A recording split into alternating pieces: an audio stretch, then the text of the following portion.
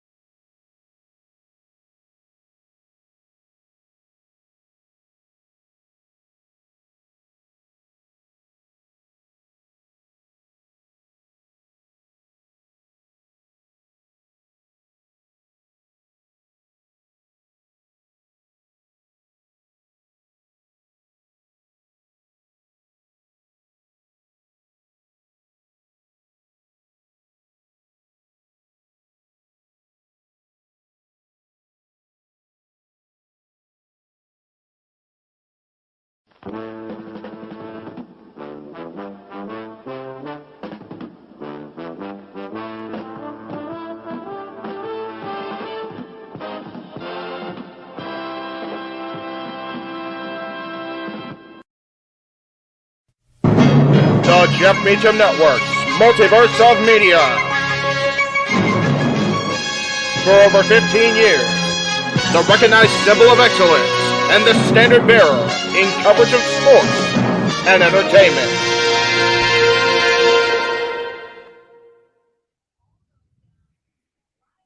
Hi, everybody.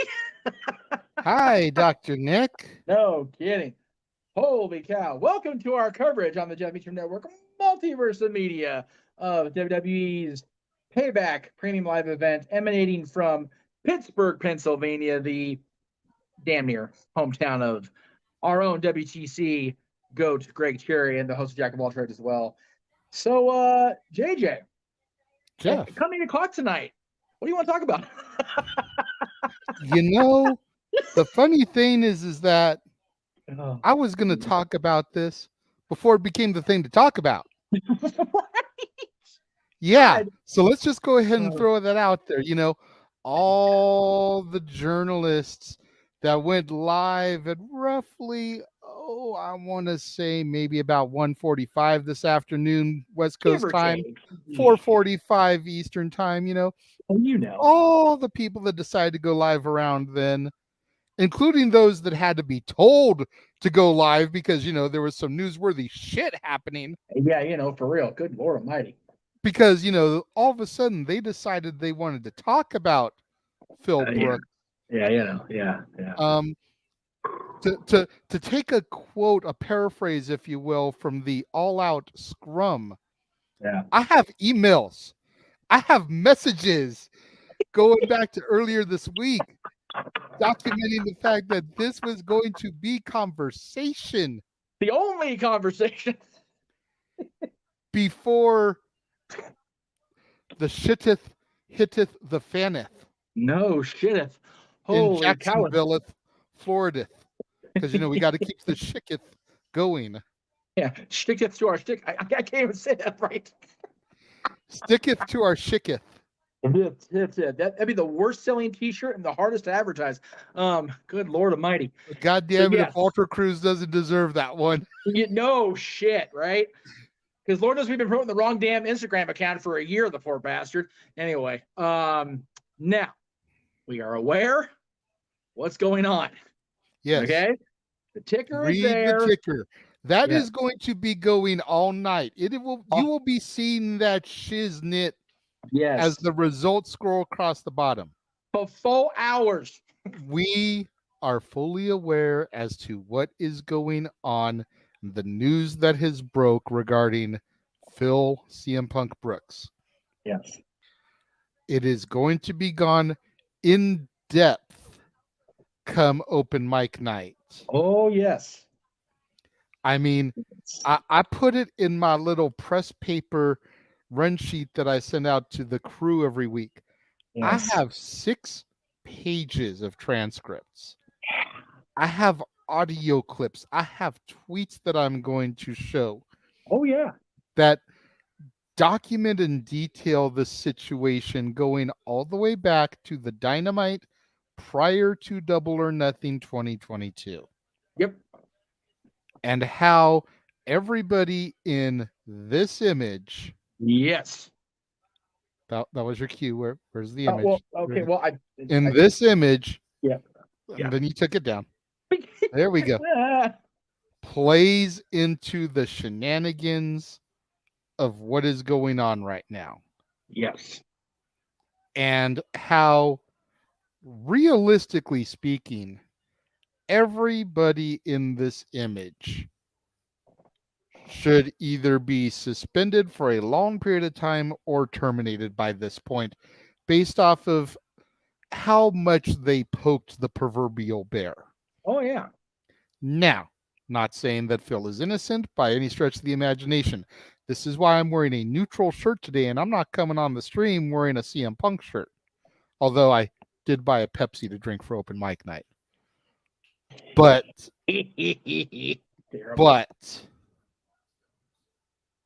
we're going to go deep into this. So I hope you guys have, it's the 2nd of the month. Hope y'all got paid. I hope you have your wallets ready, because if we do not get the kind of response to this, and I'm not talking about just financially, I'm talking about these numbers up here. Right? Yeah, exactly. If we do not get the kind of response that I am hoping we get for this episode of Open Mic Night coming up in 4 hours, I doubt we'll ever do another in-depth expose like this again, because I put a lot of time and effort into this. Yes. This man has done his homework. He's done extra credit. He has done so much work. He's already graduated from this school at this point. He's early out. He's done. Yeah. I am an alumni of Chase U. That's right. You know what? If they're going to lose Thea Hale to the dark side, damn it, sign JJ Williams. Love of God, people. Although Thea on the dark side, I'm not going to lie, it kind of intrigues me. Anyway, but that's a whole other show. Yes. Yes, we are awaiting the arrival of our play-by-play man par excellence, Noah Foster. He'll be in toward the end of this hour because Payback itself is live at 5. Live at 5, I like that. That's good. I like that. All right, I'm starting to see some. Oh, go ahead. Sorry. I'm wearing the Chicago hat. I understand they're not in Chicago. I am doing this in support of the city because the city got screwed today. So it is what it is. They've actually been screwed for over a year, if we're being honest, because all that's gone down with Mr. Brooks. And I like this hat so much, and I never get to wear it because every time I wear it, people invariably think about punks. But you know what? Damn it. Today I'm gonna wear it.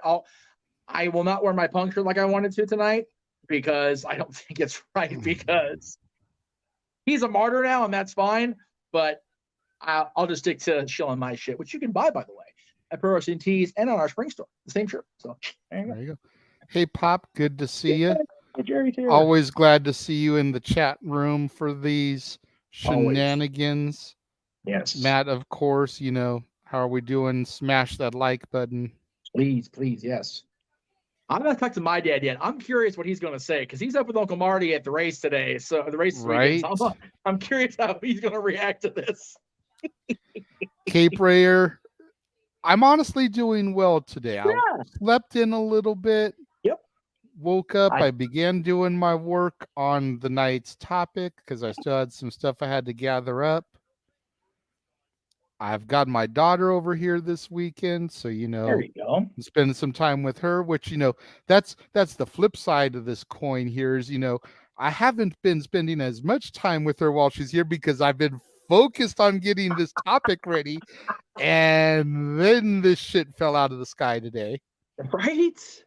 But otherwise, man, I'm doing good. We got, as long as it doesn't stay as cold and windy outside as it is right now, and let me just say, after these 9,500-degree days, I don't mind the cool. No.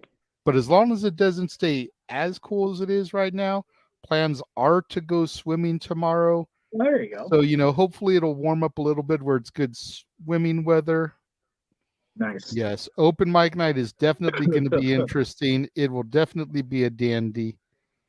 So, yeah, well, see, and here's the thing, Daniel. Like I said, it was already going to be a long night because I was already going to cover everybody on that image and how they played into the drama. The result and everything that just went down in the last 3 hours just made it even more interesting. Yeah. And to the Real Wyatt's comment, the reason that Omega is not on the image, I don't know why it didn't pop up there. Oh, there it goes. What is going on? I'll bring the image back up. There. The reason Omega isn't on the image is, number one, he is by and far the least of the concerns on this. I would say Omega and Ryan Nemeth run kind of neck and neck as far as how they play into all these things. Yeah. But I didn't want it to seem like I was just picking on the Elite either. So I left Omega off. And because Ryan Nemeth is at least a different situation, a different circumstance, and nowhere near as volatile as the Bucks and Hangman Adam Page when it comes to the Elite, that's why Omega got left out. Yeah. Oh, yeah. And we appreciate that, Wyatt, that you appreciate me more than we'll know. Yep. That means a lot. Yeah. Especially when I put that kind of effort into what we're going to be talking about tonight. Yeah. We had all, the core four of us, decided that we were not going to openly bring this up anymore, but it's almost become, it has to be a thing now. And especially after today, like there is no dancing around this. And I am so glad you have plans to go, have fun with Kid and tomorrow. I'm going to Disney. I'm literally, CM Punk just got fired. Where do you next? I'm going to Disneyland tomorrow, bitches. That's what I'm doing tomorrow. Oh my God. You should wear your Punk shirt to Disneyland. So a couple things. First of all, and let me just say, I'm not trying to dictate the conversation here because I didn't super chat, but that's right. Let's try to wrap this up in about 3 minutes so we can actually get to the payback stuff. Yes, absolutely. I agree with that. I am going with a new friend and her daughter celebrating her birthday, so it will be a Disney theme day. Because it'll be the daughter's first time that she remembers. Those are always the best. Right. First timers are always the best. I love that. I love the aura around it. It's always cool. And two, it's a white shirt with black ringer. Like, that's going to get dirty in a hurry. I'd rather wear it indoors if I am going to wear it, so I don't have to try to get it all messed up out in public, if you will. So, but if I do end up being able to go to WrestleMania because we got a raise at work and I'm getting paid by YouTube big time, then I will bring that shirt with me to Philadelphia. How about that? There you go. It's an AEW shirt, which will piss off the WWE even more, which I'm okay with, by the way. So there is that. All right, yeah, good stuff coming in. A lot of cool stuff tonight. Again, it feels like more so tomorrow's show by a lot, but both shows feel like they've kind of been almost like rushed in, right? Like Yeah. they're very quickly promoted, a lot added to it just this week alone for Payback. So yeah, I definitely feel like Payback has been built the best out of the two. yes, but both shows very much feel like a B-C pay-per-view. They feel like a Backlash-esque style of show. yes. Oh, we're hot off of the heels of a big show, All In SummerSlam. Here's a bunch of bullshit that wasn't good enough for those shows, and we're going to present it to you for $10, part of the Peacock app, or $50 tomorrow, and you're going to pay for it because you wanted to see it at this big show, and we said, fuck you. I mean, yeah, that's pretty much what it comes down to. And I know that they're trying to load this show heavy for one very, very obvious, and I mean obvious. We can get the freaking image below. There we go. I mean, the fact that they added this guy literally yesterday. Why is it not? Damn it. Oh, it's going to be a technology day today. He's hosting. John's hosting this show now. So we have a host that you can't see. Right. We have a talk segment with guys that should be wrestling, if we're being honest. And then we've got, let's see what else. We actually do have a world title match. But does anybody really care about it? I mean, I do, but that's just me. I'm a big wrestling dork, Mark. So there is that. And I'm not trying to take anything away from Seth or Nakamura, but Nakamura has been a shell of himself since making his way up to the main roster. Oh no! Well, no. The fact that both ever since the Nakamura AJ match at Mania fell flat on its ass. Yeah, Nakamura has been struggling. No, he has. And so, does anybody really care about this match in the grand scheme of things? Marshall does apparently in the chat room, so there is that. Okay. But it bothers me the fact that both of Nakamura's champions, like single main roster singles world championship programs, Jesus H. Christ, have come off the build of a seemingly drastic rushed heel turn. Like Nakamura is so much better than that for me.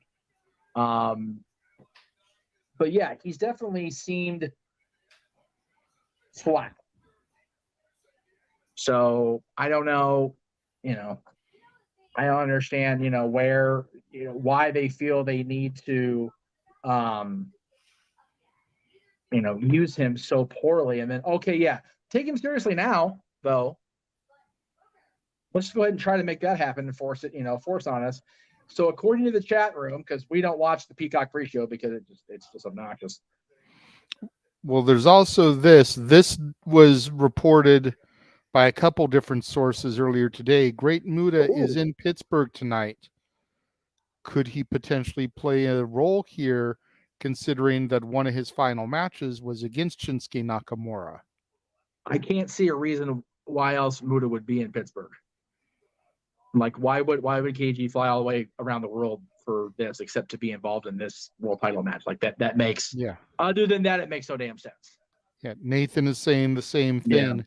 Yeah. And then Marshall brings up the question of the back injury. Like, I really think that is a huge thing. Like, how much of the back injury is Rollins has a legitimate back injury, and how much of the back injury is we want to milk this shit for everything it's worth for storyline purposes? Because if it's that serious, does WWE run the risk of losing him forever? Yeah. By not transitioning the belt off of him? Yeah.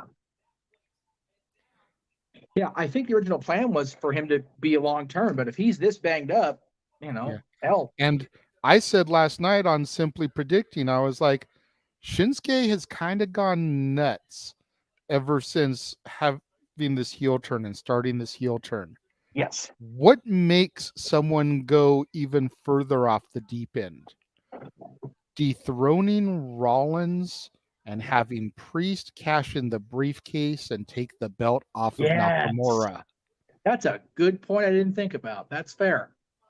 So you just finally got your fingertips on that gold WWE Championship. You can finally say you got to the top of the mountain for 30 seconds.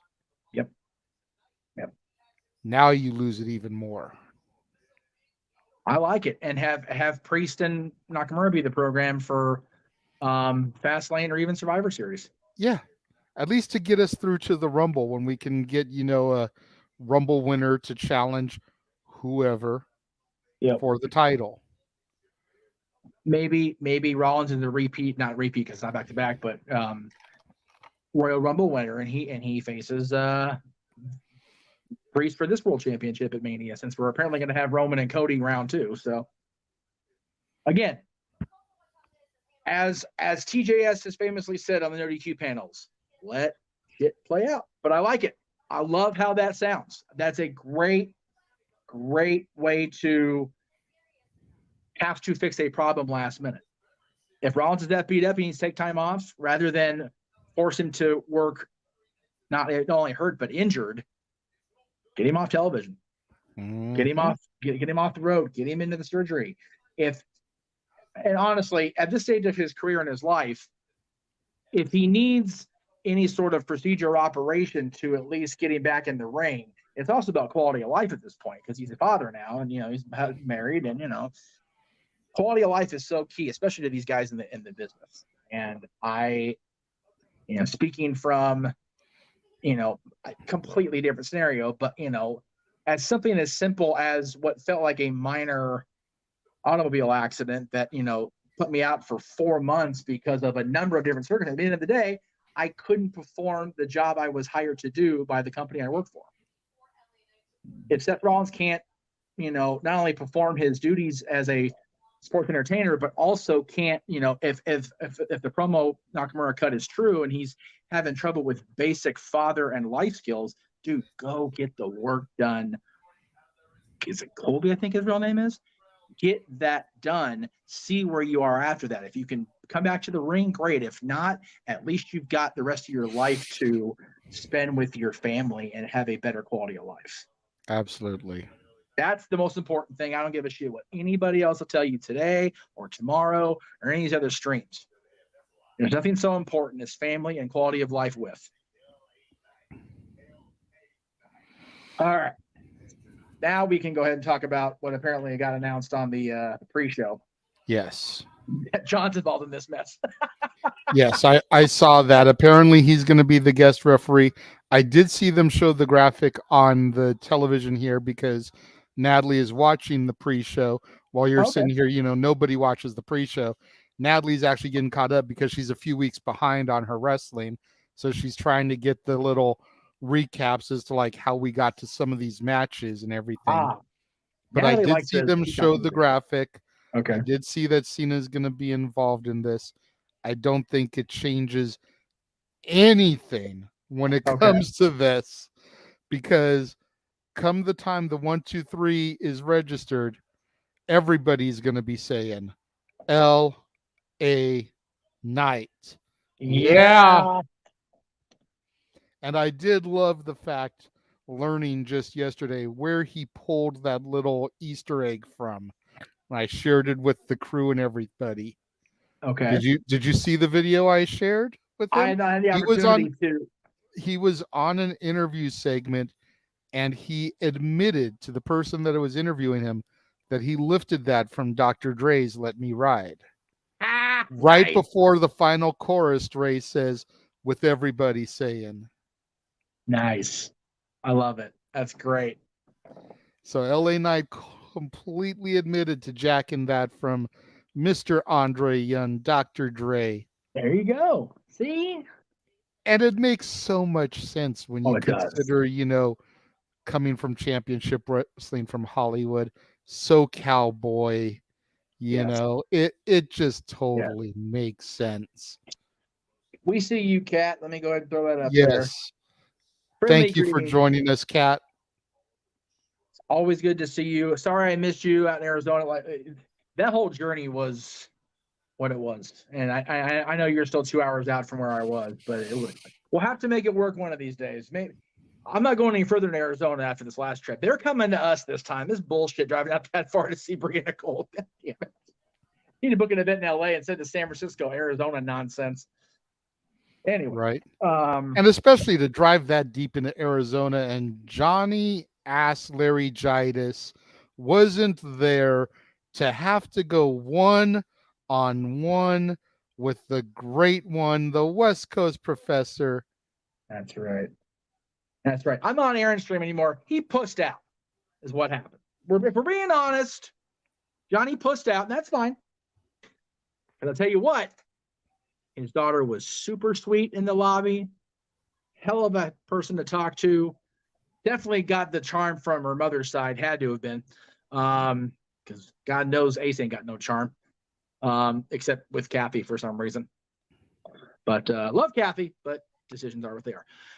But yeah, Johnny pushed out, and that's fine because now I can. Next time they come to LA, we can hang out, hang out proper because they're not going anywhere for at least the night, so it'll be good. Grayson Waller has crashed the Payback pre-show here. Of course he has. Lord. You know what? I love Waller though. He's I do so too, good. But yeah, this match. Getting back to this. Yes. LA Knight walks out, head held high. The Miz is that measuring stick now. Again, this was discussed on Simply Predicting, and I'm sure you guys discussed it on the No DQ side of predictions. The Miz is where Dolph Ziggler was 10 years ago and where Bob Holly was 20 years ago. Yep. You want to know if somebody is going to sink or swim in this business, you put them in a feud with one of them. Yep. I agree with that. The Miz is one of the best workers in the company. He's one of the best sellers in the company.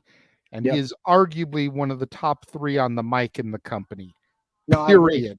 No, and he has been for a while. And the only place where LA Knight has kind of stutter stepped is on the microphone.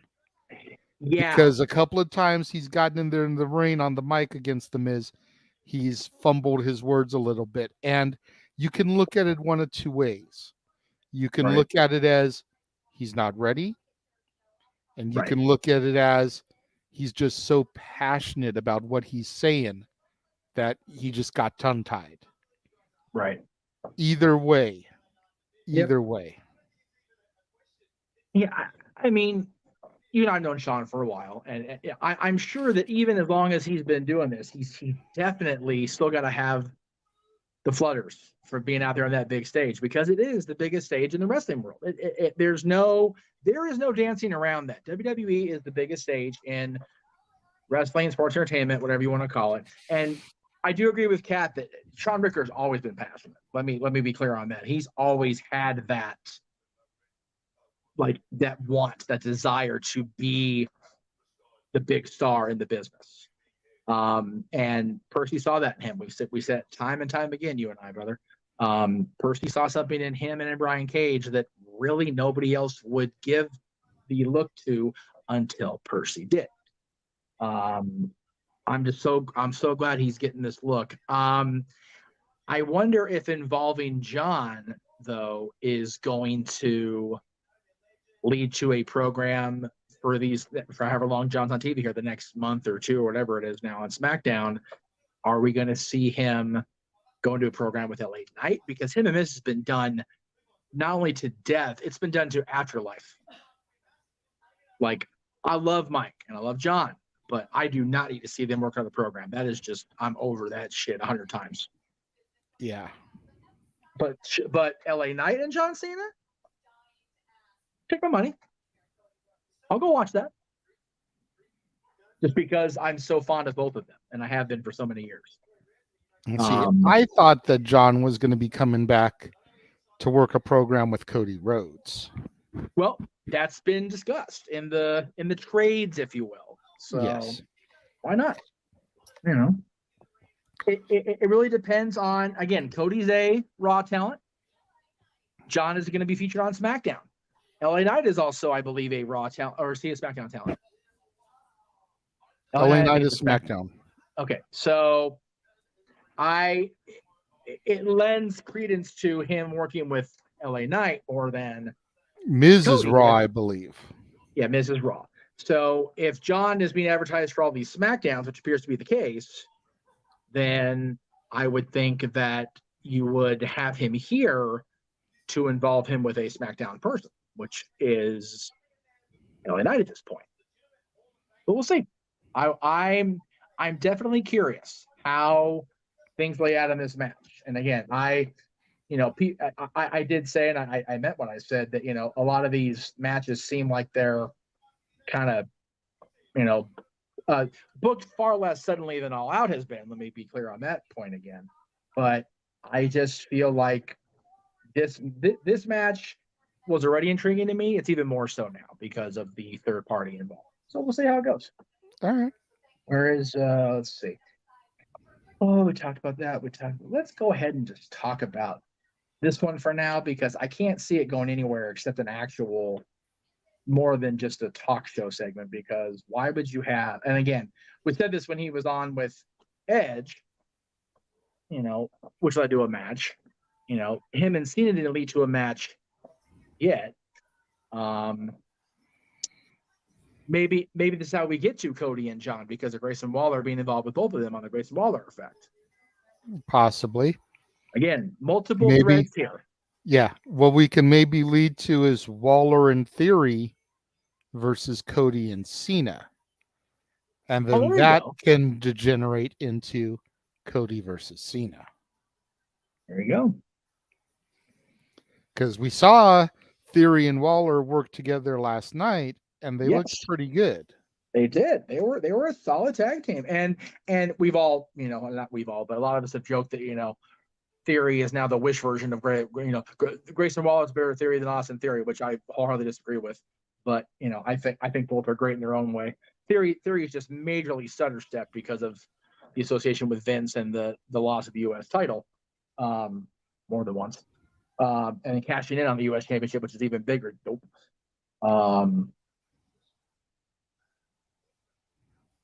See, again, I think there's still hope to pull the nose up for Theory, and we'll go ahead and talk about his match after this one, or after this. We'll talk about this segment.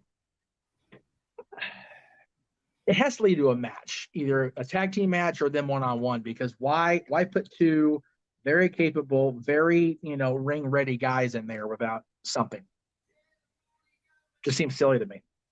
But, if they're going to have Theory involved with the program with Waller, Cody, and Cena, then the question becomes, do you have, let's see if I can get technology to cooperate.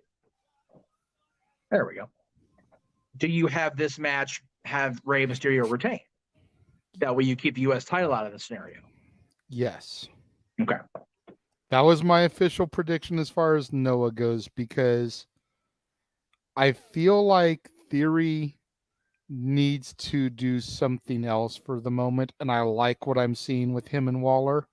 Mm-hmm. I think him and Waller would be a great tag team to be challenging, whether it's Sammy and KO, whether it's the Street Profits down the road, whoever.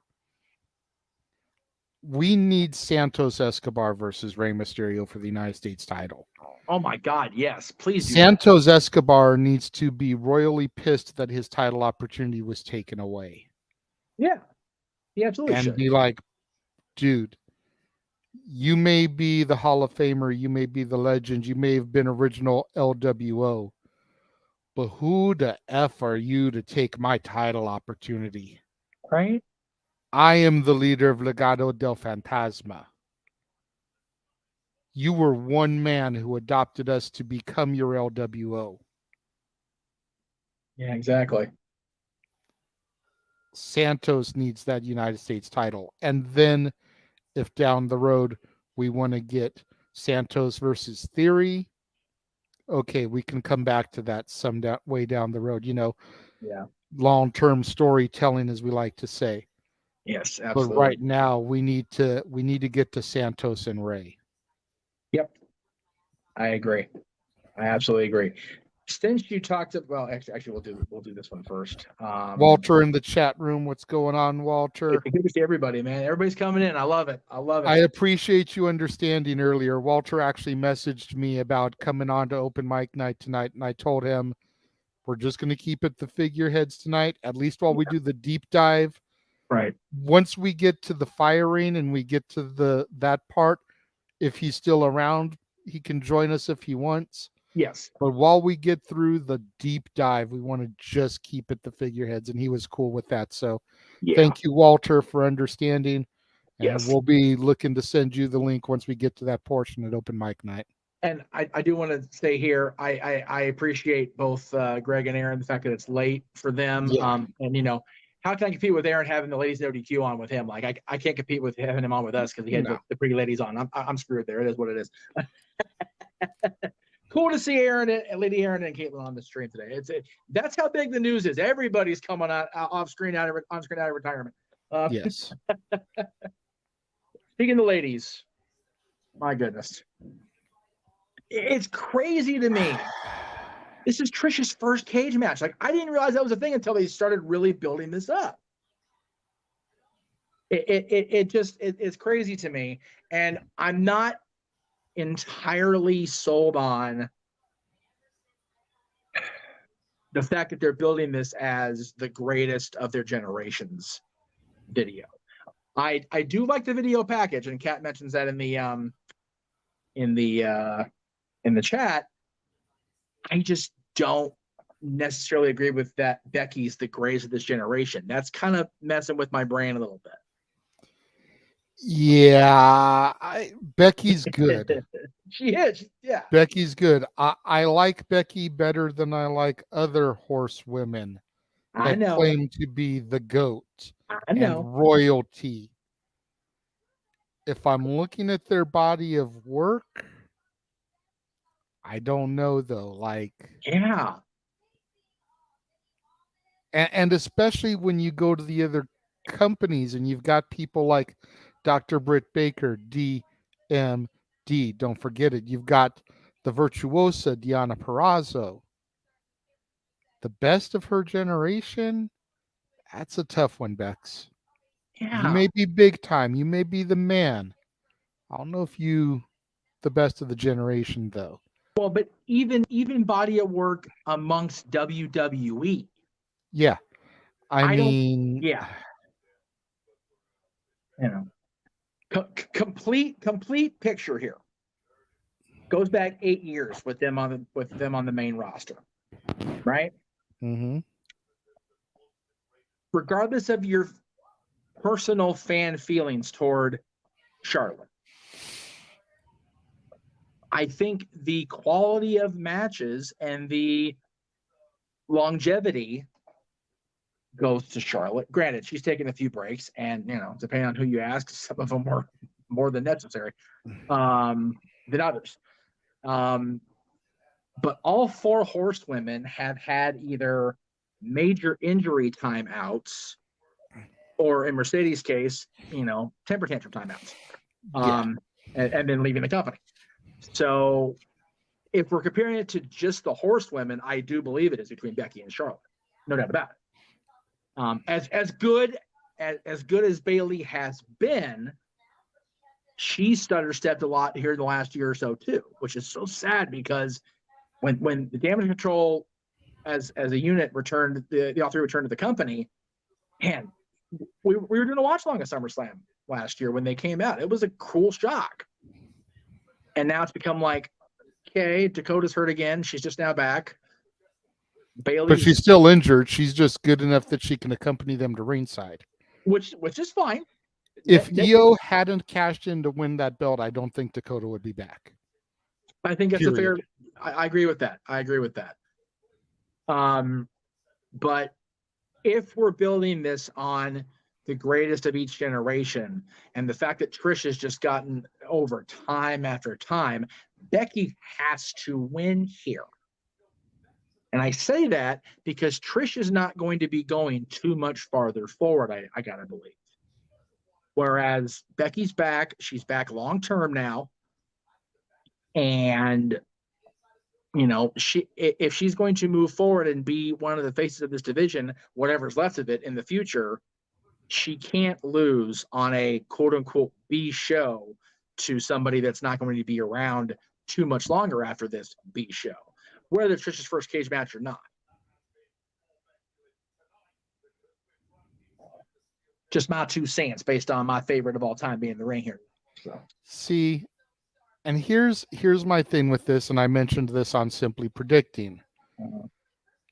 I agree Becky's going to win the match here. Okay. But I feel like Trish is going to win the war here. Oh. I feel like there's going to be some post-match shenanigans. Mm-hmm. They are confined to a cage.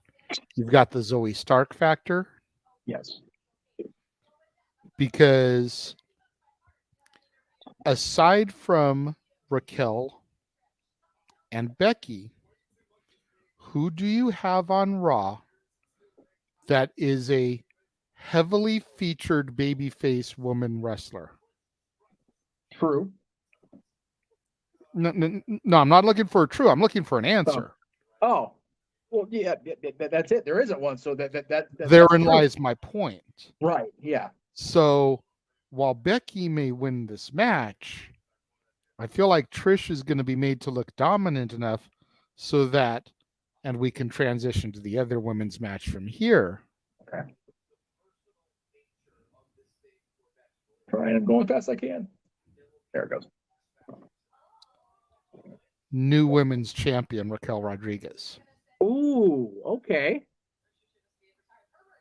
Because really? Okay. Because who defeated Rhea when Rhea went to the main roster for the NXT Women's Championship? When Rhea went to the main roster? Raquel Rodriguez. Yeah, I was gonna say Raquel, yeah.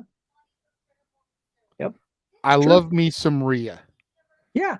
But let me ask you this, going back to my name me a prominently featured babyface woman. Yeah. What the fuck has Rhea done since winning the belt? Go out there and make us all like swoon. Aside from that. Yeah. Aside from that. I love me my mommy. She'll give me hot and bothered any day of the week. But what the fuck has she done with the title belt as a champion? Aside from squashing Natalya in under 2 minutes. Which bullshit. Since she won the title. No, you're right. She has done nothing. And furthermore, the Judgment Day is crumbling. Yep. The one thing that has been holding the Judgment Day together is Rhea Ripley. Yes. She loses that title. Yeah, because to take a quote from a certain real American, it'll all come crashing down and it'll hurt inside, brother. That's it. And if what you're saying is true about cashing in on the world title match and the Judgment Days doesn't get their way in this match, shit. You're right. Which would be so ironic considering they were talking about just a month ago, maybe even less, about Judgment Day being the new focal points of the bloodline. And then implosion from within worse and quicker than the bloodline. Yeah, I don't disagree with Kat here. Like the match where she beat Charlotte, my God, I finally get to watch that back, by the way, because I missed most of it trying to get Travis at the damn stadium with his traffic woes. But God damn, Sammy and Kevin and Jimmy and Jay had a bitch to follow. They did it very well, let me be clear. But man, Charlotte and Rhea tore it up. But yeah, what has Rhea done since then? So, and then with Raquel as champion, yeah. Here, WWE, you can contact me at rowjjwilliams@gmail.com. Raquel Rodriguez wins the title. Your winner of the Women's Royal Rumble is Liv Morgan. Ooh. And Liv is jealous that Raquel got this shine while she was gone. Alexa, purchase tickets to Philadelphia, please. That's not my command words. I can say that. Anybody watching at home with Alexa, sorry. hit go back right now if it's too late. And I know I got my daughter over here with her jaw on the ground that I'm picking mommy to lose. Yep. But I know deep down inside when she thinks about it, she's got to agree with me that Rhea ain't done a whole hell of a lot.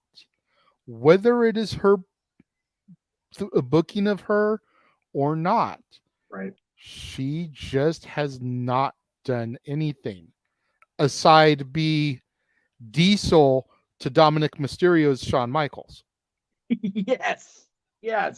And no, to the people in the chat room, I'm not saying that Dominic Mysterio is anywhere near the level of a competitor of Shawn Michaels. But as far as the duo goes, the performer, the bodyguard. Yeah, exactly. Yeah, see, I know I've made a lot of people turn their heads on Simply Predicting because they know how much I love some mommy. I got matching shirts that are supposedly somewhere in the mail coming this way for me and my daughter of mommy because we both love her to death. Yep. But ever since she made the main roster, I have been waiting for Raquel Rodriguez to pull a Shawn Michaels, lose her smile, and become the badass bitch that I know resides in her. And look at the image on this graphic. Yep. She ain't smiling. She is not here to play. She is here to whoop a bitch's ass. And I just hope that she doesn't end up getting disqualified by trying to whoop a bitch's ass and she can actually walk away with the gold. Dancer Manual's chat. Liv will have the win if she turns heel on Raquel. I'm here for it. Okay, you know what? You've been fucking all freaking afternoon between the two streams, so go sit in the corner with the dunce cap on for a few minutes. Anyway, where are we at here? All right, we were talking about this. I kind of got ahead of ourselves in the game there. Champs retain. Yeah, I mean it's because again, Balor is this big question mark right now. Can Balor and Priest coexist? Right. Can they coexist? Now, much like Rhea, and it pains me to say it because these are our boys. Right. What has Sammy and KO done with the belts once they got past the Usos? Mm-hmm. They ain't done nothing. I'm ready to see them lose the belts. No, I am too. But the Judgment Day needs to crumble. Yeah. And having Balor take the pinfall here because of miscommunication from Priest or because of a jacked up distraction from JD McDonough, who's still trying to pledge the group. Yeah. And then you've got Priest and you've got Balor and JD. And where do Mommy and Dom Dom lie? Right. It's a good question, Kat. Yeah. I feel like the whole company's been treading water since Mania. Am I wrong on that? Like say that again? I'm sorry. I was distracted by Matthew's comment about Balor's Funko Pop. JD McDonough is awesome. Damn it. Yeah, he is. By God. I feel like everybody on the roster has been kind of treading water since Mania.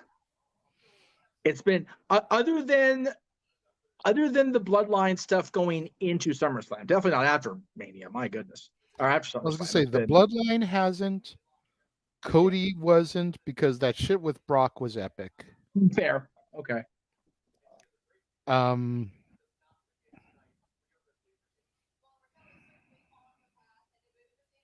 But yeah, it feels like everybody's just kind of spinning their wheels right now.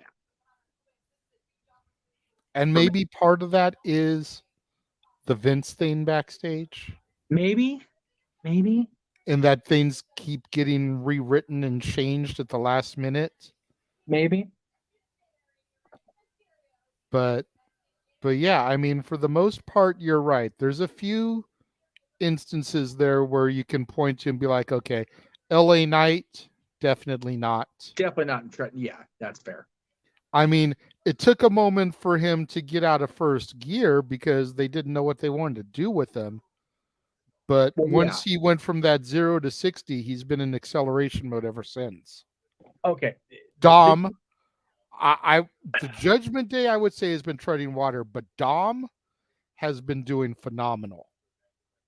But he's been primarily NXT, to be fair, as far as getting showcased like he should be. That dude main evented every episode of TV 1 week. Raw, NXT, and SmackDown. I understand that. And yes, while he may be an NXT champion right now, he has been heavily featured every week ever since WrestleMania and the feud with his dad. Right. Arguably, Dom has been the best thing on TV regarding the Judgment Day. Fight me on it. No, there's no fighting there. You're absolutely right.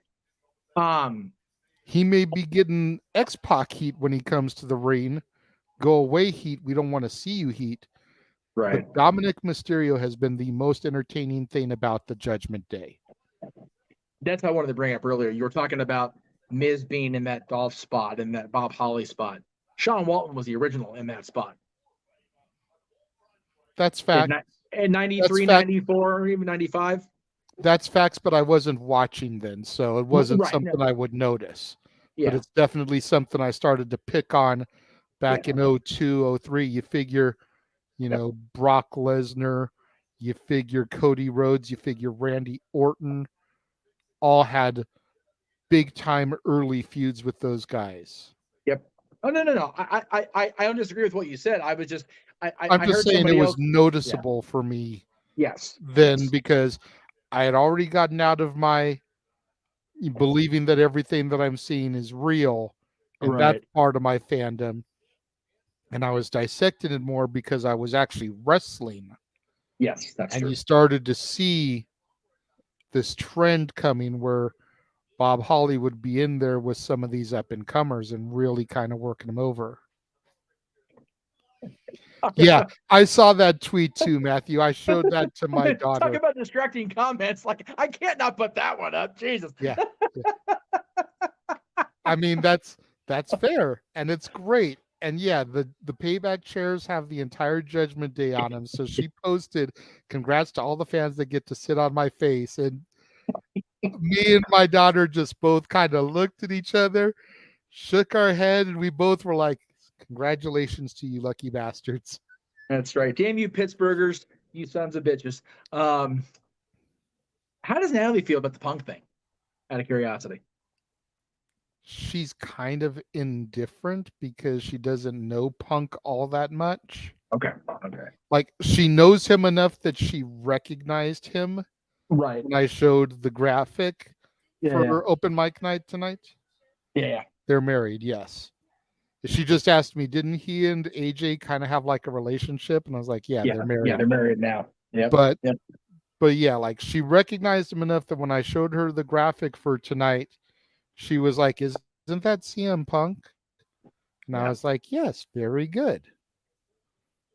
You make me proud. And I was patting her leg, and I was like, and I'm not trying to patronize. I'm being sincere here. You made me proud because I didn't know that you knew that. So exactly. I just sent you a picture. If you can bring that image up, please. I don't know why I sent it to you. Force of habit. I'm in the freaking production side of things. I was gonna say I could have just done it myself, but it's force of habit. No, you're good. Our good buddy Christopher Rotz is there tonight at Payback, so he posted in the Simply Predicting chat his view for the evening. Okay, we will endeavor to get that on screen. See if I can. There we go. There you go. Not a bad seat. So, yeah, there it is. Very cool. Finally Very cool, showed up on my end. Yeah. Okay. So congratulations to Chris for being there this evening. We here at the Multiverse of Media hope that you enjoy the show, even if it does look like a C show on paper. Hopefully the matches at least deliver, and it's very entertaining. Well, see, that's the thing. Much like All Out seems like, it just looks like a glorified super show tonight, rather than a premium live event. Like a solid combined effort by Raw and SmackDown, more than a premium show. But hopefully, like tomorrow, the company will prove us wrong. Yes. Hopefully tomorrow for sure, because God, they got to deliver tomorrow, man. AEW's got to do something. Holy shit. Yeah. Tomorrow is going to be very, very interesting. Tonight is going to be interesting if we're honest, because Collision is live tonight in the same building that's going to house All Out tomorrow. So a live and the mic with news Dennis broke Rodman today. Yeah, live mic with Dennis Rodman in Chicago on the day that CM Punk got released. Tiptoe around the building, don't get fired.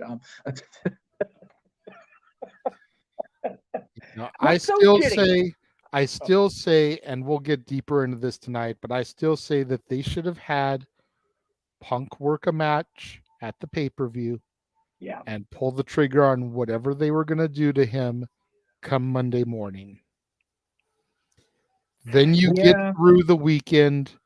You give the Chicago crowd what they paid for, because everybody in that arena came to see CM Punk. Absolutely, they did.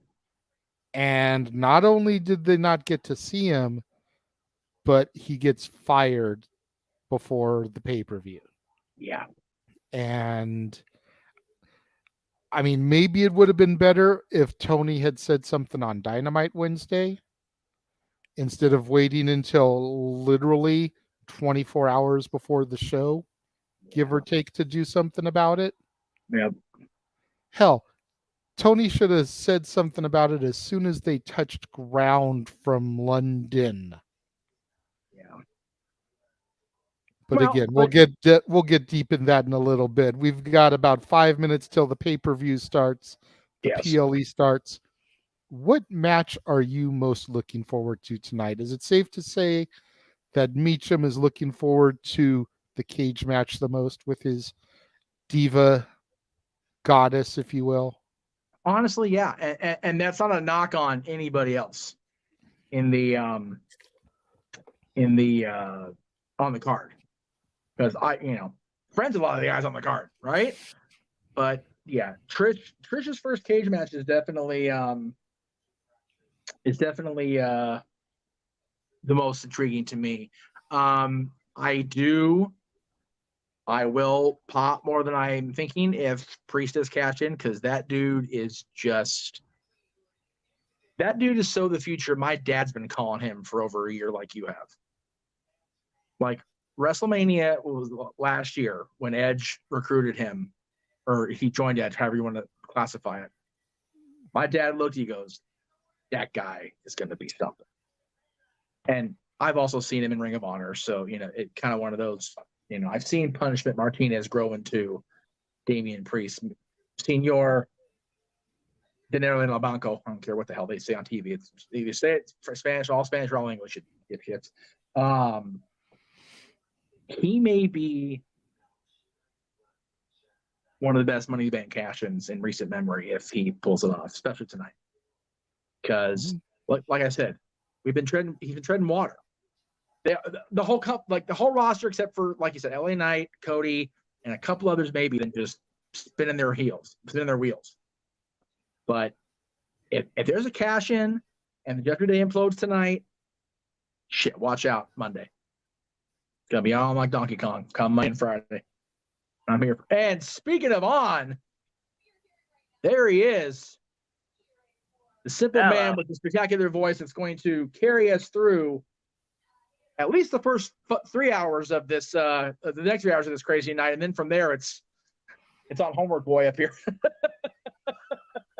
is a crazy ass day, Mr. Foster, is it not? Yeah, no kidding. Again, the wrestling industry, I swear, every day it constantly continues to surprise you with its unpredictability and the circumstances that surround it when it comes to unforeseen events.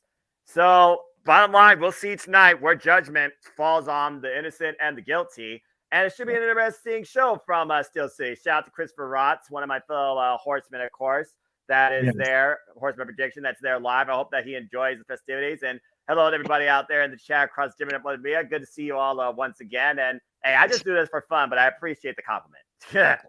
We just addressed Chris also because I saw the image he posted in Simply Predicting. We shared that image on the air there. Hey. So yeah, we just wished him the best also. So good deal. Should be a good I hate that shot. What are we doing?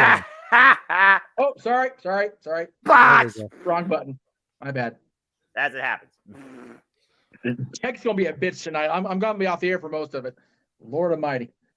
That's fine. But yeah, for everybody in the chat room, please stop trying to get this man taken away from us. We need him on commentary. I don't want to have a Calver in his seat. Hell no.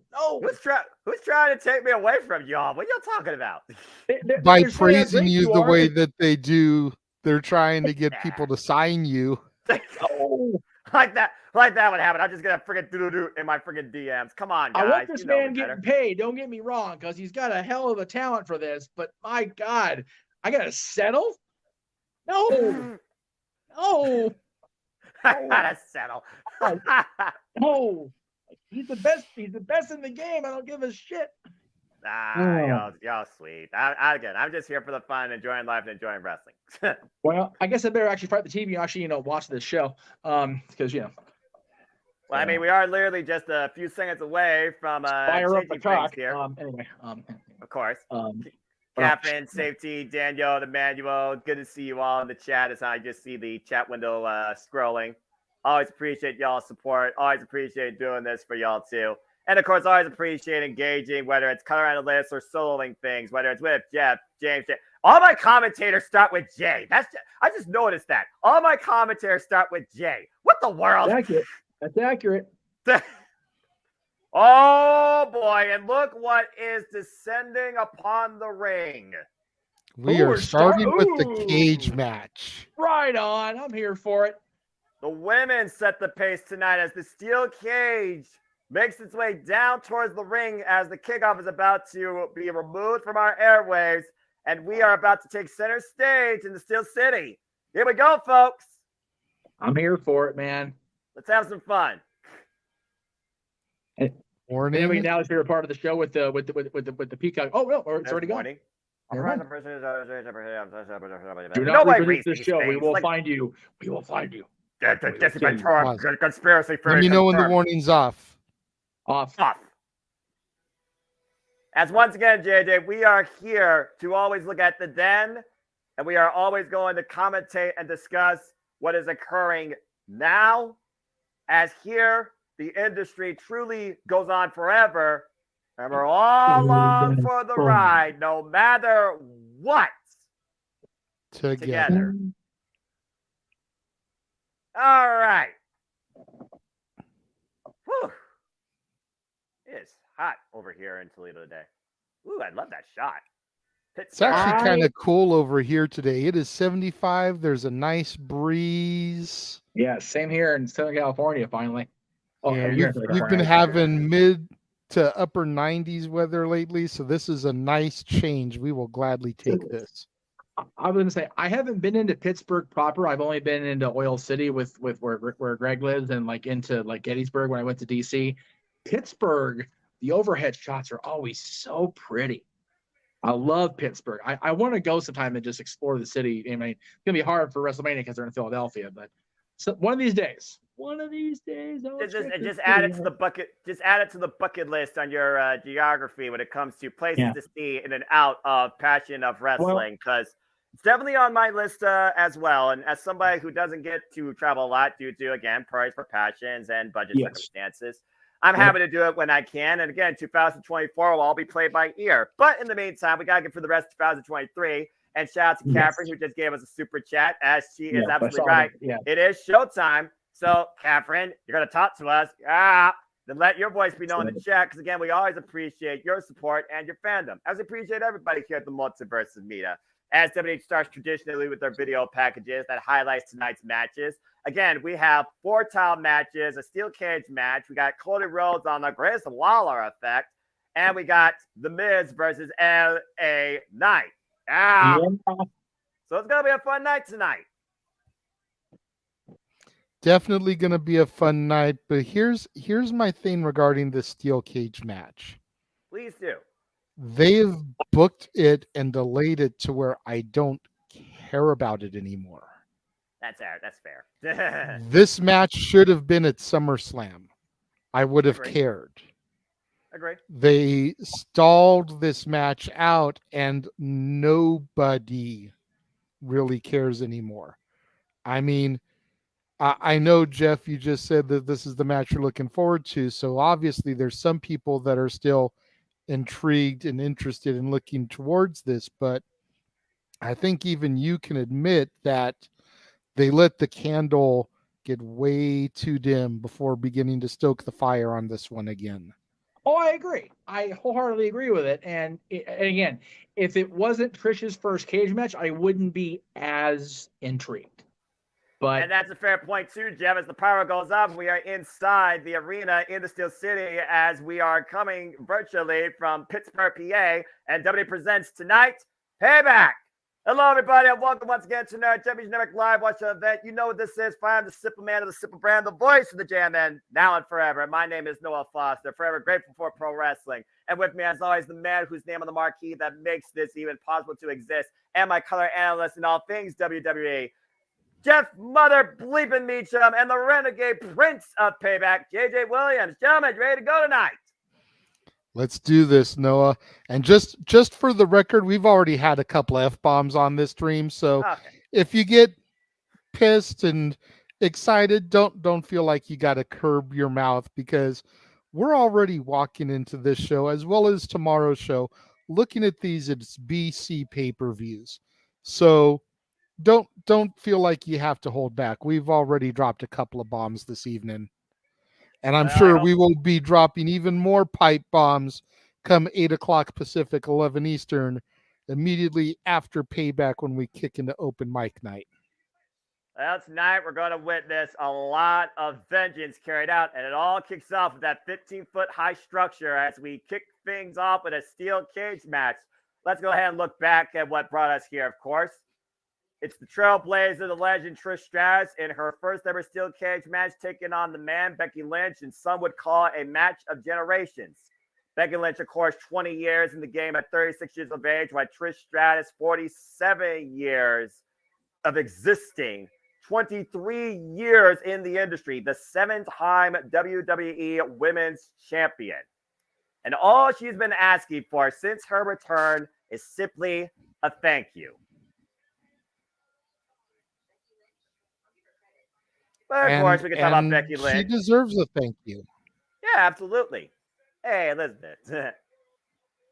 Now, JJ, I find that interesting. You say she deserves a thank you, even this day and age. Why don't you go ahead and elaborate your thoughts upon that thank you? And are you surprised that Becky Lynch hasn't given her one yet? I'm surprised to a degree that Becky hasn't given her flowers, at least in the ring. We know backstage Becky has kissed the ass of Trish Stratus for all the roads that she has paved for the women to come through. But you go back and you look at the WWF Divas division and the women's division, and Trish was one of the first ones to really kind of broker that pretty and athletic all at the same time. There were a couple others that were here, a couple others that were there, but Trish, by all accounts, was not supposed to be a wrestler. Right. She was signed for her looks. She was signed to be a valet. But they got her into training. They developed her.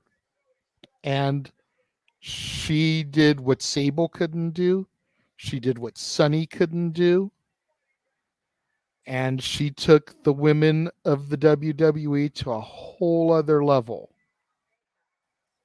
She kicked that door off the hinges so that people like Charlotte Flair, Becky Lynch, Bayley, the Bella Twins, Gail Kim, Beth Phoenix, Natalia, all those women that came after her could just come sauntering through the door and make a very lucrative career in the WWE.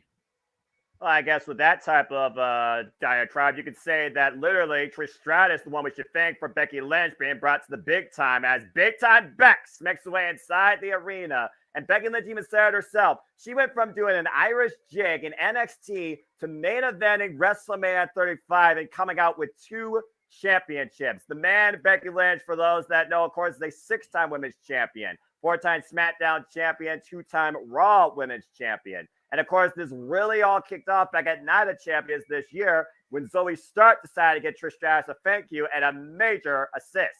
Ever since then, we've seen the duo get the better of the men on multiple occasions, but that really was an opposite result this past Monday Night on Raw when Zoe Stark failed to beat the man in Falls Count Anywhere, even taking out Trish Stratus. And now both these two are looking to sell it once and for all inside the steel cage, where they have said literally they are out to end one another in what is truly a battle of 2 generational icons. Kicking things off here tonight at WWE Payback. Catherine, thank you so much. Thank you, Catherine, for the super sticker. And of course, everybody. Just to echo Cape Rayer's sentiment. Please, no spoilers in the chat room for Collision. Yep. We do have James taking notes on Collision, and he's going to bring those notes to open mic night tonight, especially as it concerns Ricky Starks, Ricky Steamboat, and CM Punk. So please refrain from posting spoilers. As I see Jeff in the green room giving a standing ovation and bowing to Trish Stratus. And the fig, I thought I saw Trish Stratus' last match ever at SummerSlam 2019, which she took on the Queen, Charlotte Flair, and lost, and still was given a major thank you with a standing ovation. It could very well definitely be the opposite tonight if she loses again to one of the self-proclaimed 4 horsewomen of my NXT. And look at the stern look on Benjamin's face. Look who's in the audience. Ooh. Yeah, Tiffy time at Payback. I'm about to say, Jada, you know very much about that individual that has called out Becky Lynch.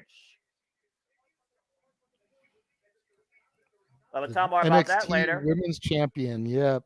Good to see her in attendance. There's been a little bit of heat going on there between her and Becky. Becky saying that she never was NXT Women's Champion, and she may end up coming for Tiffany Stratton down there.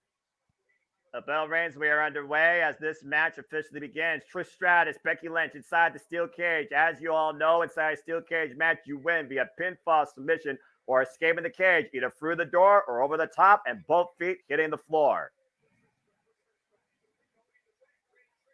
And again, the strategy here, I would consider for Trish Stratus, she knows Becky Lynch has to went for the big man slam immediately. She knows that Becky Lynch has speed and youth on her side. So if I was Trish Stratus, I would immediately go for the escape. And you see her trying to go for that in the early going. But again, what's the best avenue for escape in this case? Is it best to pursue the door first or try and go over the top?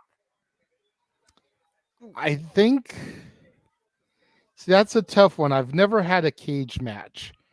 You would think that it would be easier to get out the front door. You knock your opponent down, give him a couple solid moves, call for the ref to open the door, and just saunter right out. But there's also something to be said to try to escape over the top, because you can use that top rope for a little bit of bounce, a little bit of added momentum to try to get up and over. And then, of course, as many have done in the past, use the top of the cage for offense if absolutely necessary. Becky Lynch just decimating Trish early on.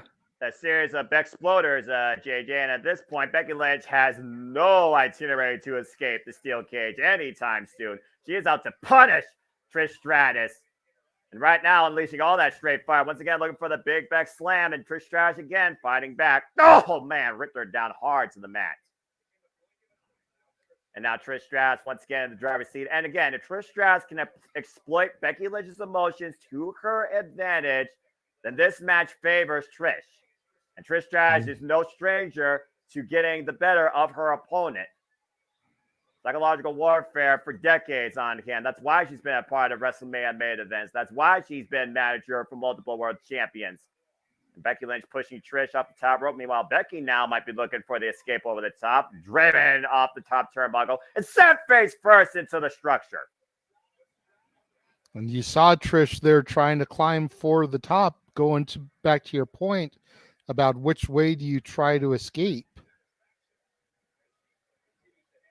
I could say this also as I'm getting fed a little bit of a question here. I have never met Trish Stratus or Becky Lynch. I do not have $500 this day and age, nor do I know how much it used to cost to meet Trish Stratus. But again, I've seen both women in action throughout WWE and NXT. And again, Becky Lynch never was NXT Women's Champion. Sasha Banks got the title. Charlotte Flair got the title. Bayley got the title. But only Becky can say she has main events at WrestleMania and come out with both the SmackDown and Raw Women's Championship on the same night. And there you go. And to that question, I have met Trish. Nice. However, unfortunately, the jagoff that was with me that took the picture focused more on her bending over and trying to get a cleavage shot than actually taking a picture of me and Trish. So I have no photographic proof, but I did meet her. Oh, that's cool. Maybe I'll prison it over the door. Go ahead. That was the Halloween episode of Raw for the producer man. Again, are you going to get a treat tonight, courtesy of Stratus Faction? Meanwhile, Trish hooking the leg and a 2 count only, as both women right now are going for pinfalls inside the cage. And again, Becky Lynch right now has been feuding with Trish Stratus as 9 champions. But I also have to consider this. Oof! In a steel cage match, there are no rules. There are no disqualifications. So I'm surprised not to see Zoe Stark here, even if Zoe Stark was literally planted through a tape at the end of Monday Night Raw on the Falls Count Anywhere. By the way, shout out to Becky Lynch giving tribute to Bray Wyatt. And I do wonder if Zoe Stark will let herself into this match at some point. The bragging rights. Interesting to see. The bragging rights that Trish Stratus could have tonight if she beats Becky Lynch inside this steel cage, we will never hear the end of it, even if she gets a thank you. That's a good point, but I mean, she doesn't have to win the match to win the war. You always got to keep your eyes peeled for Zoe Stark. We did just see that Tiffany Stratton is there at ringside, another potential threat to Becky Lynch. And I brought this person up on Simply Predicting, and granted, she may be a little bit of a long shot, but there is another NXT women's competitor who won the very first ever Ring of Honor Women's Championship in Pennsylvania.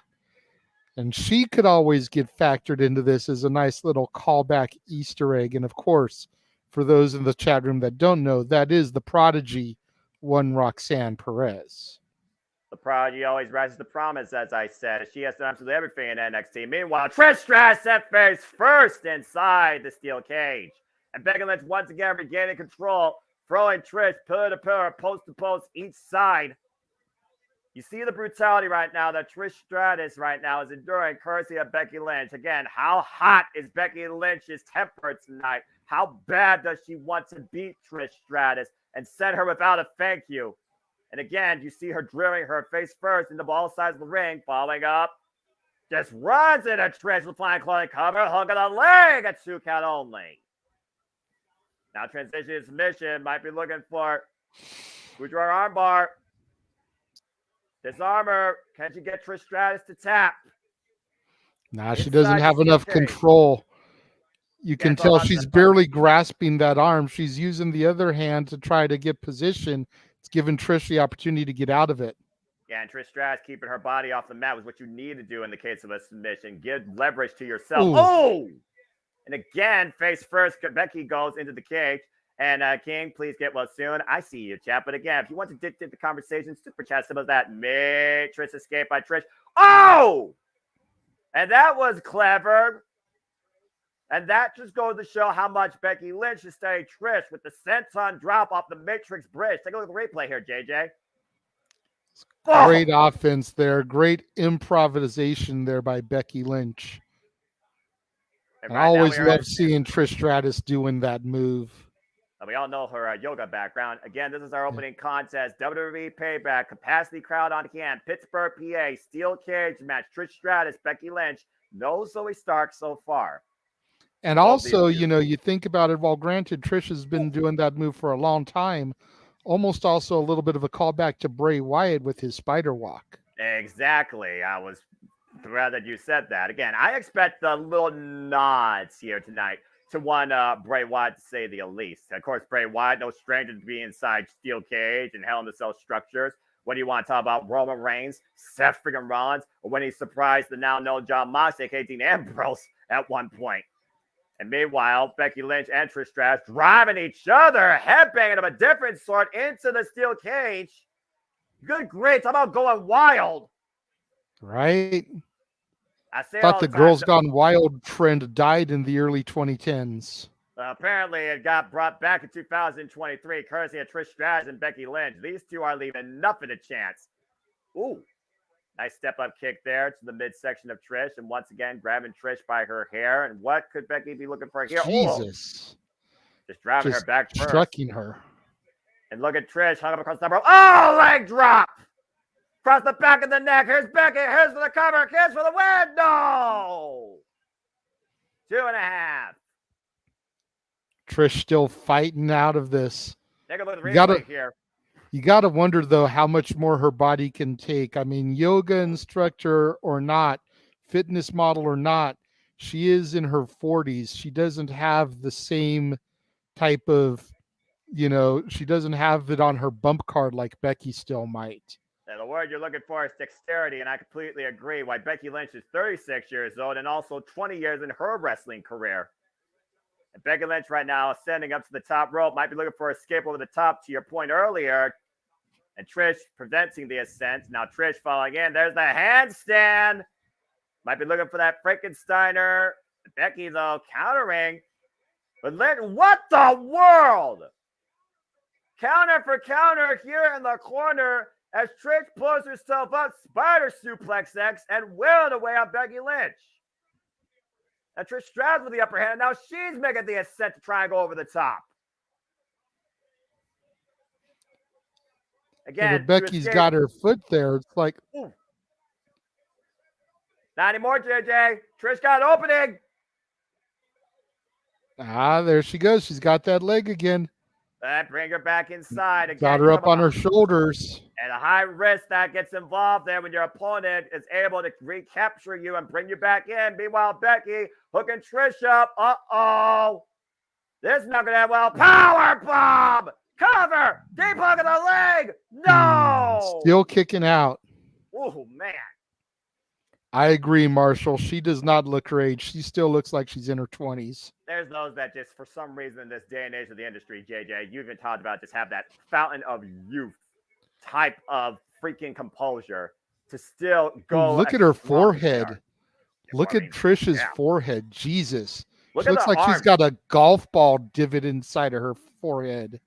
Clearly, the wounds of battle are starting to show on both these women. You see the bruise marks are over Trish Stratus and Becky Lynch's body. Look at that one on the upper left arm there. And again, the wear and tear. What are you willing to do inside the steel cage? And I still don't think both these women have probably figured out yet. And once again, Becky might be looking for the disarm and bring it down the mat. Oh, driven ahead first. Get to the midsection. And what's this? Oh, there's Becky up on the shoulder. Oh, man. Shades of Victoria with that Widow's Peak. And that may do it. Shout you now. It's on great cover. Hook at the leg. 2 count only. Again, you talk about yourself, JJ. Bam! Student of the game. Widow's Peak.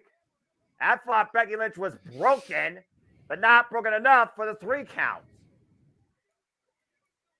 And, of course, Victoria and Trish Stratus have had their fair share of history over the Women's Championship. Oh, absolutely. It'd be interesting to see if Trish tries to bring out a few other moves from her former competitors. You want to talk about former competitors? How about her ultimate frenemy for life in one Lita? And that's really what brought Trish Stratus to this picture in the first place. After Lita and Becky Lynch won the WWE Women's Tag Team Champions, and Lita was, of course, injured by Trish later. Twist Becky, of fate. are you kidding me? Hold on, boss. As I say that, Becky the cover. No. Okay. Those two moves right there have thoroughly grasped my attention and brought me more into this match than I was at the outset. Woof. Widow's Peak, followed by a twist of fate.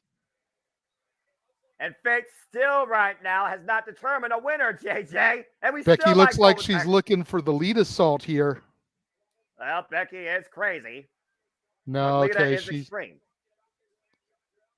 Oh, roll through the splash. oh, wait, she might have tweaked the knee. You saw that. Meanwhile, Becky, Trish Stratus off the ropes. Stratisfaction! Hook of the leg, too! No!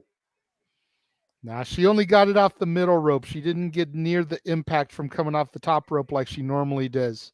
She was struggling to just get that move there. Look, you can see the replay here rolling through. Yeah, she gets caught. Yeah. And just off the middle rope, she couldn't even get the momentum needed to hit the top rope there. That's a great point, JJ, because usually that top rope type of satisfaction puts away many opponents and has won her many championships.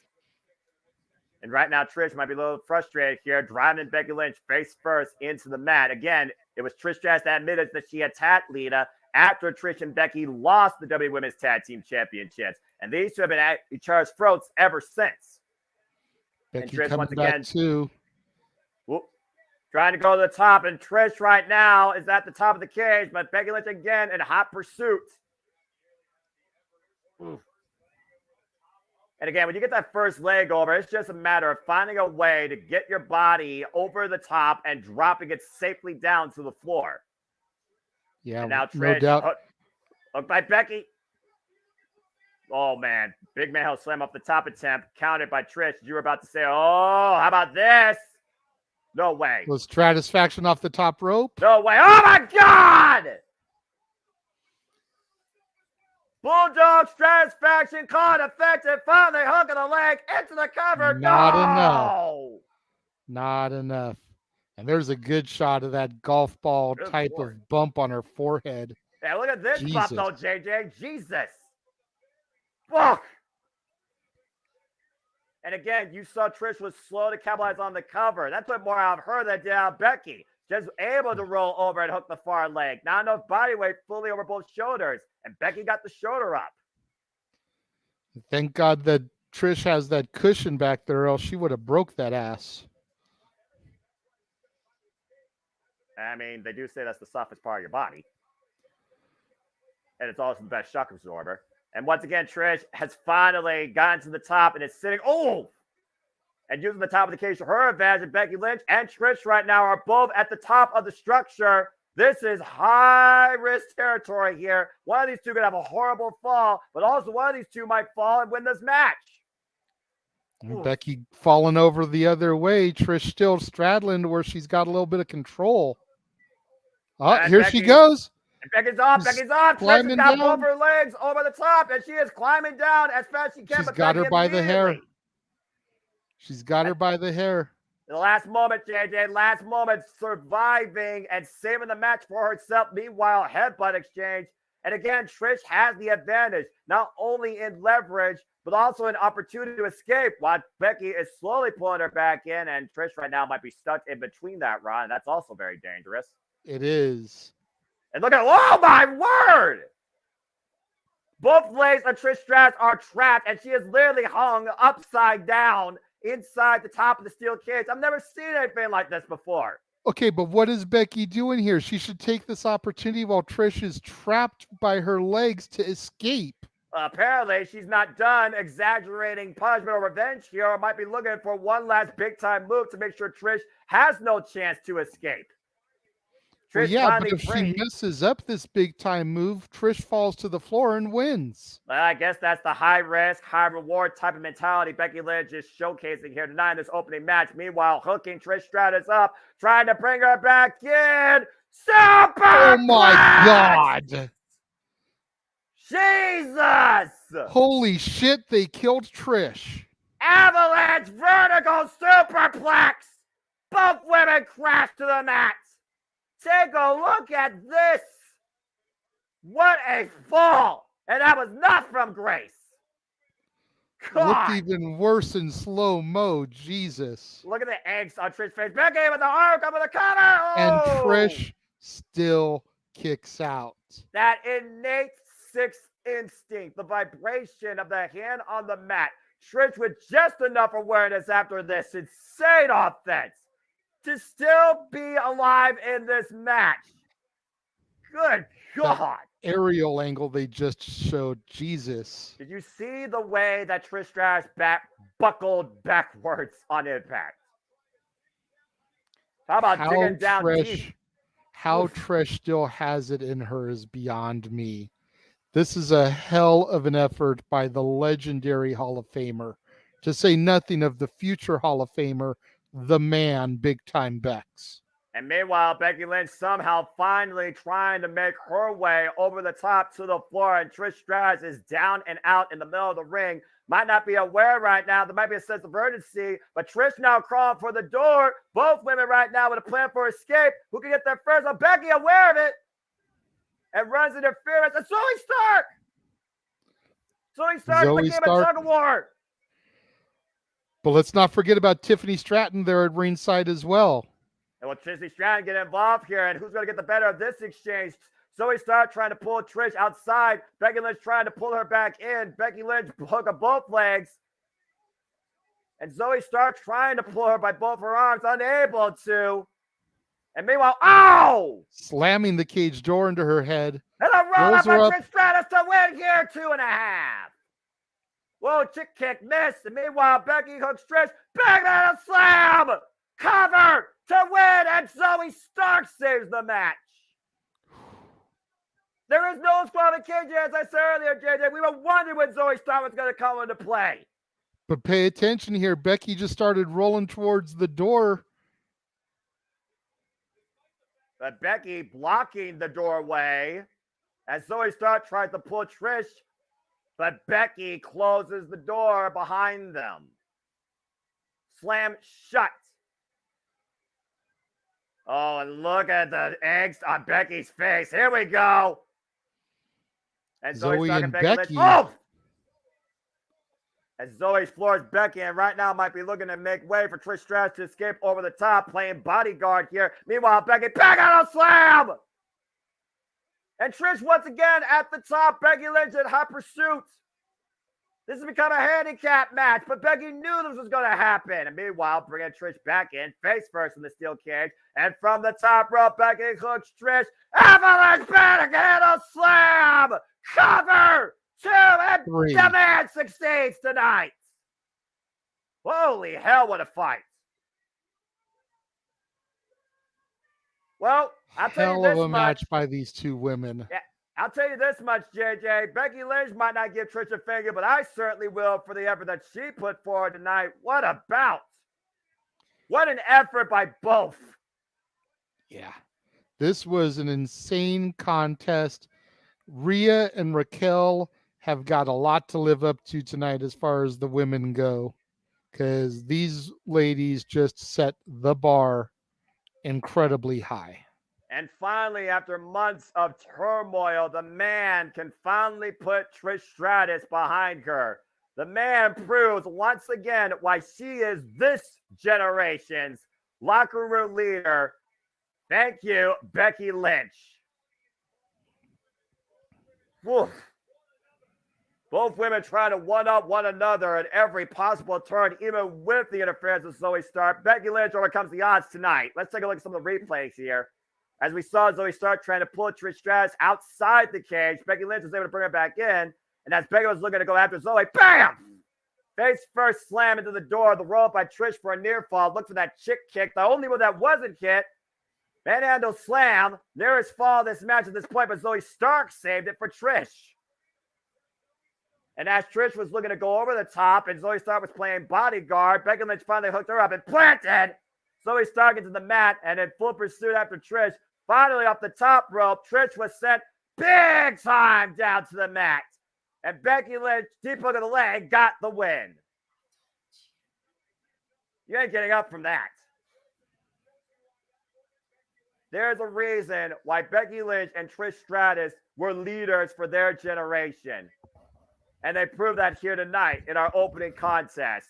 Truly, Payback was a bitch. And that bitch was Becky Lynch. Thank you, Becky. My goodness. I had the graphic up because we weren't out of the segment yet, but I guess we went to the 3-shot. Oh Lordy, that was emotional as hell.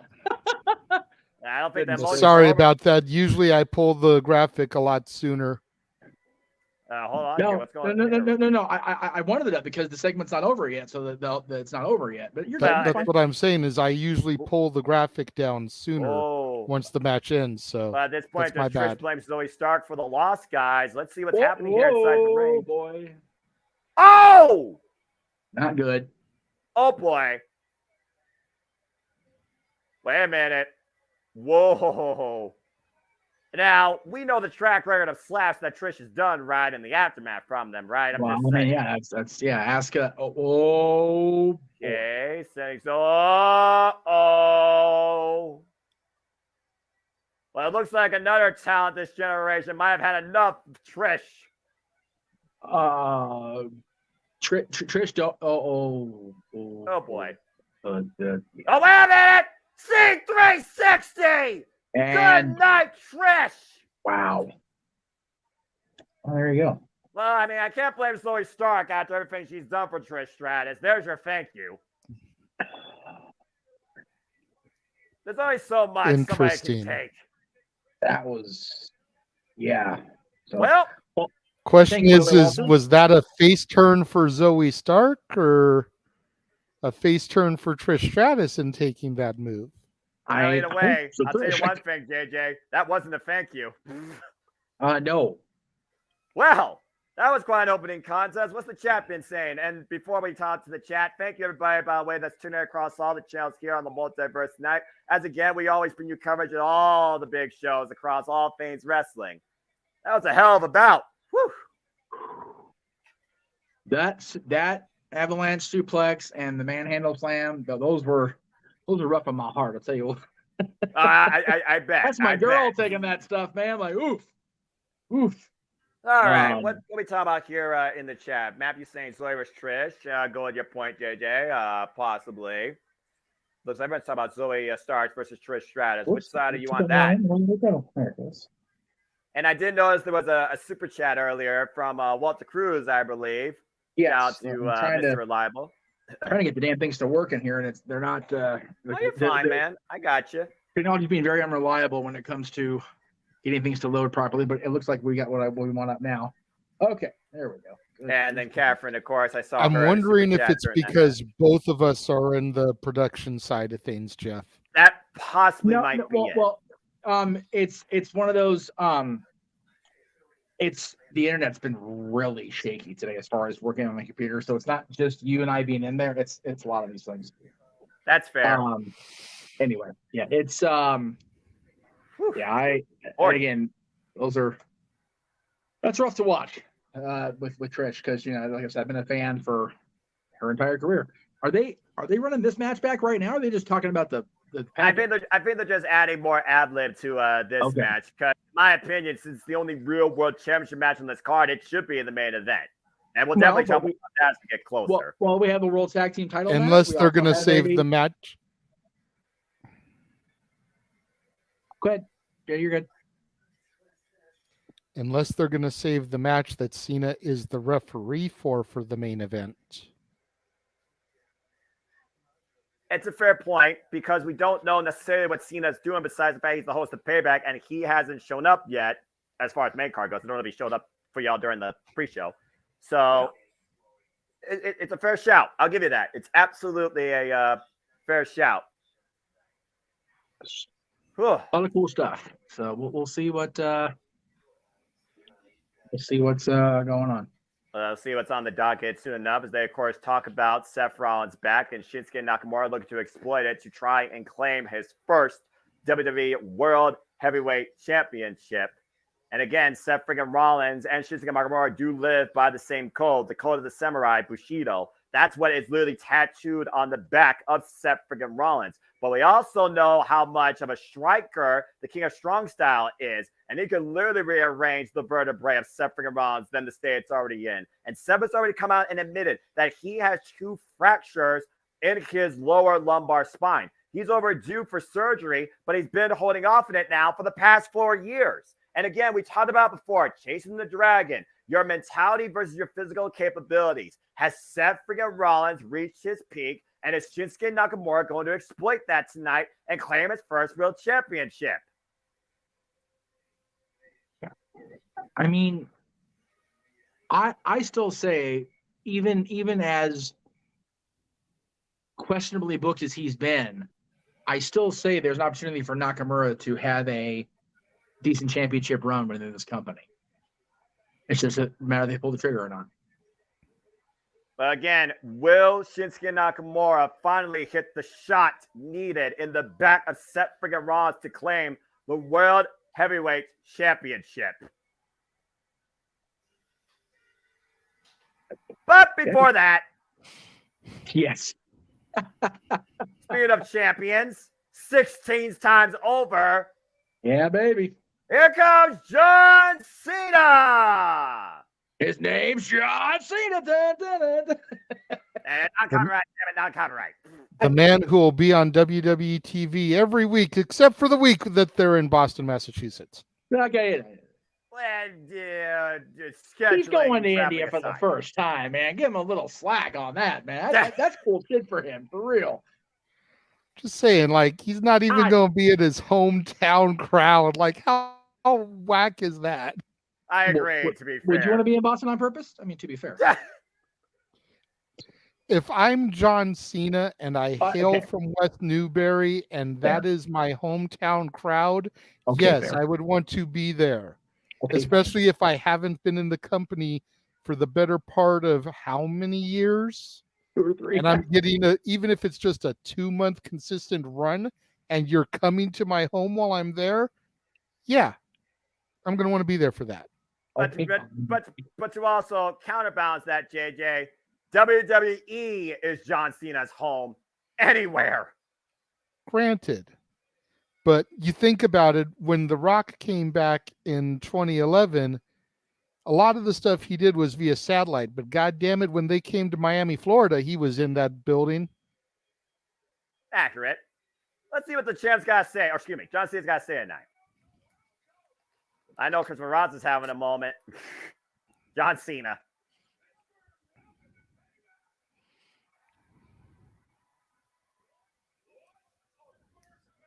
As he talks about that first match. And it was awesome. I definitely agree. Again, it's hard to reverberate during a promo. Whew. And the last match. Yeah. What has John Cena not been besides an authority figure in WWE at this point? He had never been a host until tonight. That's fair. Thank you, Catherine. What's your job as host? I put the super chat up earlier, Walter, but I'll find it again. Good Lord. And I even acknowledge it, Walter. You're fine, brother. Make it special. Special guest referee. Wait, what? LA Knight, yeah! John Cena's the special guest referee for LA Knight and The Miz? Are you kidding me? Mm-hmm. Screen of which. That's what I was referencing earlier. I mean, that's awesome in its own right, but I think this A-list, they might have something to say about that.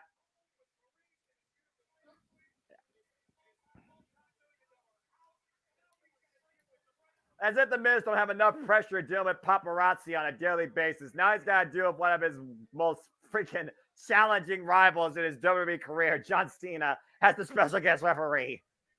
Well, let's just call Michael the Wambulance. Good Lord. All right. Well, it looks like Miz going to take a mic first. Oh, boy. Here we go. Miz and Cena in a mic off. This is going to end well, I'm sure. Miz getting a rousing reception from the fans in Pittsburgh. And John Cena's been a referee before. It's accurate, Catherine. He should have been Johnny Cage in the upcoming Mortal Kombat movie. Don't get me started on that.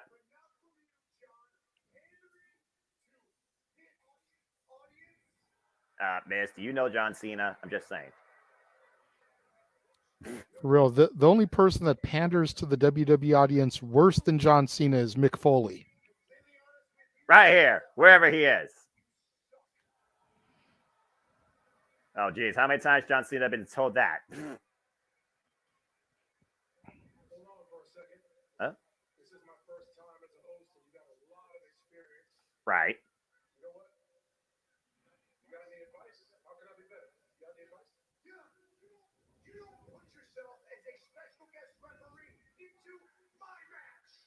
Into his match. And there is something The Miz has done that John Cena has never done. And he's done it twice over. And that's become a Grand Slam champion. Fair. Damn.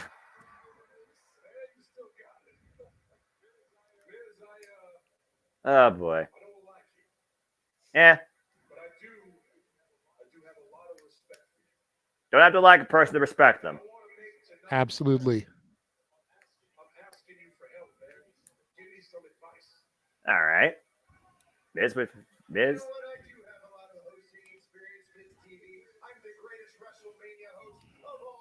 That's debatable.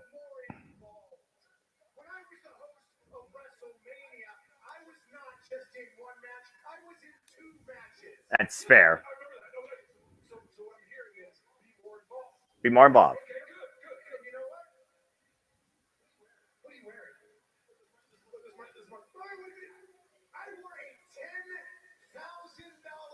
$10,000 suit. Boy, you crazy. Damn. Damn. He's out of line, but he's not wrong. He's accurate. Fruity Pebble in the house. Take charge. Take charge. What do you mean? That's taking charge. That's being involved in a match. I agree with Pittsburgh. I agree with that decision. Why not? Oh, here we go. Your mouth goes shut. Yeah, right. Like that. But we were always taught in school. Yeah, but this isn't school. This is the WWE. The audience doesn't shut up. That's true. He doesn't have a ref shirt. Oh, wait. There we go. How nice. Now he does. Hey, see? That, now it's ref. Hey.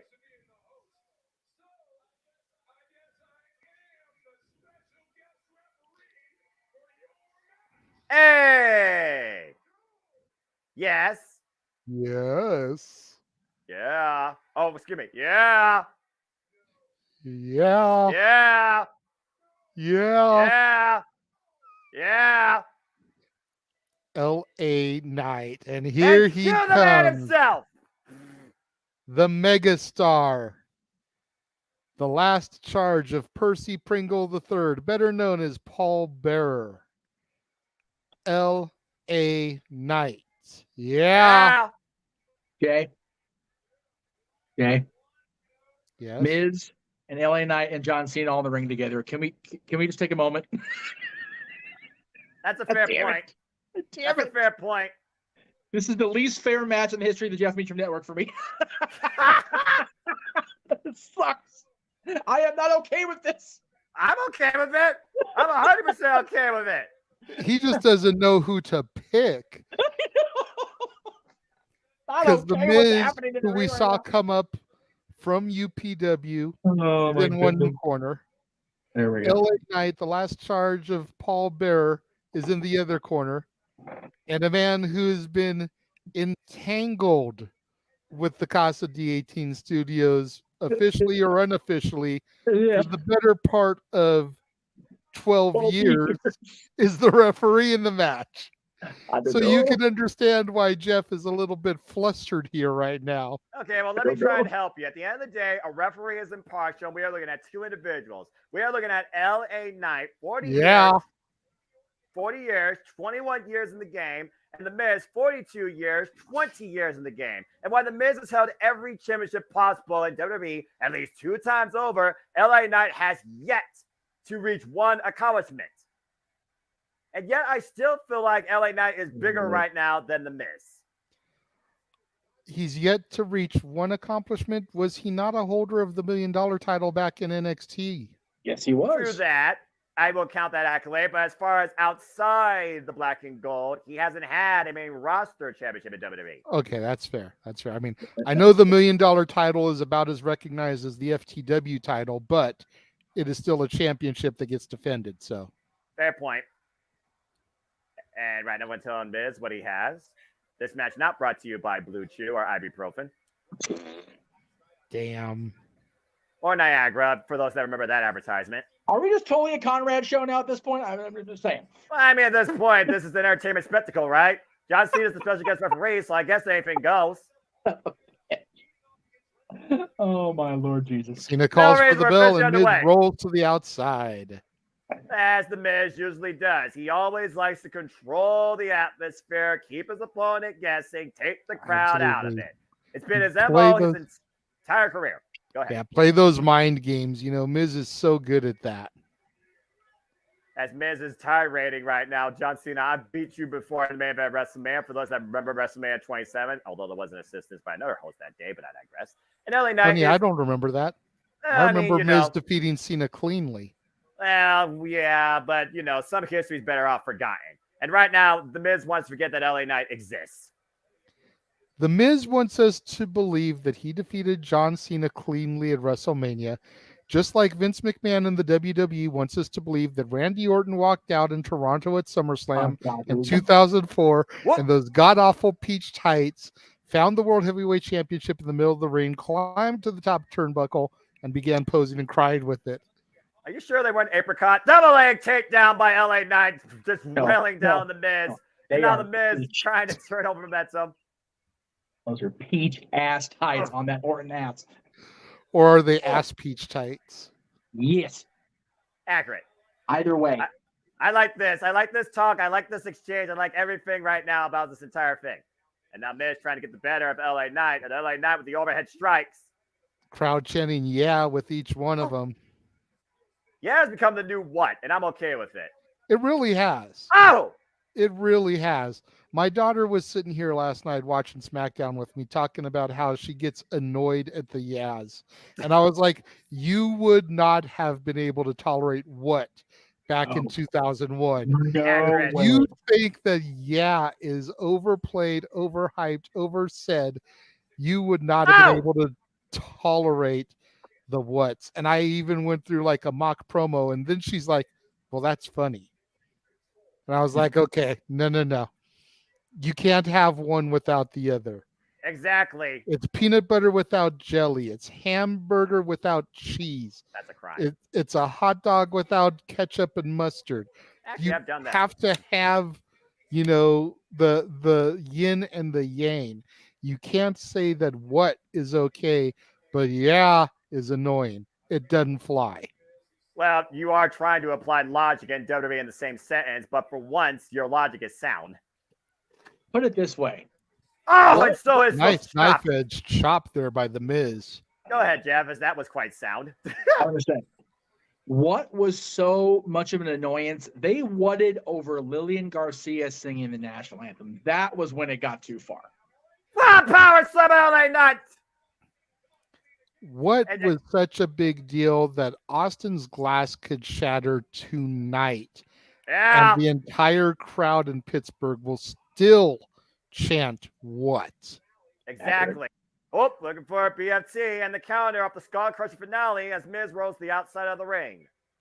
They were whatting Gunther a couple weeks ago as he cut a promo. Yeah, they were. It's like, what the hell, guys? Disrespect. Oh. The match is sacred, but the art of the promo is not. Okay, well. Ooh. throwing Miz into the steel stairs there as we try to get back to the match here. I mean, that's a conversation for another day, but this might as well be a walking promo when you got two of the best talkers on the mic right now going one-on-one for the first time ever. To be fair, Elizabeth, nobody in WWE recognizes anything in Impact as an accomplishment. Otherwise, they would acknowledge that R-Truth is a 2-time former World Heavyweight Champion. But when was the last time you heard them mention that? I can think of one time in the Women's Royal Rumble they mentioned an Impact title, to be fair, though. One time. And that was only because they sent her clothes in a trash bag. That's fair. That's fair. As the Miz just sent LA that was Knight, ace for drop sure. Hold face first to the announce table. Let's go to the replay here, guys. I mean, Christian came back to the WWE after winning championships. They still said he had never won a world title before. Right. Just saying. Well, you know, as far as Mickey's trash bag, who was in charge of talent ratios at that time? Yeah, I said what I said. We know. Yeah, we know. Yeah. Well, the people power tonight is in favor of LA Knight. That's why, it's running wild, but the Miz right now is getting the better of this match. And again, John Cena being impartial, he's doing his job as referee. Both men have till at the count of 10 to get back inside the ring. Great officiating so far by John Cena, although I still think he's a little bit outside his comfort zone while the Miz looks to run in. Up and over. Wow. What would have been funny is if Miz had landed in that chair. That would have been hysterical. Yeah. And meanwhile, Miz just landing on the floor after the overhead toss in the barricade in the timekeepers area. LA Knight bringing him back inside ringside. I mean, at this point, you can't take out a count-out victory, but both men are on the outside of the ring. LA Knight's not going to do a double count-out. And a step up on the barricade. Oh! Flying clothesline. I see Walter's comment. The only time a referee's ever had jorts. I think I will take Cena in his jorts refereeing this as opposed to HBK in his bicycle shorts that he used to wear. And I agree. Yeah. Second. Yeah. Nope. Yeah. That should be unanimous in the chat, but I'm sure there's all going to the be somebody. jorts. Yeah. Now, shop. Trish refereeing in the bike shorts. I'm here for that. Yeah, they even made an action figure of that one. They sure as hell did. I got that somewhere around here. There's a certain difference, though, to be fair about that. I'm just saying. Well, of course, but you know. Well, here we go with these two. Hey. Miz has till the count of 5, and John Cena is not going to simply have a disqualify, all right? Well, you know, Miz has till 5 a little hypocritical. See, and again, to the point that Jeff was making earlier, we've seen Miz and Cena. We don't need to see these two have a short-term feud. If Cena's going to be back for a couple of months, he needs to have matches with people that he can help elevate. But right now, I'm not sure who Cena's trying to elevate here, but he's trying to keep the peace as, again, he is exercising his authority, breaking up the hole between LA Knight and The Miz. He's trying to elevate his hairline in the back. I mean, the camera's not showing that, but I do have Thank God for that. Whoa! Thank you, Kevin Dunn, for the night. We appreciate you. And Kevin Dunn can actually get one good camera shot in. Who would have fucking? Yeah, well, you know, they're not doing the cuts on stuff, so that's good. Don't jinx it, Jeff. We're still early in this show tonight. LA Knight right now. You need to hit the wee woo to get those. Fair point. Right, that's fair. You see the Miz taking advantage here, just throwing his body into LA Knight. Keeping on the offense. And now looking to wear down and embarrass LA Knight, hung him across the middle rope. John Cena once again, reminding the Miz he has a 5 count. Momentum has slowed down for now as the Miz looks to fall in the corner. LA Knight gets booed up on the second rope. And man. No! Double knees to LA Knight. The Miz with the cover to win a payback 2 count only. Damn, Sean hit hard on those falls, both of them. Take a look at this move, guys. He took the base off LA Knight and then bam! Man. Impressive maneuver, but not enough for the 3 count. Again, we also talked about what LA Knight thought about the Miz. He's soft. He's safe. WWE was able to do whatever they wanted to this man, and it's paid dividends, I would say, for the Miz, but LA Knight has a point. Because LA Knight never let his pride be sold.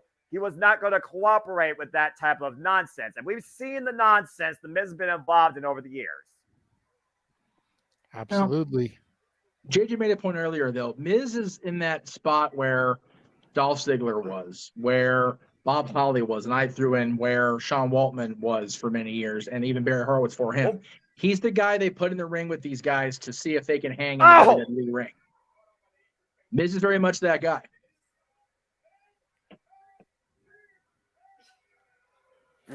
That was great. That was good. That was kind of funny. But also, that was a good move by the Miz. Slip out from underneath and drop the base out from LA Knight, dropping him jaw first on the apron.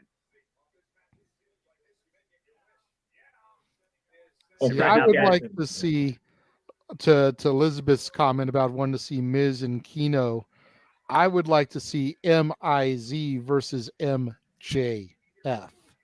Right. Yeah. I mean, one got famous on Rosie O'Donnell. The other one got famous on The Real World.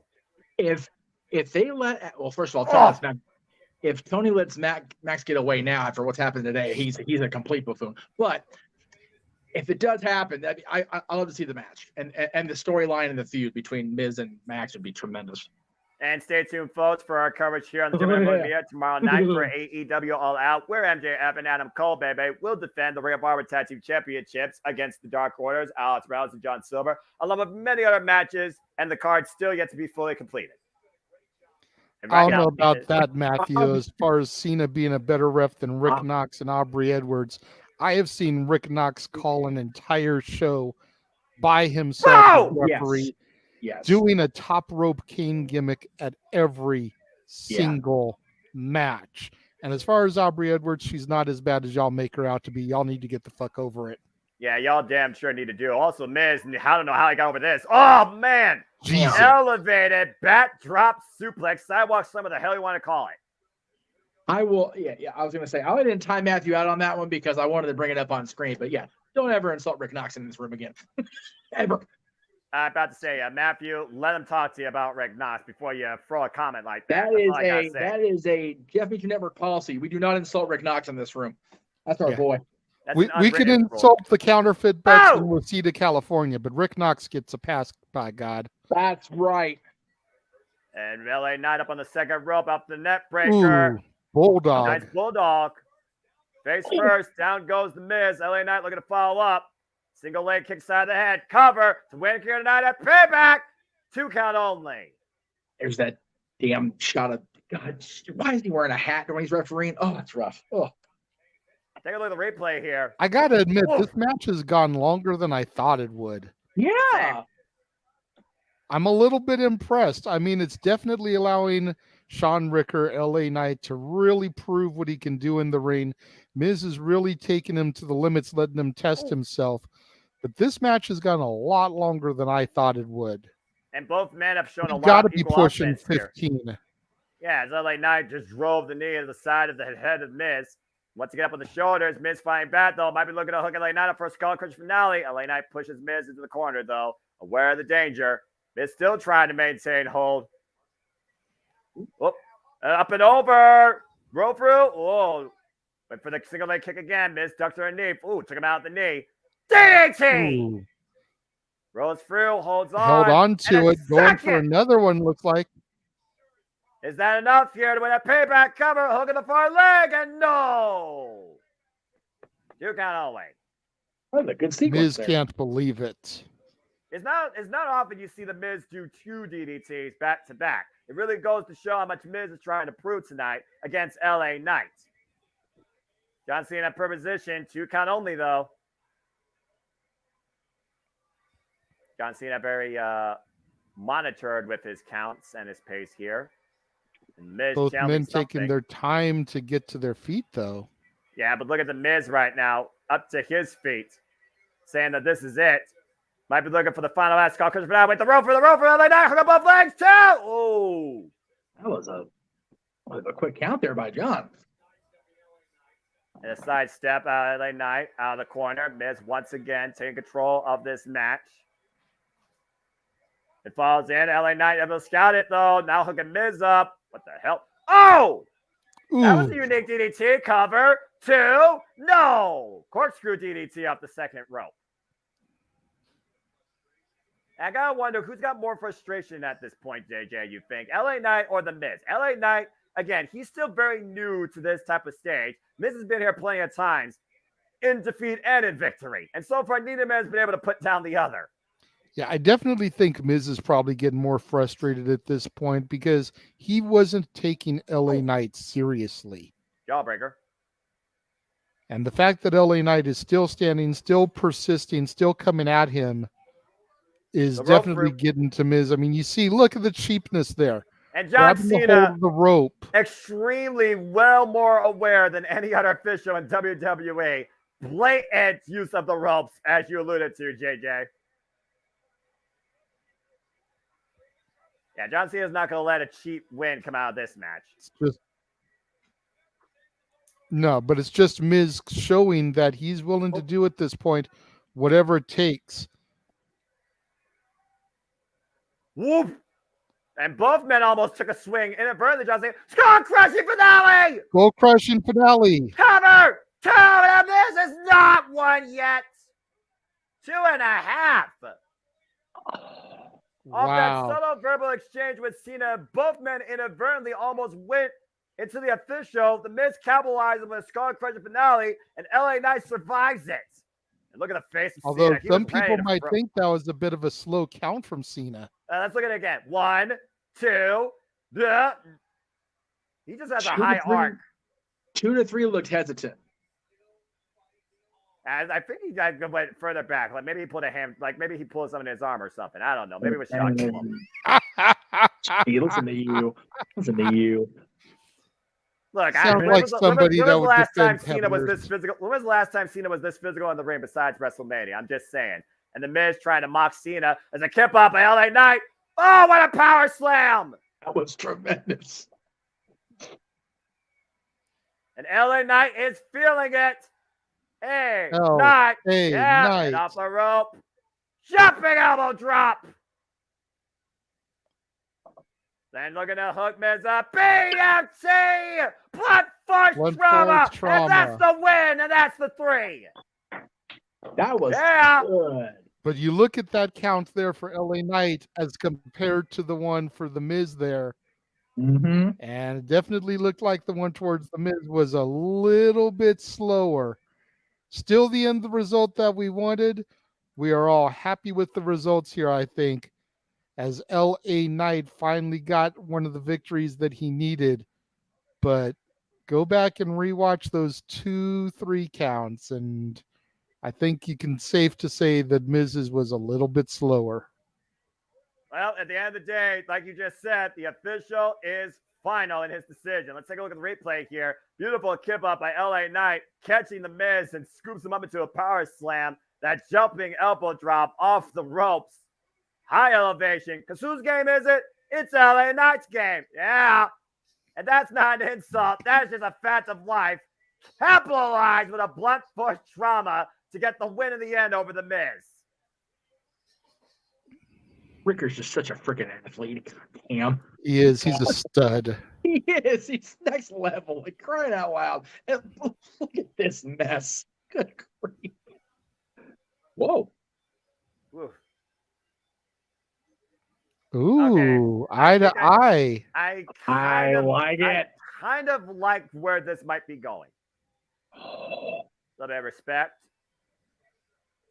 Come on, Sean. Shake his hand. Sign of respect. There we go. Okay. There's the handshake for now. And the endorsement. John Cena, stern look. Says your moment. That's an endorsement right there. That's a ringing endorsement for LA Knight. Yeah. Whose game is it, brother? LA Knight's game. And again, we are here in Pittsburgh, PA, the home, of course, of the Pittsburgh Penguins, the Pittsburgh Steelers. I know, guys, I know, but I'm hashtag not sports, so I'm indifferent. Biased up there, Mr. Journalist. As of course, we just saw LA Knight's game raise to new heights, and take a look at that. Pittsburgh Steelers in the house. With one of 31 custom championships they can get on WWEshop.com. Yes, there is only one belt that you can't buy. Team that resides in Jacksonville. Well, I mean, maybe Phil can get one of those now. Anyway, maybe. So All the right. $1 million question is, will Jeff be buying a Dallas Cowboys belt? Okay, well, here's a $50 fall for you, JJ. A-Town down, or are you done with him for now? As it's time for a United States Championship match. Rey Mysterio defends the gold against the former champion, Austin Theory.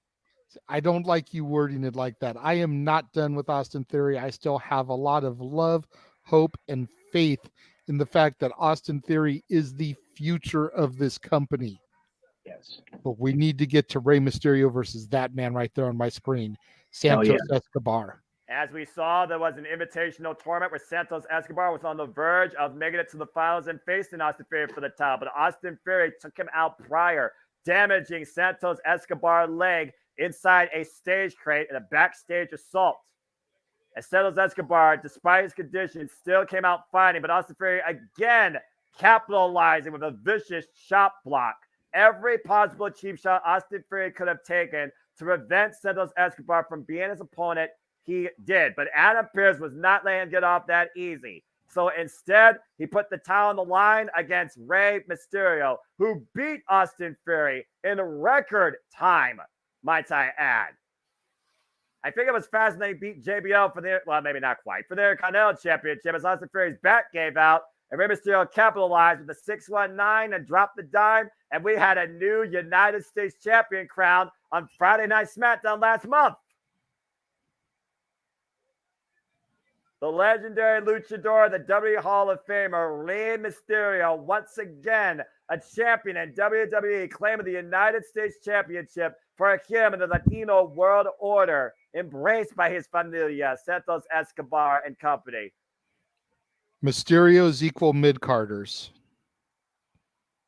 Rey Mysterio's got the U.S. Championship. Dominic Mysterio's got the North American title. Hey, gotta start somewhere. And of course, speaking of starting somewhere, Grayson Waller effect started with what your point is. Rey Mysterio won the United States Championship. And at the end of the day, it was LWO that holds the gold. But Grayson Waller might be stirring the pot here in thinking that, don't you think Santos Escobar should right now be in this spot?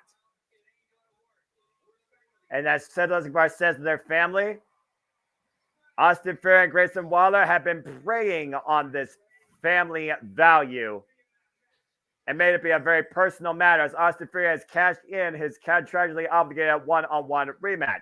We've seen over the last few weeks, Grayson Waller and Austin Theory try to get the better of Latino World Order. And of course, this past Friday on SmackDown, they did just that. But now, Austin Theory's got to get it done where it counts.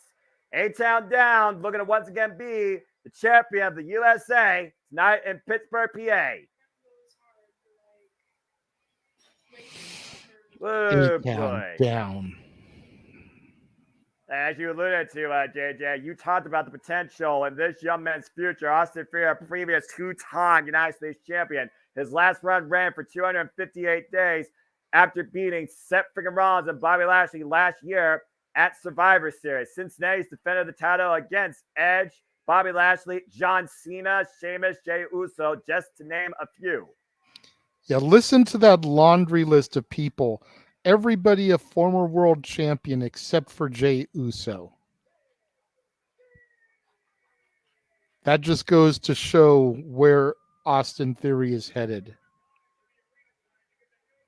And let's see here. Let's take a look at some of your comments here in the chat. Catherine, like, yup. Rey Mysterio needs to turn heel. Never happened. Nah, the Rey Mysterio has too much integrity. He's one of the most honorable men in the game. He would never do that, nor does he need to. Let's be honest here. If anyone needs to turn heel, and we'll talk about during this match, especially if he accompanies the man at ringside, it is the former leader of Legado del Fantasma. And this match brought to us tonight by Cinnamon Toast Crunch, the taste you can see. Oi. Yeah, you remember that cereal? I haven't ate cereal in years. I love me some Cinnamon Toast Crunch, but every time they throw one of those graphics up before a match, they end up using it in the match. I hope someone doesn't grab a box of Cinnamon Toast Crunch, smack the other person with it, and have the cereal go flying everywhere. Oh, good grief almighty. I will literally do the gratuitous dad's walk-off. Jeff's going to have to come in here and do commentary. WWE for the kids. What do we have here? PWO? Interesting.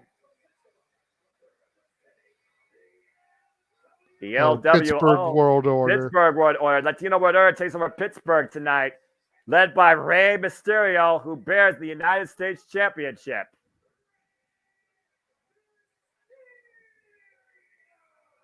Again, what can you not say about Rey Mysterio when it comes to this man's influence in the Lucha Libre culture and the idea that an underdog can make it to be a world champion, and there's nothing impossible for them. As you see Rey Mysterio once again endorsing the young fans at ringside.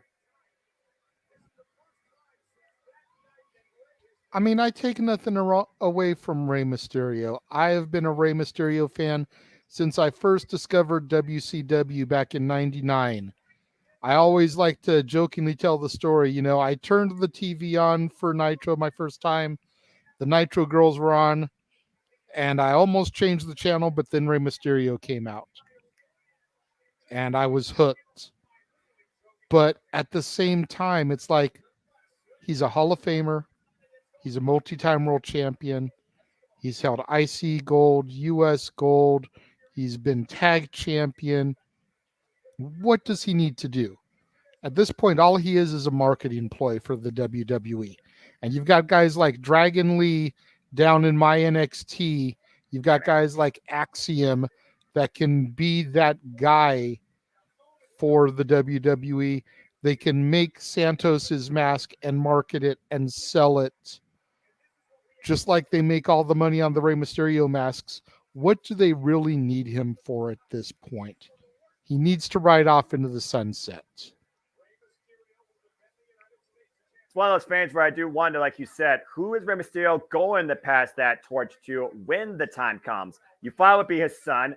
You thought it would be Dragon Lee. You thought it might even be Santos Escobar. Bell reigns were underway for this contest here. It's one of those things where you're right. He's a Hall of Famer. He's done absolutely everything. It's one of those things, like you said. He really doesn't have nothing to prove. And he's even gone down to NXT and even ushered in encouragement to the likes of Thea Hale and others too. Rey Mysterio's influence to this company's future knows no bounds. And Austin Theory again, whoever Rey Mysterio tonight would only further elevate this young man's stock. Oof. Noah, the LED boards and the Tron all are lit up with Cinnamon Toast Crunch. As I am just like, I've automatically been taken out of this match. Let's go ahead and talk about Mysterio then. I like me Lucky Charm. I'll try and keep us in this, JJ. You're fine, brother. Remember, Mysterio, 48 years of age, 34 years in the game, of course, won the World Heavyweight Championship, which will be defended later tonight, back at WrestleMania 22, being the likes of two of the greatest of all time, in Kurt Angle, Randy Orton. And, of course, Austin Theory has taken advantage in triple threat encounters, particularly when it comes to the United States Championship. Again, Survivor Series, he beat Seth Rollins and Bobby Lashley. Months later, he beat Bronson Reed and Bobby Lashley. Yeah, absolutely. Austin Theory knows how to capitalize when it matters. No doubt. No bigger proof of that was evident than this past year at WrestleMania, where he defeated the man who was the special guest referee in our last match, John Cena. Nice explosive offense there as Theory goes for the cover. Gets a 2 count only. God, Again, this is so distracting. I'm sorry. sorry. This is just really taking me out of the match. It's all right, brother. I got you, okay? Whoa, nice fisherman suplex there. Austin Theory working the lower lumbar of Rey Mysterio. Speaking of lower lumbars, of course, we got to consider, will Seth freaking Rollins be able to survive the striking prowess of Shinsuke Nakamura as the World Heavyweight Champion to be on the line? And Austin Theory mocking Eddie Guerrero, trying to bring his own form of Latino heat tonight to Pittsburgh, PA. And Austin Theory lifting Rey again. Rey Mysterio inside Cradle. Small package. Oh, near fall. Ooh, just drives his elbow. That's a fair comment there, Walter. But how many times do you have to have surgery on the same body part before you're just like, okay, I physically can't do this anymore? Rey is easily carrying about 50 pounds more on his frame than he did in WCW, which is what accounts for a good chunk of those injuries. So I'm just saying. And, of course, the core and the midsection, the lower back, like you said, pretty much keeps the entire rest of the body intact. So if that is compromised, we all believe, you got to consider how much farther are you willing to go? What is the extent of your physical capabilities versus what your mentality wants to make you believe in? We talk about it all the time, JJ, chasing the dragon. What dragon does Rey Mysterio have yet to chase or left to chase? In my opinion, I would say none. Austin Theory, though, trying to chase back former glory, trying to once again claim the United States Championship for the third time. Well, I mean, unless he's going to try and claim the Cinnamon Toast Crunch title, then we can have a unification match with Jeff Jarrett for the Texas Chainsaw Massacre Championship. Okay, that's a Forbidden Door match I don't need to see in 2023. My bingo card already has been exploded beyond belief. I'm just saying. For real, though. Austin, you're not wrong, though. You're not out of line. Southpaw thrown by Austin Theory, driving Mysterio once again into the middle rope. And Austin Theory slowing the pace down for now. Oh, hard Irish whips where Mysterio goes face first into the corner. And again, Austin Theory right now, I think, is taking Mysterio likely. It's that brash arrogance of Austin Theory that's sometimes his greatest strength or greatest weakness, JJ. Again, he feels like he should be in control. He still should be champion. He took Rey Mysterio likely on SmackDown, and he lost the title in less than 3 minutes. And Rey Mysterio right now being hoisted up to the top rope. Austin Theory looking at Cowboys again, going after the mask and driving his forearm and his fist inside the head of Rey Mysterio. Again, though, title can only change hands via pinfall or submission. Disqualification or countout does not mean anything. Does Austin Theory want to embarrass Rey Mysterio or win the championship? What's more important? As he goes after the mask, that is sacrilegious. Trying to embarrass and humiliate one of the greatest luchadors of all time, and that won't lead to a disqualification, but definitely can lead to an advantage for Austin Theory. Again, Rey Mysterio's only taken his mask off once in his career. And it was when he lost a friend to pay tribute and honor to him. Well, I mean, he also lost his mask in the match in WCW and had to wrestle the rest of the WCW career unmasked. Fair point. Take a look at the replay here. The beautiful top rope moonsault, but Rey Mysterio got all of it on Austin Theory. Slow to capitalize, though. But to your point, as far as WWE goes, yes, there's that. And then there was one other instance I remember. I don't know if you remember. I want to say it was either season 2 or 3 of WWE Tough Enough. Ray came down there for a visit, spoke to the students, and then actually took his mask off for a moment out of respect for the kids. And then they cut to like Al Snow kind of talking to them about, I hope you realize what that actually meant, because a luchador doesn't unmask themselves for anybody.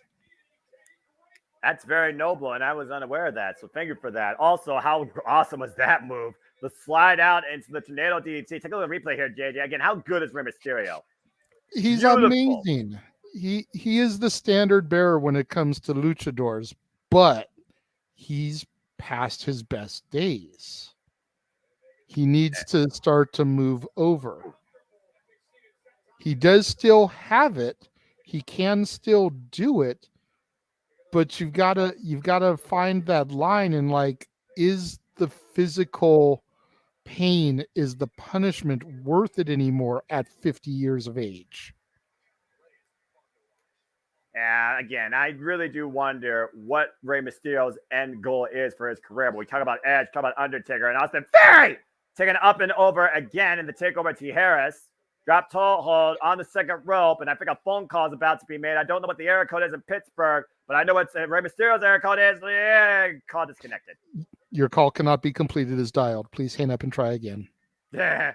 Cost 25 cents at your local phone booth. I think they'll still exist. Uh-oh, up on the shoulders. Whoa!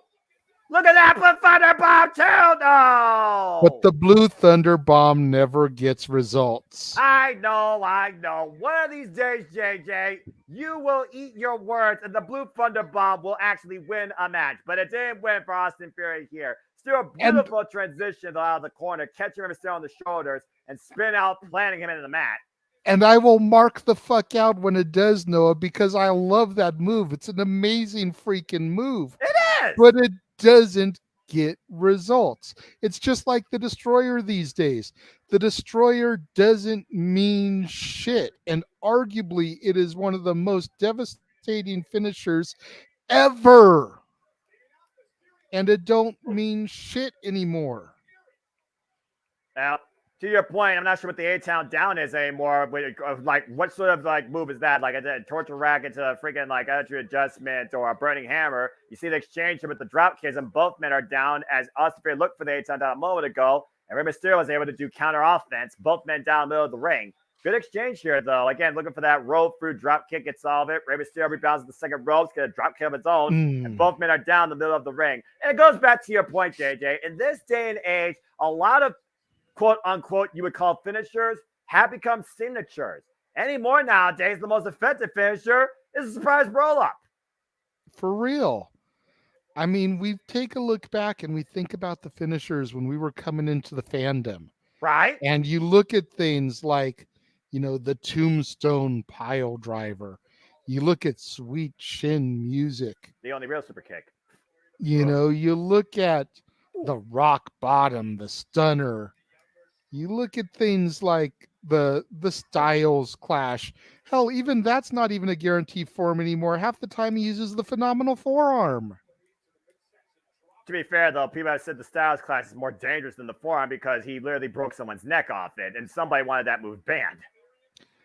But it was so dangerous that they let Michelle McCool do it. Just saying. And I'm not even going back to my hatred where I've gotten over that, but. And Fury got the knees up and talk about a move, dropped the dime. The dime missed the mark, and Austin Fury, Rey Mysterio up on the shoulders. Mysterio counter. Hook of the leg. Rey Mysterio retains. To your point, a roll up.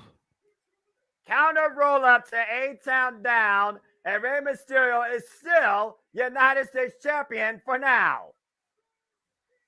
Just like that.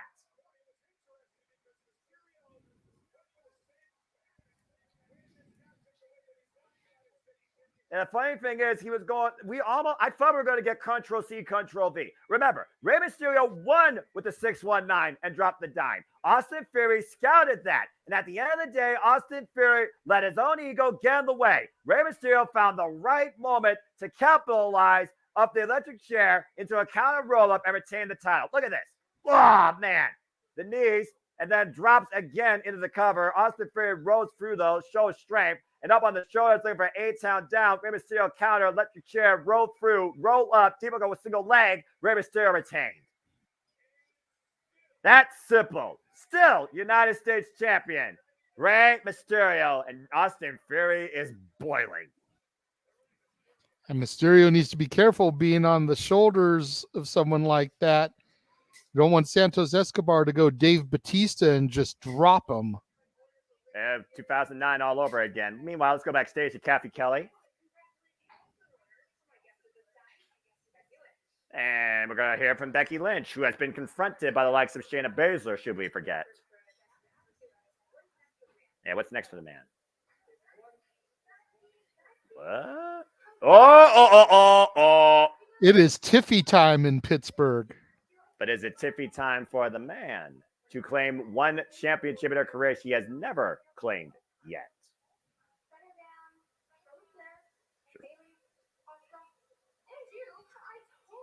Here's a difference, Tiffany. 3 of those champions are way better champions, longer reigning champions than you have been. One of those never was NXT champion. And yes, she still made an event at WrestleMania and left for 2 titles. I thought you're not supposed to open Mattel boxes. You're supposed to keep them in pristine condition. Ooh. That Barbie doll is going to get broken if she's not careful. Interesting confrontation there. Something to figure about, JJ, for your NXT as we approach No Mercy. But that being said, I don't think No Mercy is going to be shown here, but a judgment call might finally be carried out. It's a Pittsburgh Steel City street fight for the undisputed WWE Tag Team Championships as Sami Zayn and Kevin Owens defend the golds against Damian Priest and Finn Balor. They are moving through this show. I am here for this pace, man. And as we got Me moments too. here, We've got so much to talk about come the top of the 8 o'clock hour and open mic night that if we can plow through this, we're good. I will let's say go this, ahead and Jay. Tony They- Khan, they- take notes. Not every pay-per-view needs to be a 5-hour extravaganza. But to be Throwing that fair, out he there. also just goes straight through his shows too within 3 hours, 58 minutes, Yeah. and 30 seconds. So again, just saying. Jay, as we go along here, there's been yet another article added to your homework on ODU.com. Oh, Jesus. Oh yeah. Send me the Hey, link. Hey, you signed yourself up for the assignment, brother. No, All I but gotta you say know is what proud though? to you. You know what though? It's gonna give him the biggest reason to go. Effing what? Oh, I can't wait for him to talk about it. Send me Oh the my link. God. Let's Okay, go ahead and okay, see what the okay. chat is talking about here. J Chip, shout out to J Chip, my friend, of course, in the Discord group I'm part of. Yes, I've seen Toy Story 2, Toy Story 3, and Toy Story 1 back when I was once a wee lad and into movies. So of course I've seen freaking the 3 Toy Stories that mattered, even though there's a 4th and I think a 5th one, and I think that's utterly ridiculous, but I digress. You know what There's though? not a 5th one. There's not Yes. a 5th one. It is. There It is is a happening. 4th. There is a 4th. I agree with you that it was unnecessary, Yes. but I will defend at least part of it because I did get to see it as a premiere before Yes. it opened to the public, Yeah, which was cool for you. Yes. and I thought it Or- was a good ending for Woody. Yeah, I think for gay, and again, if it's a spoiler, too bad. Watch Disney Plus, $10, or whatever. It is. Seriously, not that trying to go over the company anymore because God knows I don't do that enough. I think 4 definitely gave Woody a much more definitive, like, okay, this is the way his ending should go. 3 was That's kind of what I like, said, yeah. oh, no, I was elaborating further. I know you don't like redundancy. I was trying to elaborate further, and you cut me off. You I think that 3 was more of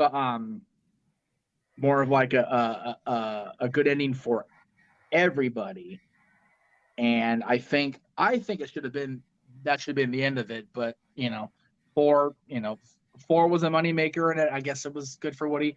Having the 5th one's ridiculous. Like, just it's just silly at this point to keep it going. I'll give Pixar credit. They didn't freaking run franchises to the ground like Fast and Furious. And so far, Sami Zayn and Kevin Owens haven't run these tag team titles into the ground. But it is one of those things where it does feel like the tag titles have kind of been an afterthought since that moment. But anyway, here comes Sami Zayn and Kevin Owens. Sami Zayn and Kevin Owens have been at bitter ends with the Judgment Day since post-WrestleMania in some capacity, in and out of trios and tag matches alongside Cody Rhodes, and without him. Kevin Owens was actually injured by them for a period of time and came back to Sami Zayn's side. And now they defend both these tag straps against another pairing of the Judgment Day tonight. Previously, JJ, the defender of these titles against Damian Priest and Dominic Mysterio. Those two are unable to get the prize. So Damian Priest and Finn Balor, will they come up with a better game plan tonight, considering there's no rules? It's a street fight. I definitely don't think they're going to come up with a better game plan because Priest and Balor is where the animosity and the heat has been lying for weeks in the Judgment Day. Sami Zayn and Kevin Owens have held these undisputed WWE Tag Team Championships now since WrestleMania after being the Usos and some christened the best WWE Tag Team Championship match of all time.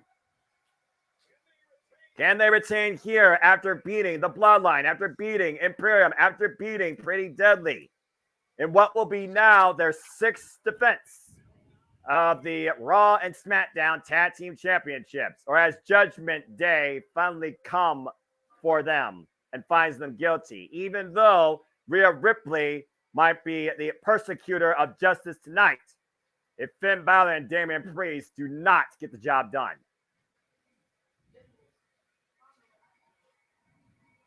Yeah, boy.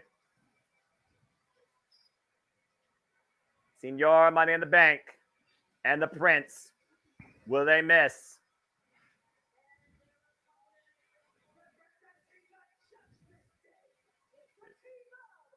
God bless Savannah Irvin and her freaking introductions.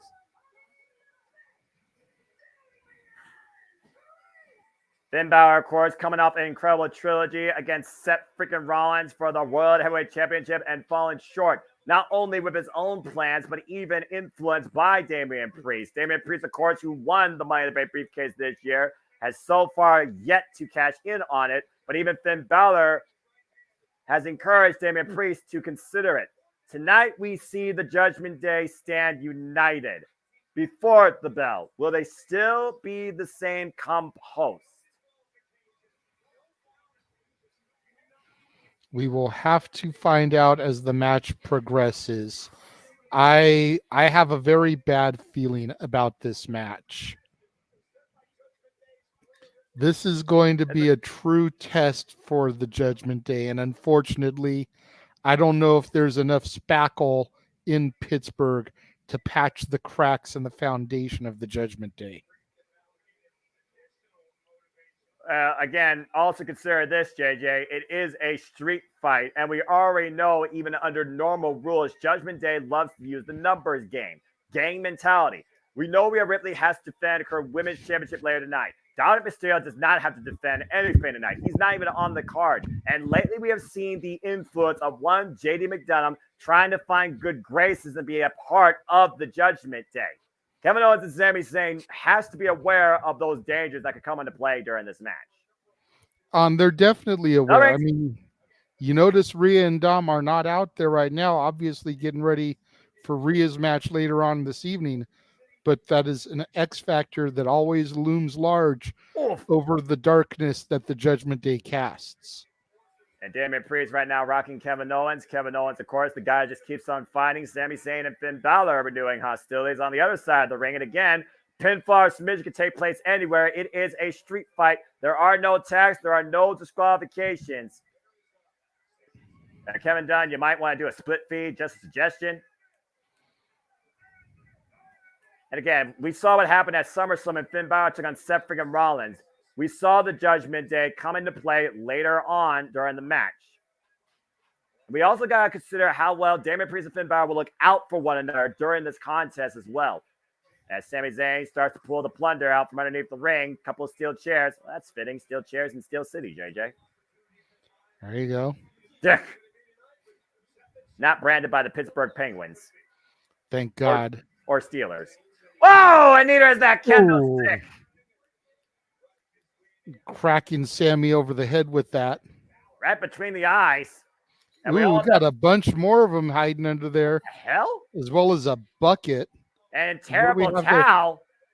Are those rally towels? That's a terrible the towel. Pittsburgh Steelers. If you're a Pittsburgh fan, you know exactly what that's all about. Ask the doctor. Wow, Kevin Owens running in. Clotheslining him. Clothesline from Canada. I'm not sure how much Kevin Owens is a fan of Pittsburgh hockey. I don't know how that goes against his Maple Leafs. And now Finn Balor being driven face first to the table. Ooh. Kevin Owens now with the kendo stick and Damian Priest coming in. Out of nowhere to help his Judgment Day brethren. Uncork the right hand and rocking Kevin Owens. 201 assault. Meanwhile, Sami Zayn might be looking to add himself to this party. Over the top, Tope Kylo.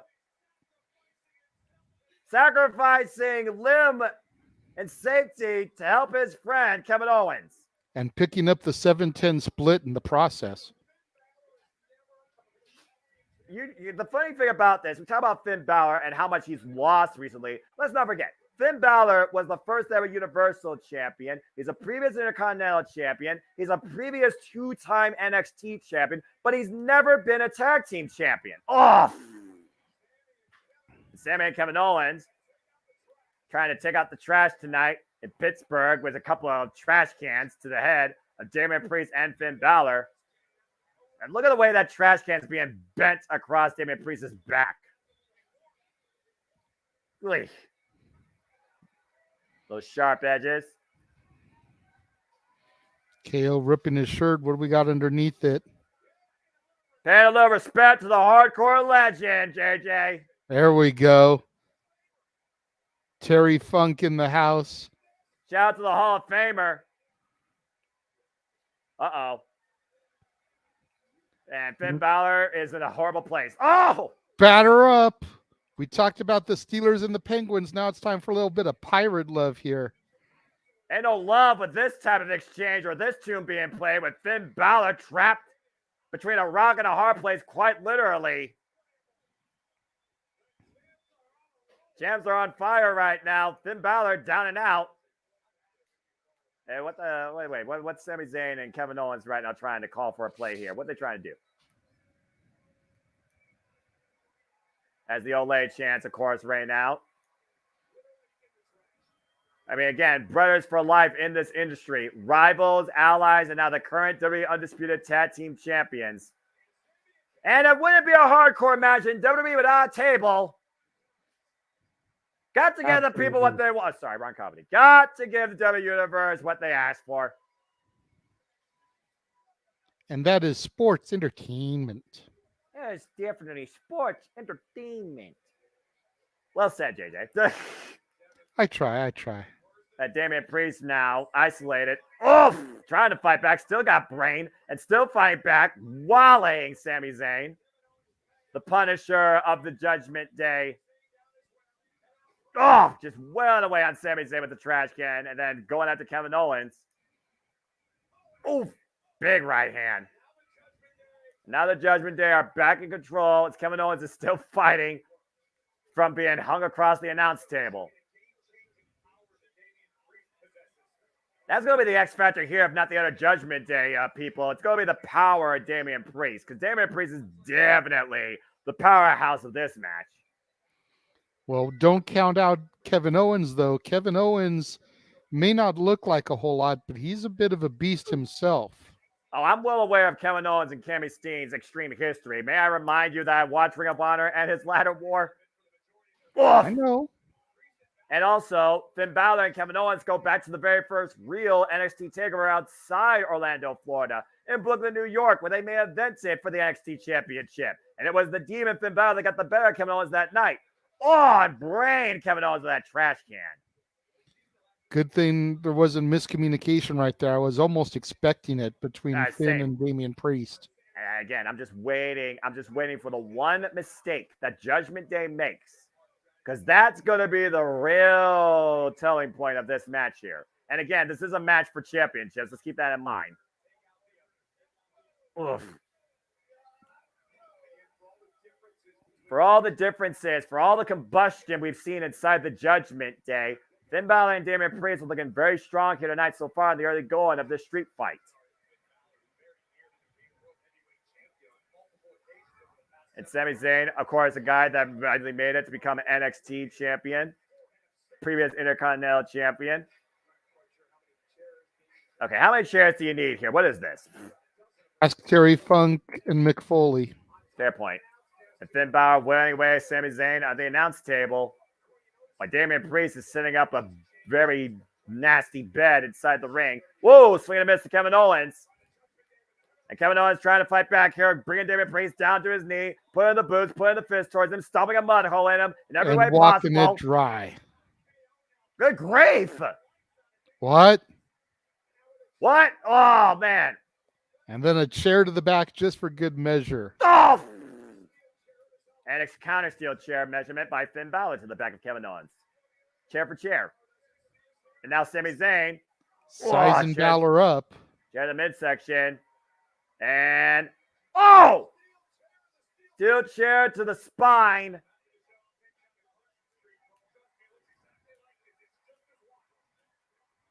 I haven't seen this much industrial work in Pittsburgh in a long time. As right now, Finn Balor is grabbing his lower back, and Finn Balor and Damian Priest might be looking for a reprieve going into the WWE Universe. This might be going to the audience. Oh, this worked out so well Monday Night Raw for Zoe Stark. I'm just saying. Right. But it's also one of the smart things the champions can do here. Not let your opponents get any sort of like retreat. Keep the offense on them. Keep the fight on them. Oh, wait a minute! There is Dirty Dom. Did I not call it? Did I not freaking call it? The North American champion. And look at the shirt he's wearing. Of course, he's wearing the Payback shirt with the Judgment Day on it, baby. Again, it's a Judgment Day. for Judgment Day at Payback as Dominic Mysterio sends Kevin Owens and Sami Zayn into that AV area. But they can't win the titles out there, can they? Exactly. I mean, just because it's a street fight doesn't mean that the pinfalls can occur anywhere. They still have to get the decision in the ring. That's correct. And apologies for my miscommunication that earlier, folks. Botch. So brag and boast all they want. They're just wasting time while KO and Sammy are their most prone. What the hell? Oh, crap. They got suited up in their Penguins gear. It's a hockey fight in Pittsburgh, PA. Mario Lemieux, Sid the Kid Crosby jerseys represented here in Pittsburgh. And Kevin Owens busted open, by the way, which I'm sure he's no stranger to according to his history, as we're well aware. And Jeff missing this. He's not even in the green room to see this right now. Sammy is fired up. Okay, all we're missing is a hockey puck. That's all we're missing. Hey, Dominic Mysterio might play a good role in that. Dominic, your mommy's not here to protect you. Good luck, young man. Sticks, gloves, brawl. It is breaking down here tonight at Payback. And they are unloading on Dominic Mysterio. We were taught that routine in D2 the Mighty Ducks. Stick, gloves, jersey. Well, it's a mighty Sammy. beatdown here tonight. But again, who's going to score the winning goal and come out with the tag team championships? Again, this is a tag team championship match. Not a hockey game. This is a circus. This isn't a tag team championship match. That's fair enough. Sammy's peeled his jersey off. KO's still rocking his Lemieux jersey. And honestly, I can't blame him. Out of the two jerseys, the Lemieux one is the one I would actually want.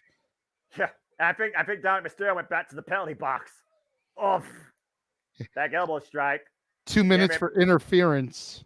And no flag on the play. And meanwhile, Finn Balor's got the chair. Sami Zayn trapped by Damian Priest. Ooh, got his foot up though. Prevented the assault. And Kevin Owens takes Damian Priest out. Drives him side first to steel ring steps. And Sami Zayn. Bomb on the chairs. Cover. Counter. No. But the Blue Thunder Bomb never gets a pinfall. Dadgummit, JJ. Don't dadgummit me, Noah. You show me a match where that move has actually caused the decision. Go ahead. I'll wait. I just want to believe. That was on steel chairs, for Pete's sake. You know, Jeff, you're officially producer man right here. Can I get a solo real quick? Can I get a solo shot real quick? Because James is going to need to clip this. I believe in Joe Hendry more than I believe that a Blue Thunder Bomb will ever get a fucking 3 count.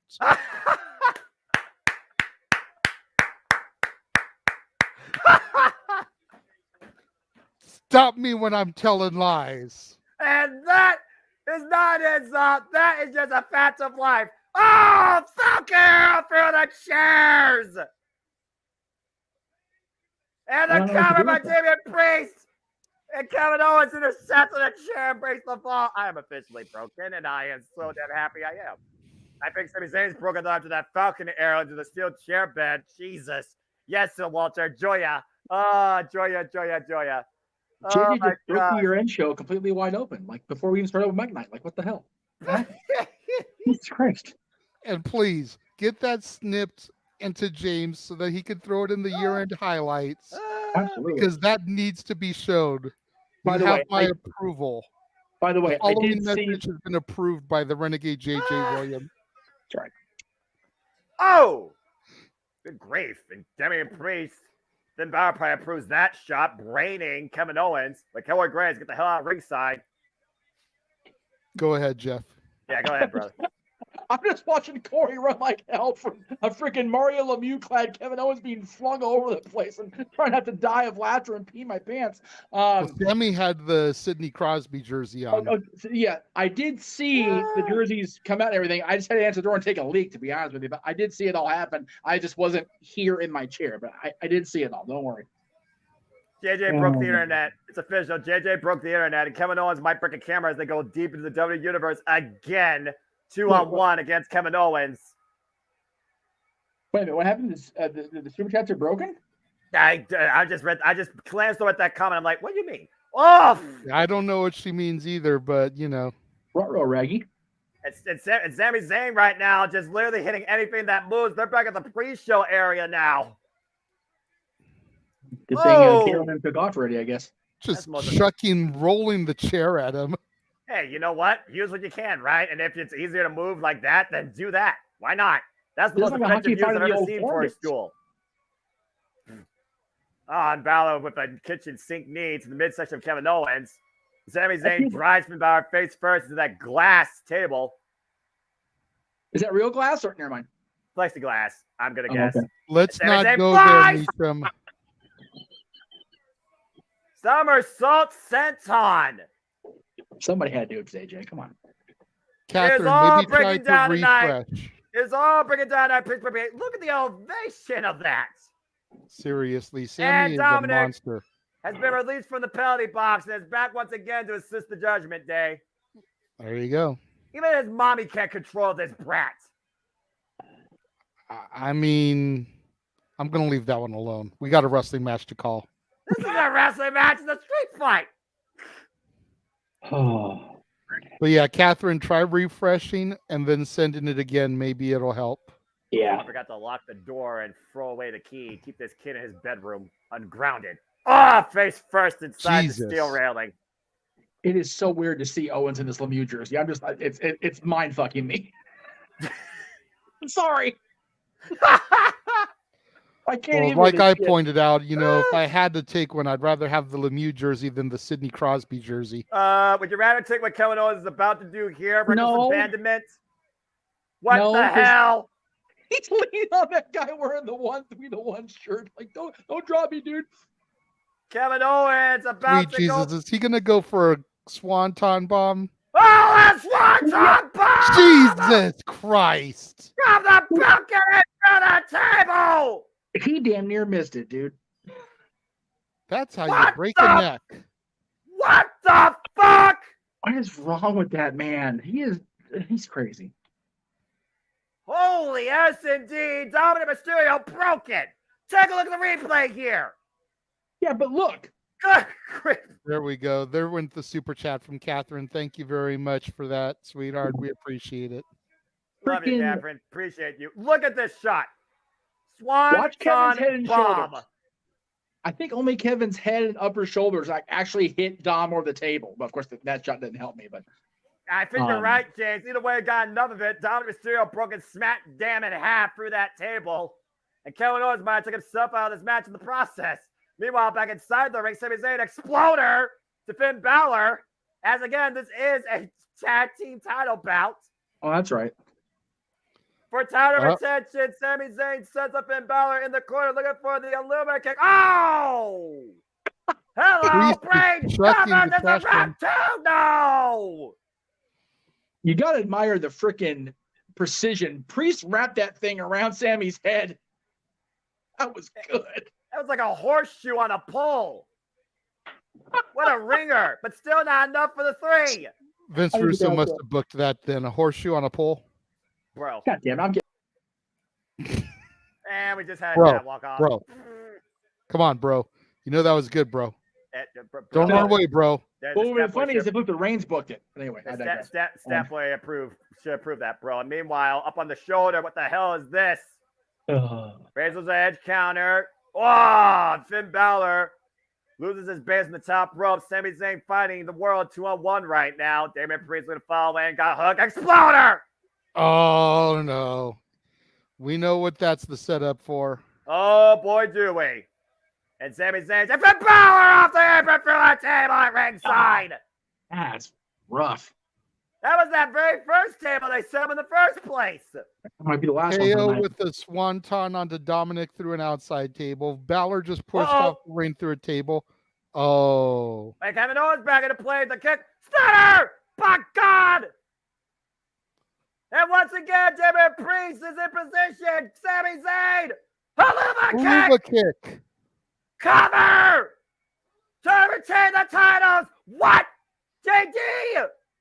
Oh shit! That's It's Finn got Balor! good now. Here we JD go. McDonough just got involved. That's But he Finn helped. Balor's friend. That's the guy's been trying to get involved in the Judgment Day. Ah, Kevin Owens decks him with a clothesline. But is it enough to distract KO? Oh, And meanwhile, Papa powerbomb Oh, and the right on table the edge didn't of the break. table. On Dude. the edge of the announce table. That table didn't budge. I think Devlin's hurt. Oh man, he caught the corner of that Shawn Michaels style. That was bad. And Kevin Owens grasping his ribs right now, trying to bring Sami Zayn back into play. Rhea Ripley, Jesus! Spear through the barricade! God damn. Mommy comes entire in full Judgment Day. throttle. Everybody of the Judgment Day has gotten involved in this contest. Take a look at this. Good God. Dude, Rhea must be next. She's in like gear ready to go here. Well, everyone's down right now. We're supposed to be having a tag title bout. What the hell's going to happen here? Dude, somebody seriously check on Jordan Devlin. Like, he took that table bad. Balor God. getting back to his feet. Sammy sliding back into the ring. I mean, I like a car wreck as much as the next person here, but this isn't a demolition derby. I don't like car wrecks anymore. I never liked him to begin with, but that's just That's fair. Yeah, it depends on the especially when I context. have to traverse the Cajon Pass on the 15 on a regular. And Well, Finn Balor trying to verse Fair this point. path of destruction. that Sling Finn blade. left. Finn Balor looking not miss. Then shotgun drop kick to Sami Zayn in the corner. Sami Zayn in the drop zone. Finn Balor looking to capitalize tonight at Payback. Is it Could- Judgment Day for Sami Zayn? Kevin Owens. Is he looking gonna for hit the it? connect. Whoop. No. Sami Zayn rolls Misses through the once again. landing. Big exploder again of Finn Balor. Sammy's like, by God, I'm going to hit this move if it takes all freaking night. Paloma kick connects to Finn the cover. 1, 2, and Dominic with the fucking briefcase. Jesus Christ. How in the What the hell? hell did Balor trace the earth? Finn Balor, Damien Priest wins. What? What? What? We What? have to, holy shit. What? What? We have new champions. Are you fucking kidding me? I The don't believe Judgment it. Day fucking did it. It took the entire Judgment Day to fucking do it. And But McDonough. yeah. I can't believe what I just witnessed. Yeah. What? Damian Priest needs to kiss JD McDonough's ass for this Hell one. yes. Balor can't believe it.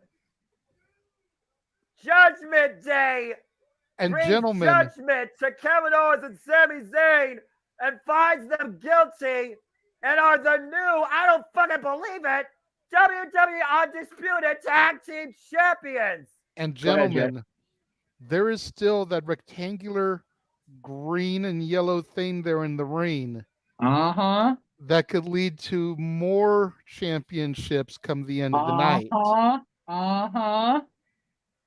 It was a numbers game that brought them the win in the end. Judgment Day prevails.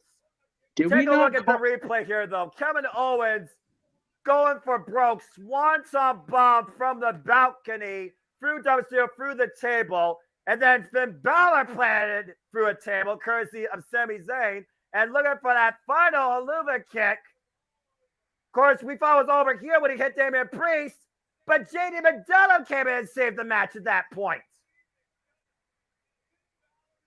Finn Balor's running mate, Finn Balor's protege. Kevin Owens with a pop-up power bomb on the corner of the announce table, and Rhea Ripley like a bat out of hell, driving Kevin Owens through the barricade, trying to be a linebacker for the Pittsburgh Steelers. That Haluva kick at the end of Finn Balor should have been the death note, but Dominic with the briefcase to the back of Sami Zayn's head, and Finn Balor drapes the arm over, and we got new WWE Tag Team Champions. Think about Judgment it this Day way. now has all the gold except for the world title and the money in the bank briefcase. Think about this, Noah. You mentioned Balor's protege, JD McDonough, making the difference. Who else was Balor's protege that won tonight? Becky Lynch.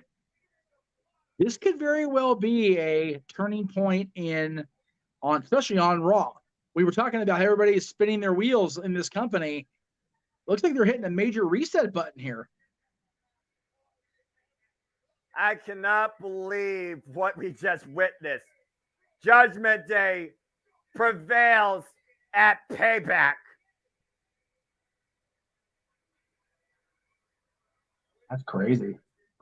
Well, as we regroup after that madness, again, we want to remind you that this is what the Jeff Meacham Network always does here across all forms of wrestling, the biggest events across all companies. If you're enjoying our action, our reactions, commentary, calls, and just take some humor for the first time ever, please like, subscribe, comment, tell a friend, encourage your friends, support my friends, keep super chatting. Super chat's as simple as that as we take a bit of a reprieve and clean up the area here.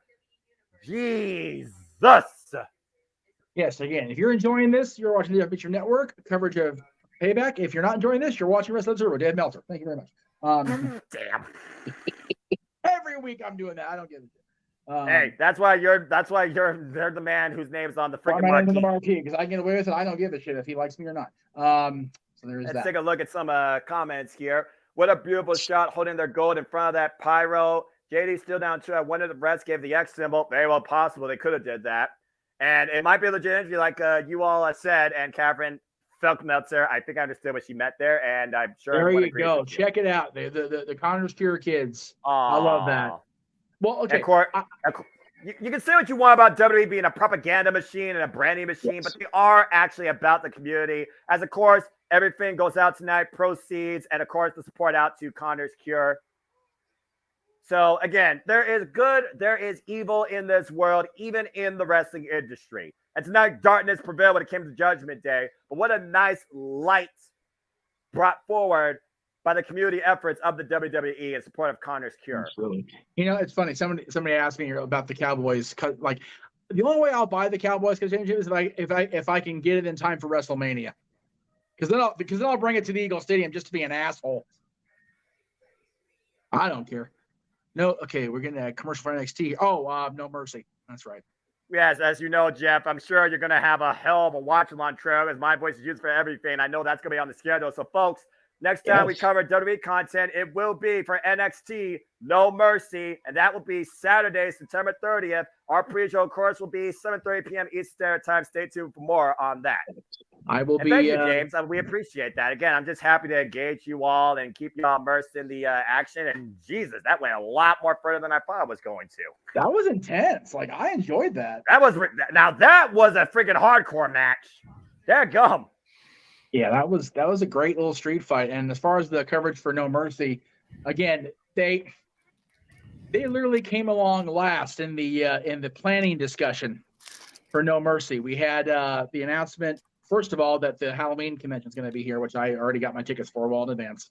And that will be hopefully a networking moment for the Jeff Meacham Network, Multiverse of Media, as far as all the people there.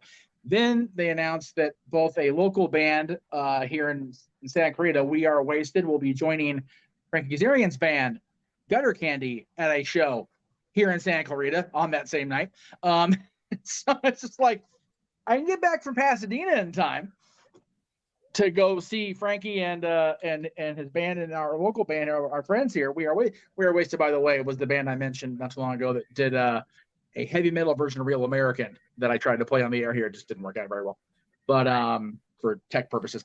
But yeah, No Mercy being close enough, like it's in Bakersfield, and it's like we want to go, but there's plans and ticket spot. If they had told me a month before, I'd be there. Oh, there you go. They kind of botched it on themselves, unfortunately. Yeah, you know what? Though? Yeah. Aaron and I were both sure that Judgment Day was, and JJ was talking about it too. That they were going to implode tonight, and man, they look stronger than ever. Yeah, and there's still a Money in the Bank briefcase in play with a world title match coming up. With a compromised back of a champion. But yeah, JJ made a great point during the pre-show before you came in, Noah. And since he did, I'll go ahead and make a point for him. What is the one way to really keep this Nakamura thing going without making it look like a repeat of the botched heel turn in 2017? Have him win the world title, and then have him go even more insane after a successful cash-in from Damian Priest. You keep Nakamura in batshit mode, but you get Priest the world championship in the process. You're right. You're absolutely right. That is a very fair tangent. This is how. Oh, here we go. The Grayson Waller effect with Mr. Rhodes. Anyway, here's how over Priest is. My dad doesn't usually pick out a lot of like single out people, right? Yes. He saw Priest align with Edge at WrestleMania and went, "That guy's the future." Took him all of 2 minutes seeing what he was doing. He's like, "That's the guy." I'm like, "Damn, all right." Well, one thing for sure, Damian Priest and the Judgment Day has certainly put a very strong effect on the WWE Tag Team division, as now they rule Monday Night Raw with all the gold. Speaking of effects, time for the Grayson Waller effect here on Payback. And the robots are out, as you see scrolling across the screen. What the? We all get the gimmick. They're all not really real comments, but I'm here for the Grayson Waller effect. That's one of my favorite parts of the show. It really is. I think it's funnier now. Waller looking like he raided Jericho's closet circa 99-2000. Right? Thank you for that. I'm so glad it was not just me thinking that. It's like, "Hey, Chris, you're not doing anything this night. Can I borrow your shit tonight?" Must be nobody doing anything tonight. And here comes my daughter's least favorite moment of the show. The moment where her dad tries to sing along to Cody's song, but gets told, "No, you can't do that," because Uncle Jeff ruined it for her. I was going to say, I'll own responsibility for that one. That's my bad. Which you all could buy on freaking whatever album this network's trying to produce with my voice, because I was forced to sing that earlier this year. That's right. That'll be Noah. That's what I call music. Damn it. Gotta give me a chance to get the graphic up. Wait a minute. Yeah. But wait, coming soon for the holidays. That's what I call the Mike Night Volume 1. And if you act right now and wait for the video, well, there's that. Sorry, it's the only part I'm allowed to do, so I have to get my shit in. No, that's what I call slow jams coming soon too, baby. I ain't seeing no slow songs before the end of the year. What the hell y'all trying to do? You did last week. Live in fear. Okay, that was one song, and that was for a purpose. And that is about as far as I will go. I ain't singing no sort of ballad or slow jam hit. Hey, there are plenty of albums out there that release as singles. No, we're good. We're fine. Like I told you yesterday on Simply Predicting when you brought it up. Thank you for booking February 2025's karaoke night. Fuck.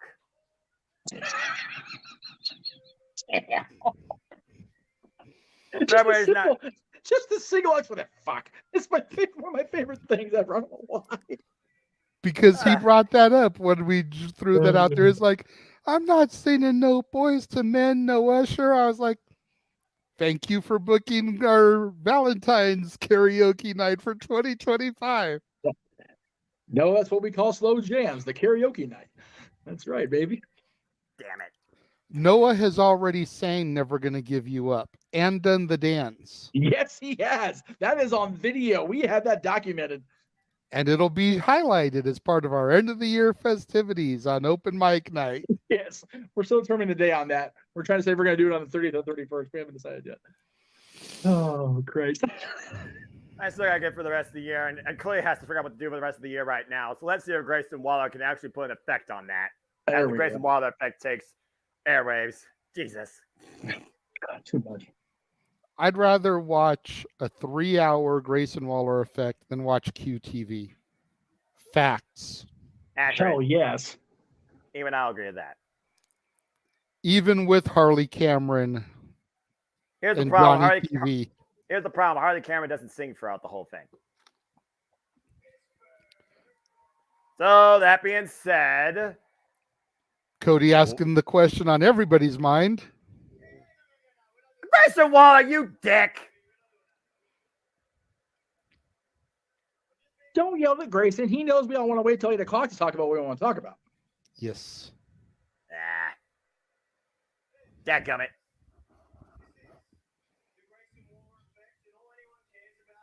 Horrendously cheap plug.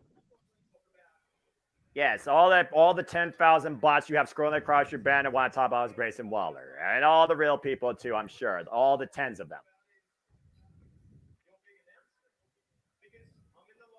Big announcement.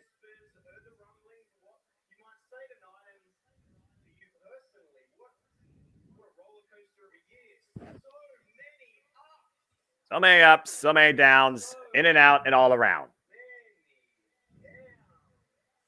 Because of the same thing about Grayson Waller, who lost to Edge, who lost the NXT Championship, who got injured. Got punked by Cena in London. Even though he did get the last shot in. Fair. I mean, that's fair. Definitely got big things on the horizon.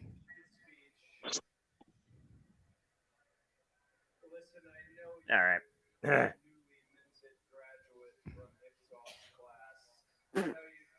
Hip-toss class.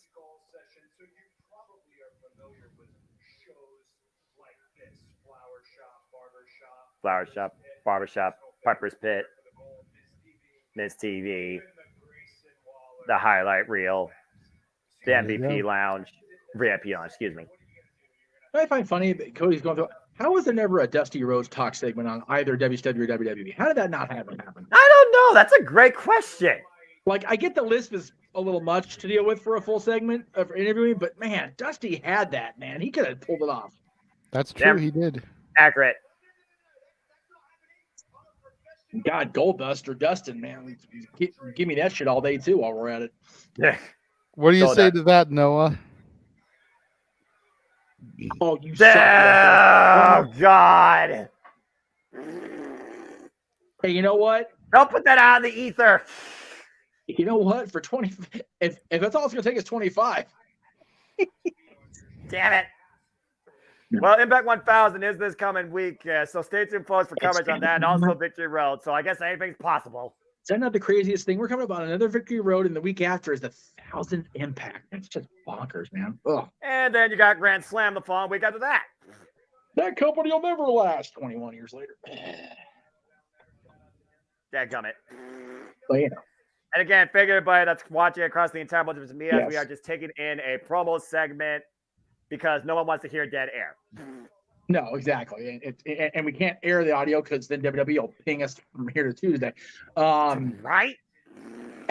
You know what? As they should. I'm not even going to try to, bullshit that. It is what it is. It is their property. Yeah, it's a For what now? What happened? For what now? I missed that. Oh, we're thanking everybody across the multiverse. All channels are watching, and we're talking over the segment because if we actually air the audio, then we get okay. That's what you're saying. Yeah. Here Tuesday, yeah. I heard the thank you, but I missed the part about the audio. I was like, "What are you talking about?" Okay, that makes sense. The sharing the audio. And Catherine, yeah, my channel is simple and not monetized, so I just appreciate supporting my friends and being part of this fun little multiverse. So. And what? The new member of Raw main event, Jey Uso. Are you kidding me? Well, so much for that departure from the company. Main event, Jey Uso. Wow. I'll be damned. Jey Uso is a singles competitor now, and he's part of Monday Night Raw. Does he have frosted tips?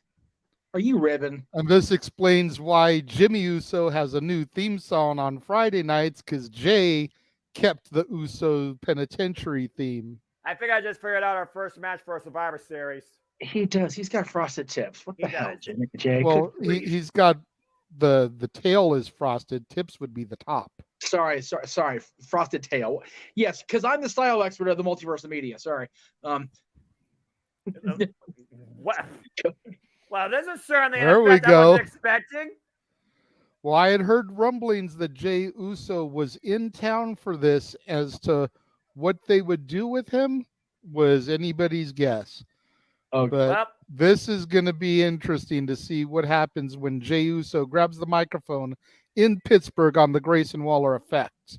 let alone what he's going to do on Monday Night Raw. Main event Jey Uso is officially a solo competitor of the Monday Night Raw roster. Well, at least until the next draft when they draft the Usos back to the same show again. yeah. That makes so much damn sense. So I saw the shirt of shirts for Greg and for Big G and for everybody else to get. There's a shirt in the audience I saw they had on sale apparently. Yinzer 316. I have no idea what that means, but okay. It's a Pittsburgh thing. Yins. It's a Pittsburgh slang term. So yeah, I mean, it's definitely the shirt for those boys if they're into the 316 modification gimmicks. Wow, man! Like his whole back of his head is frosted. Right? I'm sorry. Well, you know, we had a Cinnamon Toast Crunch match earlier. Now we got the Frosted Flakes. The Usos aren't flakes. They're just they just have a drinking problem. It's great. Apologies to Stagger Lee up in Wrestling Heaven for that. Good Lord Almighty. We're comparing Jey Uso's hair to the Frosted Flakes. Woof. This segment not brought to you by Kellogg's. Somebody clip that for the end of the year too. That was good. God. No, with all the gems tonight already. We're not 8 o'clock yet. Get noosey with it. Oh shit! Good night. That's it. Jesus. Getting oozy with it. Bam! And that. And takes care of there's that the shit. super kick. Yeah. Now that's a real effect. Super kick, and he's down, and he's not getting up, Matt, and he's not getting up, Nick. Right? Oh, Cody's not happy with it though. Well, welcome back, main event Jey Uso, and welcome to Monday Night Raw. Not sure if it's that he's not happy with it or if he's just kind of observing everything because you don't really know with Jey. Jey really was don't. always the loose cannon of the bloodline. He was the Brian Pillman. You didn't know what to expect when he opened his mouth. You didn't know what to expect when he climbed into the ring. Has any of that changed? Is he still the same Uso, just on a different show? We'll have to tune in a couple of days to Raw and really find out.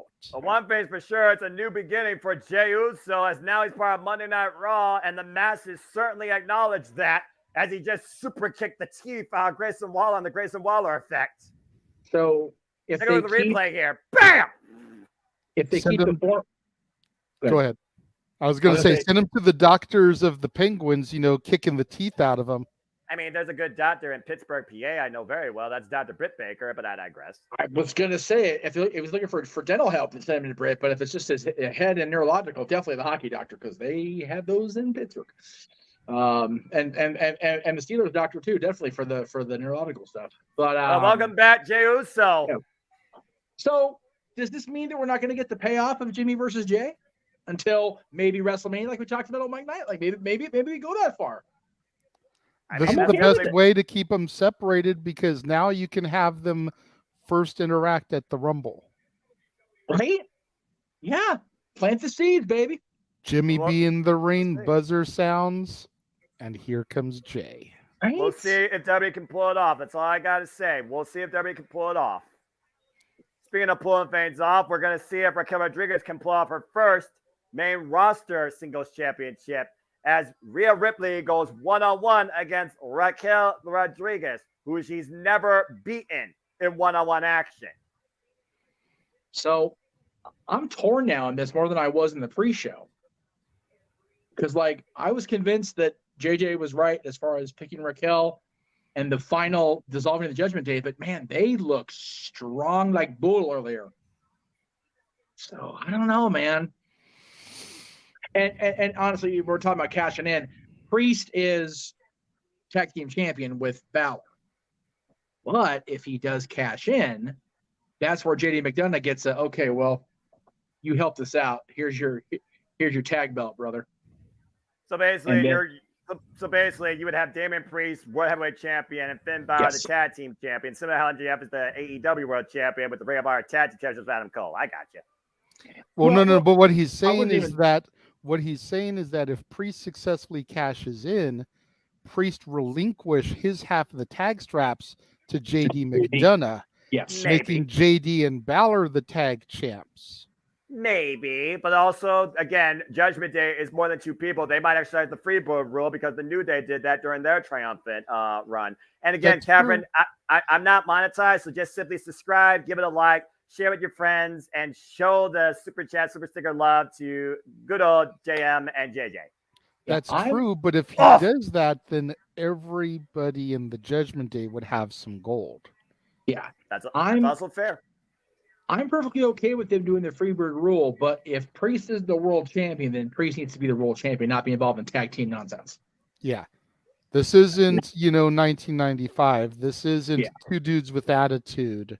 Yes. This is 2023, and we can give the belt to JD, and this is, like Jeff was saying, this is your initiation. This is your thank you.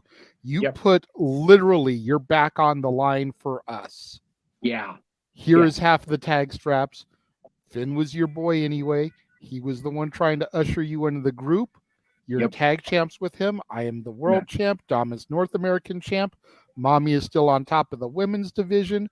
Well, let's run Raw like we've been saying for all these months that we do. Yep.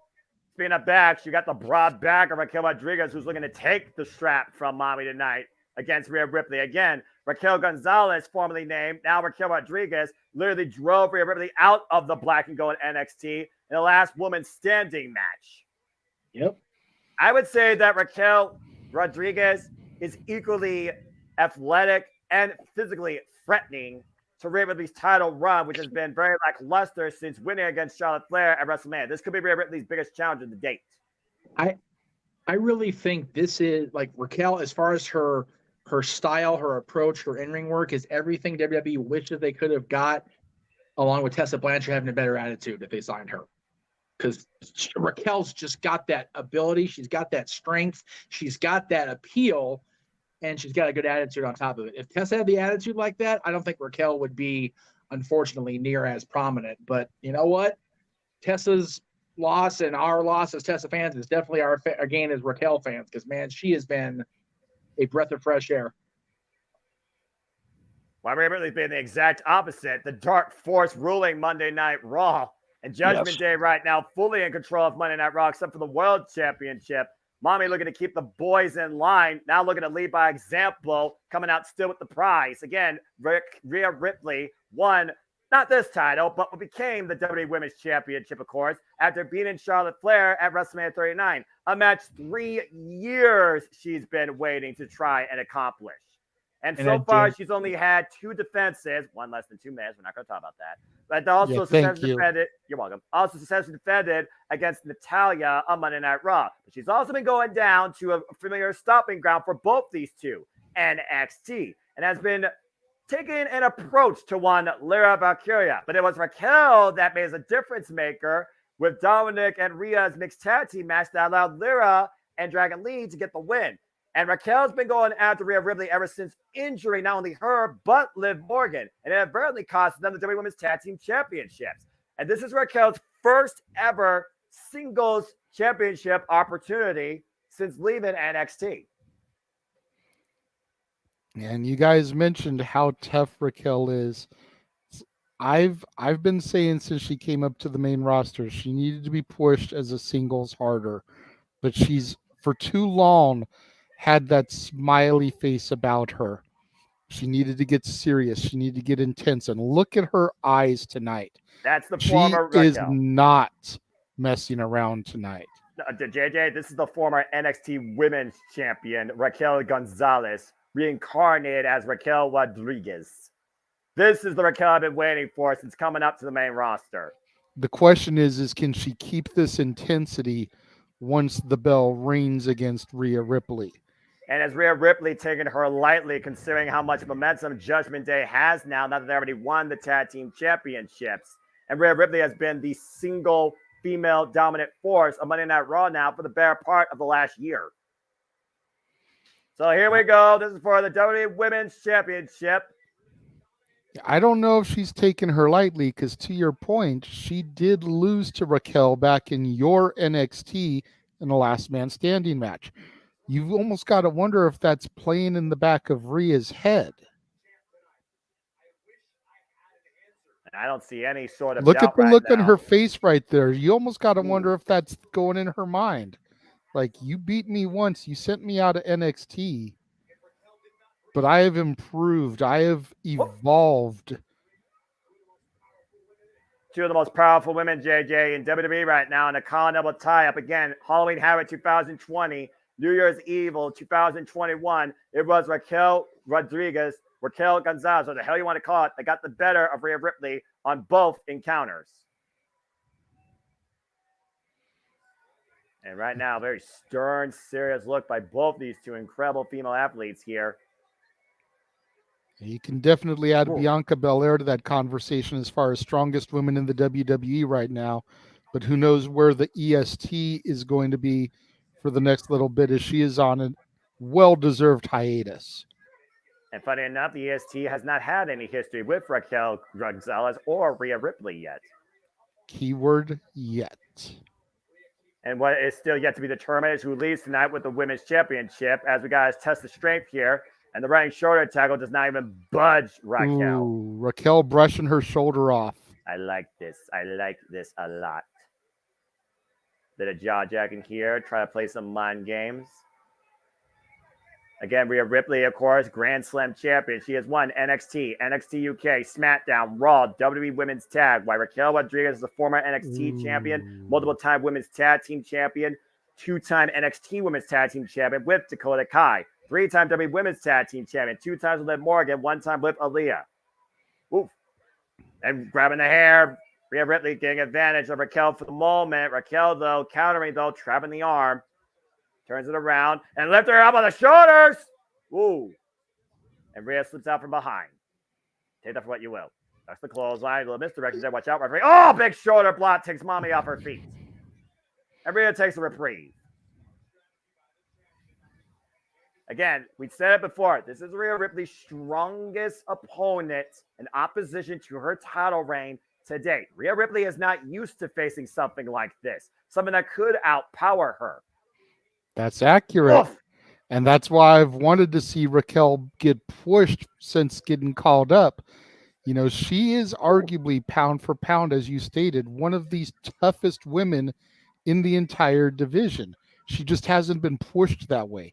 She's been lumped into tag teams where, yeah, she may be the one that's done the work in the matches, but she doesn't get the glory for it. It's always her partner that gets the glory. The Aaliyahs, the Liv Morgans, etc. Raquel is a back burner female competitor right now, and it honestly makes me sick. Oh, I agree. And it's one of those things I talk about all the time when it comes to tag teams potential. There's always that person that can rise to the occasion if given the opportunity. And this is Raquel's biggest opportunity to remind people since back and go to NXT what sort of force she could be. It was Raquel Gonzalez that beat Io Shirai for the NXT Women's Championship and began her dominant reign. And down goes Rhea. For the first time, Rhea taking off her feet. Once again, want to take a moment to thank everybody from the control room who's watching right now. We have over 40 people watching us right now, Noah, across all channels.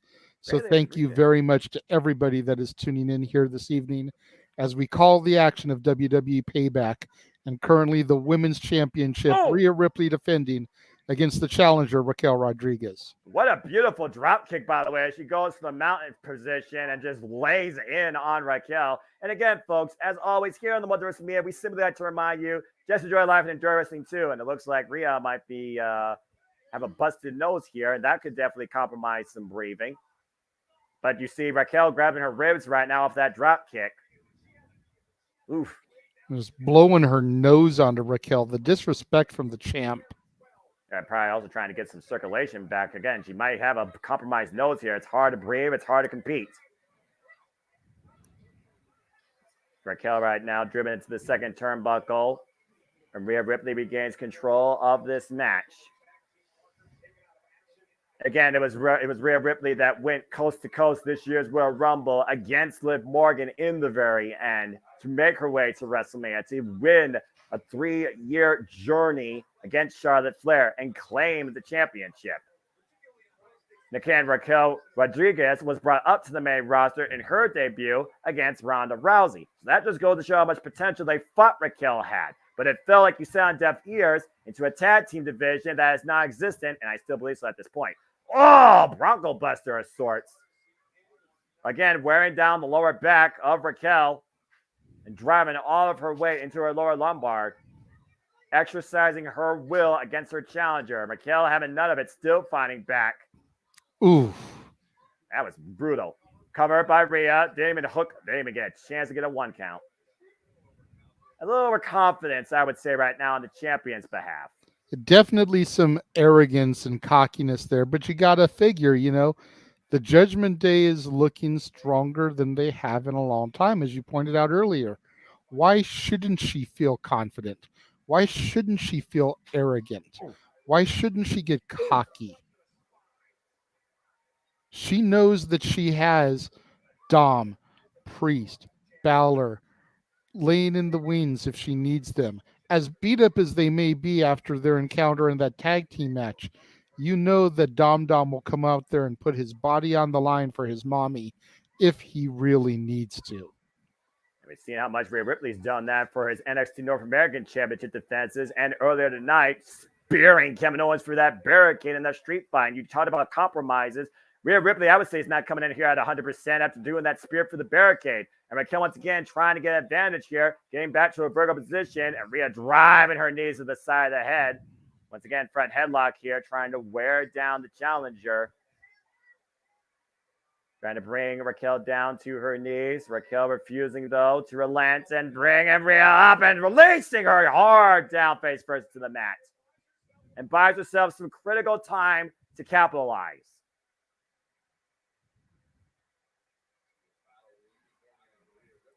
Raquel in the dominant position right now. As soon as I say that, Rhea traps her into the ropes, but... And notice how she kicked the second rope up into Raquel's throat. Once again, trying to compromise her breathing, and Rhea Ripley again on the attack. Honestly, I think that was a botch. I think she was trying to kick her face and ended up getting the rope on accident. I could be wrong, but that's what it looked like to me. Again, we also talk about, look at Rhea Ripley's nose right now. Again, she might have trouble breathing. She might have trouble focusing here. Again, you lose blood, you lose sight. And like you said, Rhea Ripley is in control right now. She has all the reason to be confident. But again, your hubris could be your own downfall. All it's got to take is one moment. Good grief, what a drop kick. Gorgeous drop kick from Rhea Ripley, the champion there. I'm just going right back to the attack, pounding the challenger. Again, is she frustrated or is she just exercising her will at this point? Take a look at this drop kick, though. Single leg drop kick almost, but got both feet up in the side of the head of Raquel, taking her off her feet. Little bit of column A, little bit of column B, Noah. Oof, you get a thud on that. Again, though, how much more can Rhea toy with her opponent like this? I like to think at this point. Again, you can keep exercising your will all you want, but if your opponent finds a way to take advantage of you when a moment presents itself, that could be your undoing. And then right now, Raquel back to a vertical base, not even intimidated in the slightest. And now has her hand around Mommy's throat. Whoop, blocks the shot again. Short range clothesline, takes Rhea off her feet. Now Raquel trying to build some offense here.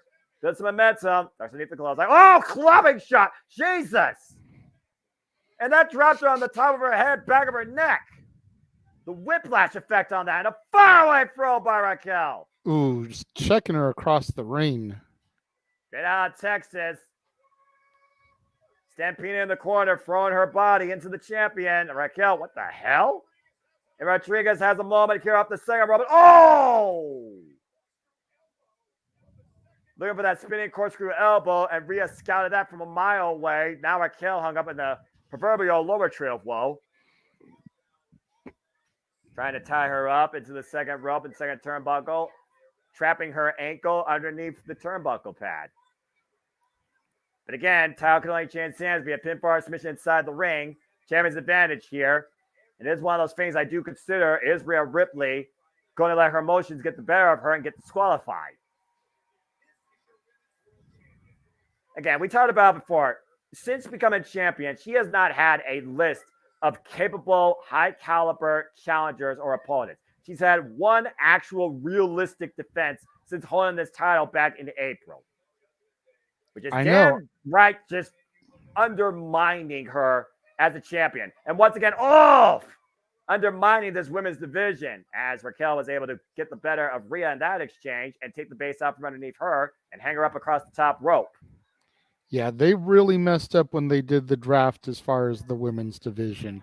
Man.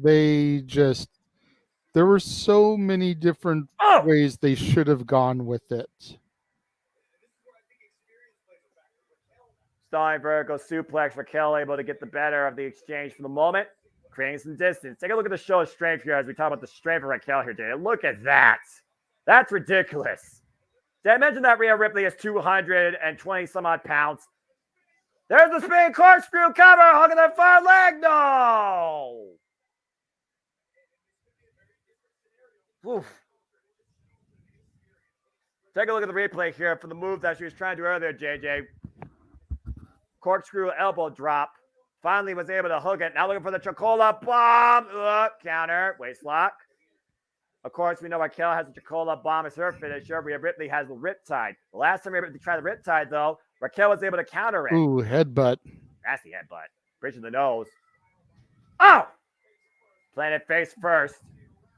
And Raquel right now eats a running knee strike. Cover like a disco cover with a flex and a 2.5. And again, that nonchalant cover, the confidence of the champion. But come on, even everybody could see that was not going to be enough for the decision. That's just exercising your will. How long is Rhea Ripley willing to drag this thing out? According to her purpose. Arrogance on full display here as Rhea looks to finally finish her. Might be looking for that pump handle. Can she hit the riptide? Was unable to do it earlier this week. Counter. Whoop. A counter. Whoa. And Rhea sent down face first. And now Raquel with opportunity lifting her up. Oh, my. Oh. That was messy. Yeah, Lost it her was. balance. That was a botch and a half practice. That could have been so much more disastrous. Nice clothesline follow-up, though. Taking Rhea off her feet. Here's the cover. Hooking the leg, middle of the ring. 2.5. Of course, we've seen the support Raquel has. Everybody's been against Rhea Ripley on Monday Night Raw. Indy Hartwell, Candice LeRae, in strong support of Raquel Rodriguez trying to beat Rhea Ripley tonight. But again, does she have what it takes? This is the experience level. We talk about the potential, but we know Rhea Ripley has the experience level. Again, she is a multiple-time WWE Women's Champion. She has won every women's championship possible in the WWE. And she's only 10 years in her career, by the way. I just want to put that out there for the record. 10 years in the wrestling game. That's crazy when you think about it. Right? Woo. Rhea hung up on the ropes. Once again, coming back inside the ring. Chop block. Raquel was not ready for that. She was not expecting that. Nope. It's the shots you don't see that are the worst because you can't scout them. And let's not forget, that is the injury that Raquel came back from recently. And now looking for the cloverleaf. Yeah, I mean, Shaman's Harvest said you never hear the shot that takes you down. Can this cloverleaf take Raquel down? You see Raquel high above the mat. Literally a handstand of sorts, trying to alleviate some of the pressure. Oh, wait, a rope for small package. It's a 2 count. And had to force him to break the hold there. Smart scouting there by Raquel. Again, you see the knee that was tweaked earlier in that exchange, and Rhea Ripley scouted that and preyed upon with a chop block. Nice power slam there. She's of her boyfriend, Braun Strowman. As both women are down and exhaustion is finally kicking in. Yeah, again, you know, I've said this a couple times. I'm surprised how long this is going. This match has gone longer than I expected, and I think it's a good testament to Raquel as the challenger. Yeah, but also I do got to consider how far can Raquel go. She hasn't been pushed this far in a long time in her WWE career. Do you remember what it means to be in the deep end? Like I said, she hasn't been a singles champion since Black and Gold NXT when she beat Io Shirai. Oh, boy. Oh. And that right there might have answered my question. It's one of those things when you slap your opponent, you're trying to kick it to another gear, and both these women are looking to leave everything out here tonight at Payback. Exchanging blows, forearms, overhead shots, side of the head. Whoa, a single leg kick, and Rhea driven to the outside. Raquel getting some much needed space right now. The question is does she pursue her or does she take the moment to recover? It looks like she's going to pursue her, and that was a bad call because Mommy was right there ready for her. And your own question got answered with that smart play by Rhea Ripley. Once again, attacking the leg, taking it out from underneath Raquel. And Rhea Ripley going to follow in, runs into a boot. Again, referee's count is starting on the outside here. Both these women have up till 10 to get back in the ring. Meanwhile, Raquel has Rhea up. And driven spine first into the ring post and still hoisted up. What the hell is Raquel doing? Oh, man! Jesus. Brutal pendulum swing powerbomb into the barricades. Raquel breaks the count. Take a look at the replay here. Oh! And now, up on the shoulder. Long darted into the traditional still ring post tonight. Rhea Ripley. Shoulder first. And Raquel is taking full control of this match. And Raquel looks like she's starting to get a little bit of confidence here in the late parts of the matchup. But again, it's also one of those things. What do you do next? All right, you're in control, but what can I do next? What do I need to do? Okay, I'm in the draw. Wait a minute. Here he comes. Here comes Dirty Dom. Mysterio. So far, he's been extremely valuable in making sure Judgment Day wins. Dominic being brought inside the ring. Again, this is a championship match. Disqualification is enforced. And Dominic wants nothing to do with Raquel. Up on the shoulder. Power slam! But it might be just what she needs to allow Rhea to get her momentum back and get back. Kick to the knee. Kick to the head. To your point.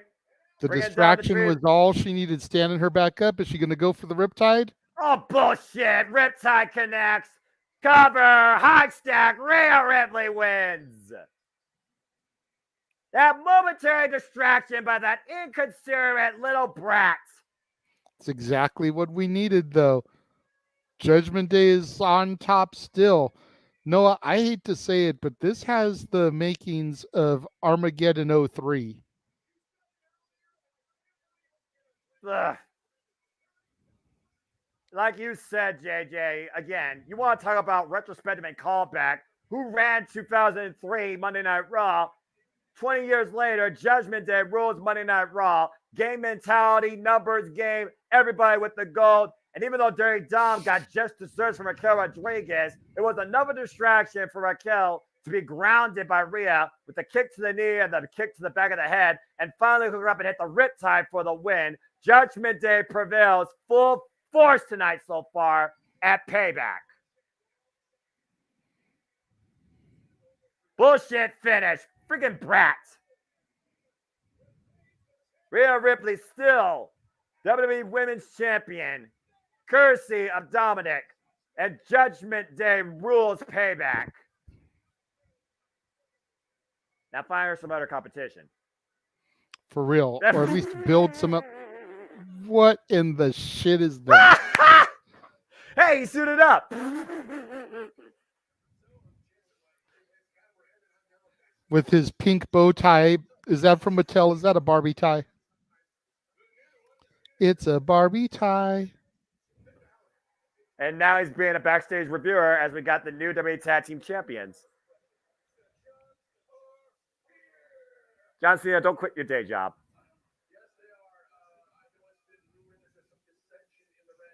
How about dissension? But it looks like everyone's on the same page tonight. That has to be a clip-on bow tie, I imagine. There's no way he tied that. Sorry about that, guys. Not that.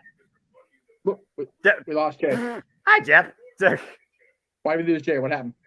I pulled myself out for a moment. I'll be back. Oh, okay. Just making sure because I didn't see anything in our private. Anyway. No, you're good. I'm just trying to. Okay, so Raquel did not bring us out. Use this one then. Okay. Oh, Lordy. I think John Cena was nervous for his first time ever being a backstage interviewer, but I think he handled himself rather well. I think he was being a goober on purpose, which was fine. Well, John Cena's always been that, to be fair. That's part of the reason why everybody loves him. My gosh. I am. Yeah, what's really shitty is that he's on Fridays, and I'm going to be gone most Fridays, either working or at football games. So I won't be able to watch John in real time. Well, high school football is a thing. So, I mean, you got John Cena on Fridays. That's one show, but we're going to be one course, no remorse, full speed, full throttle. To the next time, WWE main roster will be available on PLE, and we'll cover it here, of course, on the Jeff Meacham Network, Multiverse of Media. Take it full speed, Gear 5, because WWE presents in the fall season Fastlane from Indianapolis, Saturday, October 7th. Start your engines, folks. Yeah. And this documentary I'm hearing is solid.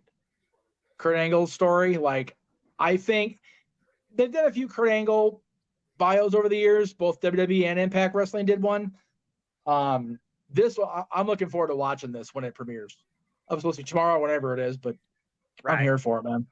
These A&E documentaries, again, they definitely have. Well, no, this one's Peacock. Story. This is like Cody's. Oh, this is a Peacock one, huh? Yes, nice. Yes. Because I watched the director. Yeah. They had the director of this documentary on Angle's podcast throughout the network recently. So, yeah, it's apparently really comprehensive. Oh, tonight. Well, there you go. Well, I know what I'm doing. I guess what I'm watching. I'm getting ready for Disneyland. There you go. And speaking of what's ahead, Monday Night Raw, it is Chad Gable versus the Reign General Gunther for the Intercontinental Championship. Just a few days prior to Gunther becoming the longest reigning Intercontinental Champion of all time. Can Chad Gable get it done? Or once again, will Gunther prove that the mat is sacred? Is it still prior to the record being broken on Monday? I think so. I think it's just under. I'm gonna say if he passes it, then man, give Gable the. But you know what? Either way, I want so bad for somebody to beat the honky tonk meter. But man, if Gable is the one to just break it, yeah, it sucks, but it makes it. Gable's a made man. Well, but it does suck for us that want to get honky out of the damn record books, right? Well, you're talking about made man. Will Shinsuke Nakamura finally be a made man, the main event? It's time for our WWE World Heavyweight Championship match. And once again, will Shinsuke Nakamura get the best of Seth Rollins back? Well, again, will Nakamura be a made man and finally be a world champion, or will he be driven into further drastic action by a aggressive cash-in from the punishment of Judgment Day? That's the key, folks. In other words, final judgment has yet to be determined, but our main event is about to be determined. And again, folks, for those that have been tuning in for the first time or continuing, we appreciate and thank all of you. Please let's get a comment, tell a friend, and please support JJ Williams and Jeff Meacham by super chatting and super sticking their channels. I am not monetized, but I love you all, and I'm glad you support my friends and do this for y'all on a daily and weekly basis too. We've had a lot of fun tonight with Payback, but it is time for our main event as Seth freaking Rollins defends the WWE World Heavyweight Championship against Shinsuke Nakamura. So basically, from that chat that JJ put up, if Gunther retains, it is time to organize a celebration for the longest reigning championship of all time for Intercontinental. There you go. Also, this graphic is now more apropos than ever because I don't think we're going to get to 8 o'clock. We're going to start at 8 o'clock. So immediately following Payback tonight, it's on. Open mic night will commence. God help us. Oh, goodness gracious. I will be the simple voice that is called upon for a reason, as I will be, of course, working on other stuff. But I'm here with you all for the long haul because I expect tonight's going to go the distance. Well, luckily, and again, yeah, there you go. Well, This is no, his first because time advancing in singles competition on major shows since Wrestle Kingdom 10 in 2016. I don't count the NXT shows since they weren't pay-per-view events. Fun main event incoming. Again, that's fair because NXT has never been considered its own brand nor an equal. And honestly, the NXT run was underwhelming. As somebody who followed New Japan Pro Wrestling, the King of Strong Style, the former IWGP Intercontinental and IWGP champion, with main event caliber level matches against Kota Ibushi, Hiroshi Tanahashi, and of course, the phenomenal AJ Styles. Shinsuke Nakamura now finds himself in the main event of WWE once again for the richest prize currently Monday Night Raw, the WWE World Heavyweight Championship. And this is the first time he's having a world championship. I believe this is the first time he's ending main eventing, like last match, a WWE premium pay-per-view, whatever we're going to call it, for the world championship. I know he and AJ were at WrestleMania, but it wasn't the last match. Nope, this is actually his first time closing a main show. There you go. So, yes, I want so bad for Nakamura to win, but I also want so bad for Priest to cash in and just set the world on fire, much like our champion does with his entrance each and every week. As the maniacal Monday Night Messiah, the visionary, the revolutionary, the current WWE World Heavyweight Champion, Seth Rollins makes his way to the ring. As the choir sings him out. Seth friggin' Rollins, who has been the WWE World Heavyweight Champion now for 99 days and is going into, believe it or not, his 5th defense after winning this championship inaugural against AJ Styles and Night of Champions, overcoming Damian Priest on Monday Night Raw, beating Braun Breaker at NXT Gold Rush, and surpassing Finn Balor not once, but twice, both at Money in the Bank and at SummerSlam. But Seth friggin' Rollins comes in here, a broken man for the longest time, and Shinsuke Nakamura is looking to expose and exploit that tonight. Again, the fact that this guy... Good grief. Go ahead, Nakamura's Jeff. First pay-per-view closed since Power Struggle 2015. She forgot that Wrestle Kingdom was Okada Tanahashi. So, yep. There it is. There you go. I got to the first and only time I saw NXT live, I got to see the man we're about to see come out here to challenge against Bobby Roode, both when their songs were at their apex of play and popularity. So it's cool to have Rollins, who has another song that's just captured the imagination of the WWE Universe, against Nakamura and his song. It's good stuff for me, personally. You know, I do wonder, though, behind that smile, how much pain is Seth friggin' Rollins in right now that he walks every day and refuses to show it? Oh, God, that coat looks, like I said in the chat, that coat's out of Dustin Rhodes' Goldust closet. It's got to be heavier in hell, too. So, bravo, taking Pittsburgh. A bow. Interesting. Bravo, Pittsburgh. Bravo. Hey, appreciates the chorus. I wonder if he's bowing in farewell. What the hell? Oh. Seth was once a brave man. Defiant. Bold. Unwavering. Interesting. But the storm has eroded him. Oh, this has anime levels. He has served his own ego. And now the kanji symbol on his back is nothing more than a reminder of the man he once was. I like this. Like a horse at the end of his legs, it is my duty to put Seth out of his misery.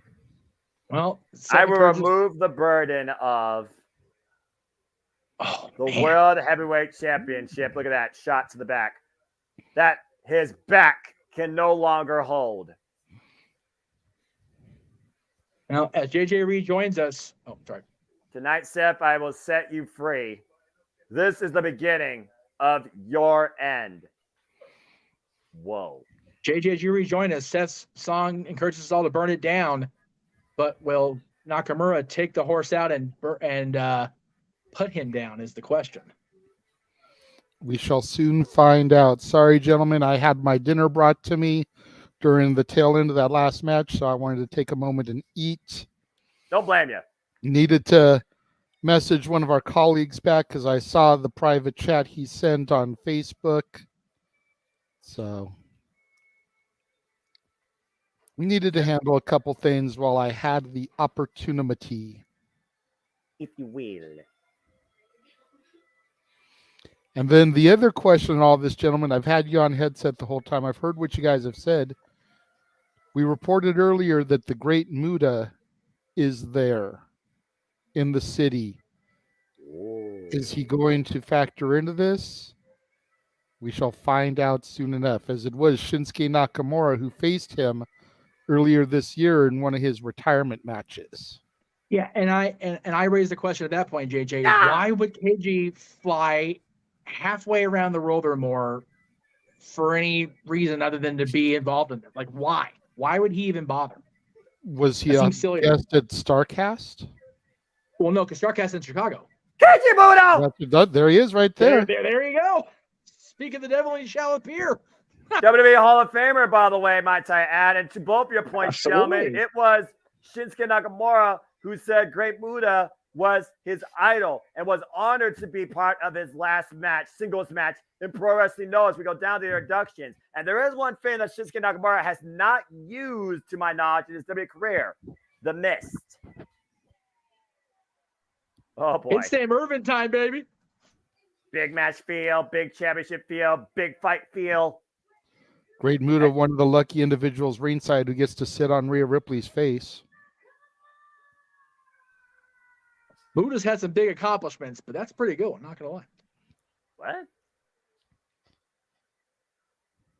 Lord, I apologize for that one there. And huge pygmies. Amen. Let's go. I am not of that sentence or reality. Anyway. Notice that Seth's tights are black and gold. Exactly. Go back to the NXT that both these men at one point represented. Seth, the first champion. Shinsuke Nakamura, a previous two-time NXT champion, even if both reigns were short, besting Samoa Joe in one of them. Man, there's a lot more history in this match than even WWE has documented when you really think about it. Absolutely. JJ, it's our main event, man. I love our free-person booth, but JJ, you're the guy. You know what to do. Oh, yeah, brother. Here we go. Jeff, are you going to stay on for this one? I'll stay on for this one. What the hell? But I'll keep it to a minimum. Bell held up high in the air, showing the prize. Ring the bell, and here we go. Seth freaking Rollins, Shinsuke Nakamura, a record for Shinsuke of 0-3-1 against Seth freaking Rollins. It's not a happy record, but you know, all it takes is one tonight. Of course, the first time these two faced Shara one-on-one was Survivor Series 2018. That truly was a battle for brand supremacy, and Seth freaking Rollins bested him that night. Their next encounter, as my friend alluded to, was Fastlane 2021. Seth won that night. That was during the Thunderdome era. And of course, more recently on SmackDown back in March, Seth freaking Rollins got the better of Shinsuke Nakamura again. Each time these two have competed in one-on-one action, Seth has always gotten the better of the Ken Strong style. JJ, you and I talked earlier about Muta being there and getting involved. What if he's there just because of the moment we may have that Nakamura becomes the champion and his idol's there? Kind of tie up.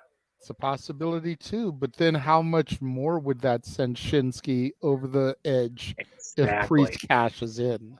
Exactly my point. Because Muta's not going to get involved physically enough to get involved in a program because he's past that point in his career. He's officially retired, guys. I mean, so is Terry Funk 45 times. I was going to say, number one, this is professional wrestling. Never say never. And number two, Muta has wrestled for every major company, I believe, except WWE. That would be accurate as well. As right now, Seth Wright is controlling the left arm, and Shinsuke rolled through up, and once again, working his way around, reversing the pressure, arming of his own, trapping the left arm, hammer locking it, and the head shoulder takeover, head scissors counter.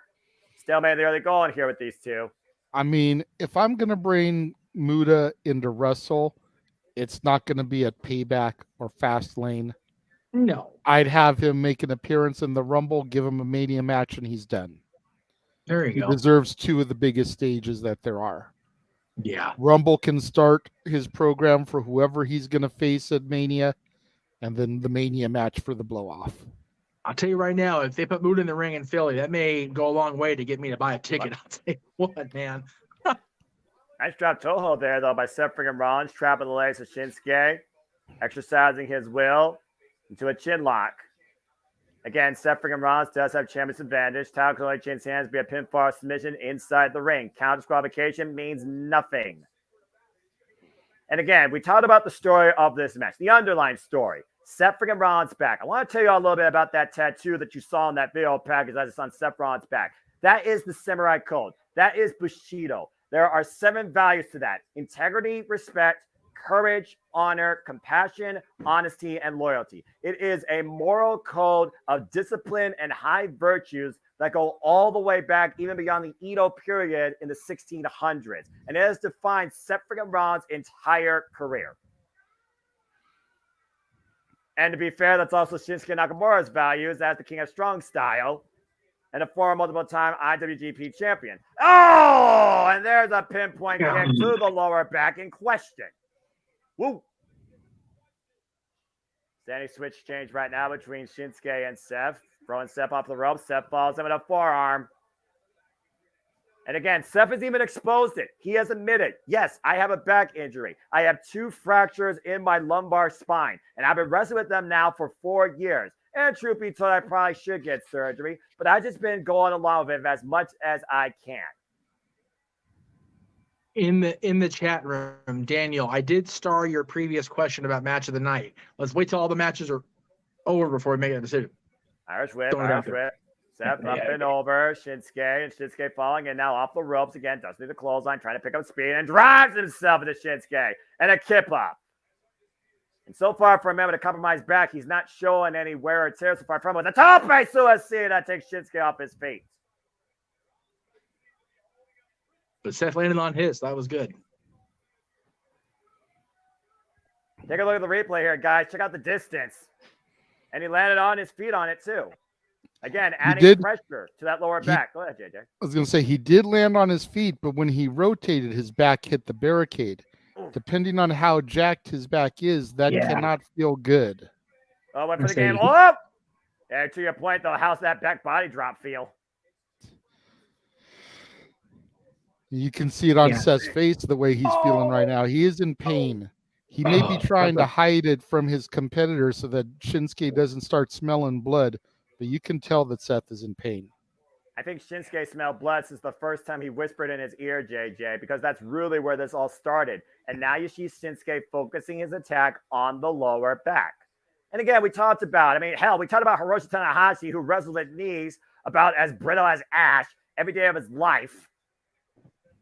And Seth freaking Rollins apparently has been wrestling with this back, further exaggerating it now for the better part of 4 years, nonstop. Some bad vibrations being given by Shinsuke Nakamura in the corner. We've been talking about Terry Funk the last couple of weeks, Noah. Again, Terry Funk wrestled with basically no knees post 1998. There you go. Really? That goes back to that classic conversation, your physical capabilities versus your own mentality. And Shinsuke, went for the knee drive into the gut. Instead, drove it into the top turnbuckle. And now it's Seth falling up, hand across, out to dry across the top rope. Whiplash effect from those steel cables. And Seth, once again, trying to go for some big offense off the top rope. Swanton bomb.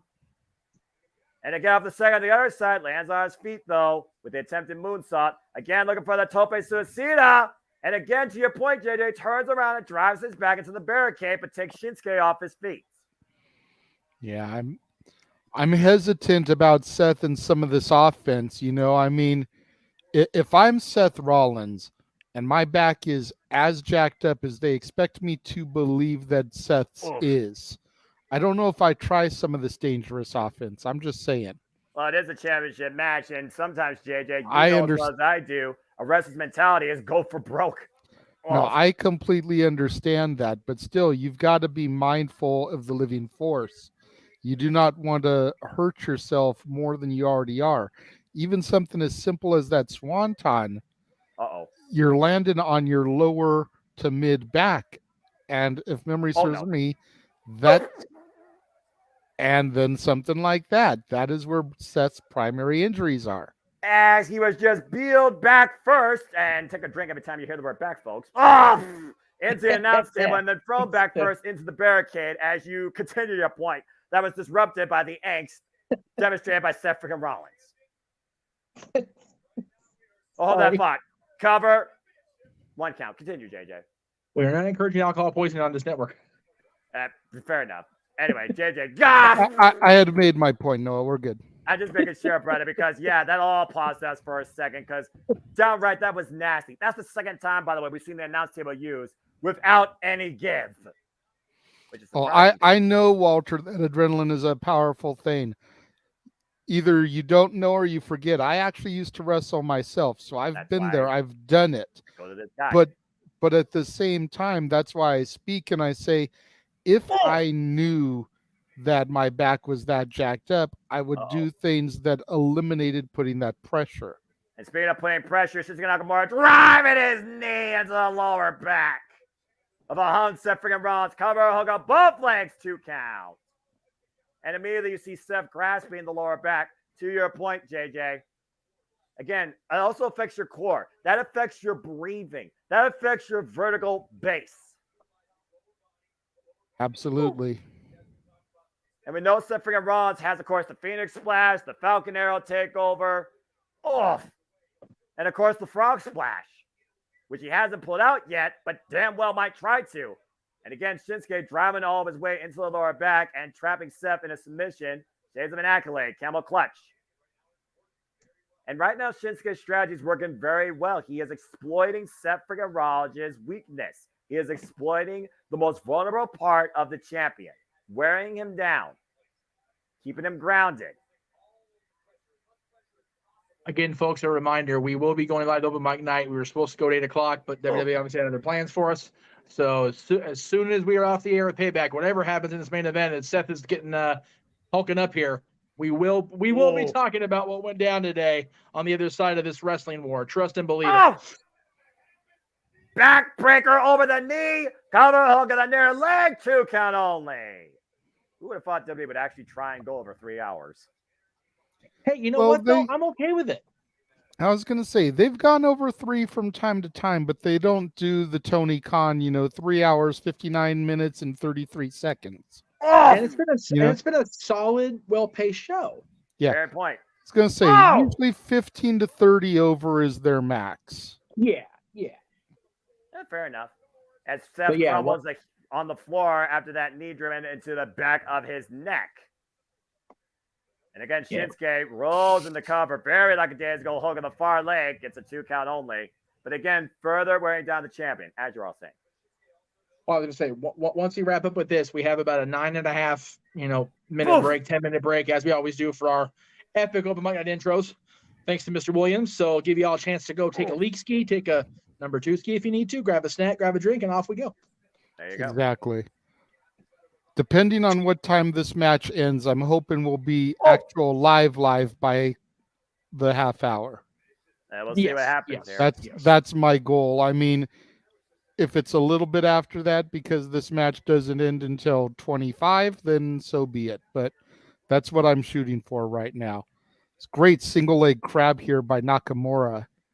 Putting the pressure again on the lower back. Yes, he's bending Seth's leg, but he's sitting down, squatting, if you will, dragging him to the middle of the ring, putting that pressure on the lower back. Well, actually, it's high angle right now. He's not really sitting on it. He's almost turning it into a half variation of a lion tamer, but you see Seth rolling through, though, and again, forcing Seth to use his back in the process. So either way, Shinsuke Nakamura is still applying his strategy, and Seth's getting the worst of it. I'm going to say, ask Chris Jericho's AEW WCW opponents about the lion tamer. Back. All on the back, man. And Shinsuke right now up to the second rope, and Seth Rollins, What are we going for here? Oof. Well, nothing. He took too long. Just eats a chop. Again, you take away the core of your opponent, you basically take pretty much your opponent out of the match. Open palm right to the chest there, the exposed chest of Nakamura. And Seth Rollins might be looking for some high-risk offense here, going for broke off the top rope. Oh. This could be disastrous for both. Don't go for the superplex, Seth. Come on now. And you see the hesitation right now by Seth Rollins. Even he has to be aware of the urgency and danger. What a round to take over Frankensteiner. Golly, but look at Seth. But again, the back. Seth freaking Rollins. Look at him immediately grabs his lower back. Take a look at the replay here off the Frankensteiner. Off. I will give Seth credit, though. He didn't land on his back. He landed on his knees. And we also talked about in the past, he had knee surgery. Remember, one time he blew out his knee. Yes. And right now, Shinsuke Nakamura and Seth freaking Rollins have slowed the pace of this match. And Seth going to follow in with a forearm exchange. Goes down low to the midsection. Elbow strike to the side of the head. Both men doing whatever they can to get the advantage here. Yeah, test the wills here. Damn. Goes back to that Bushido, that samurai moral code, that strong spirit being demonstrated by both. Oh, God, what a shot. My God. Oh! Good clothesline, though. Get to the midsection. Up kick. And Seth Rollins falls with a sling blade. And again, impact on the lower lumbar. Ugh. And Seth Rollins, once again, looking to go for broke. Off the top rope. Might be feeling a little froggy. Rollins flies. Frog splash connects. God, to retain the title. No. The air and the distance on that frog splash. Yeah, how much air was taken out of Seth Rollins on impact, though, JJ? Take a look. Wow, the bounce. Man. At least he didn't bounce so far off he couldn't immediately go for the cover, but look at the height. And watch the way he lands.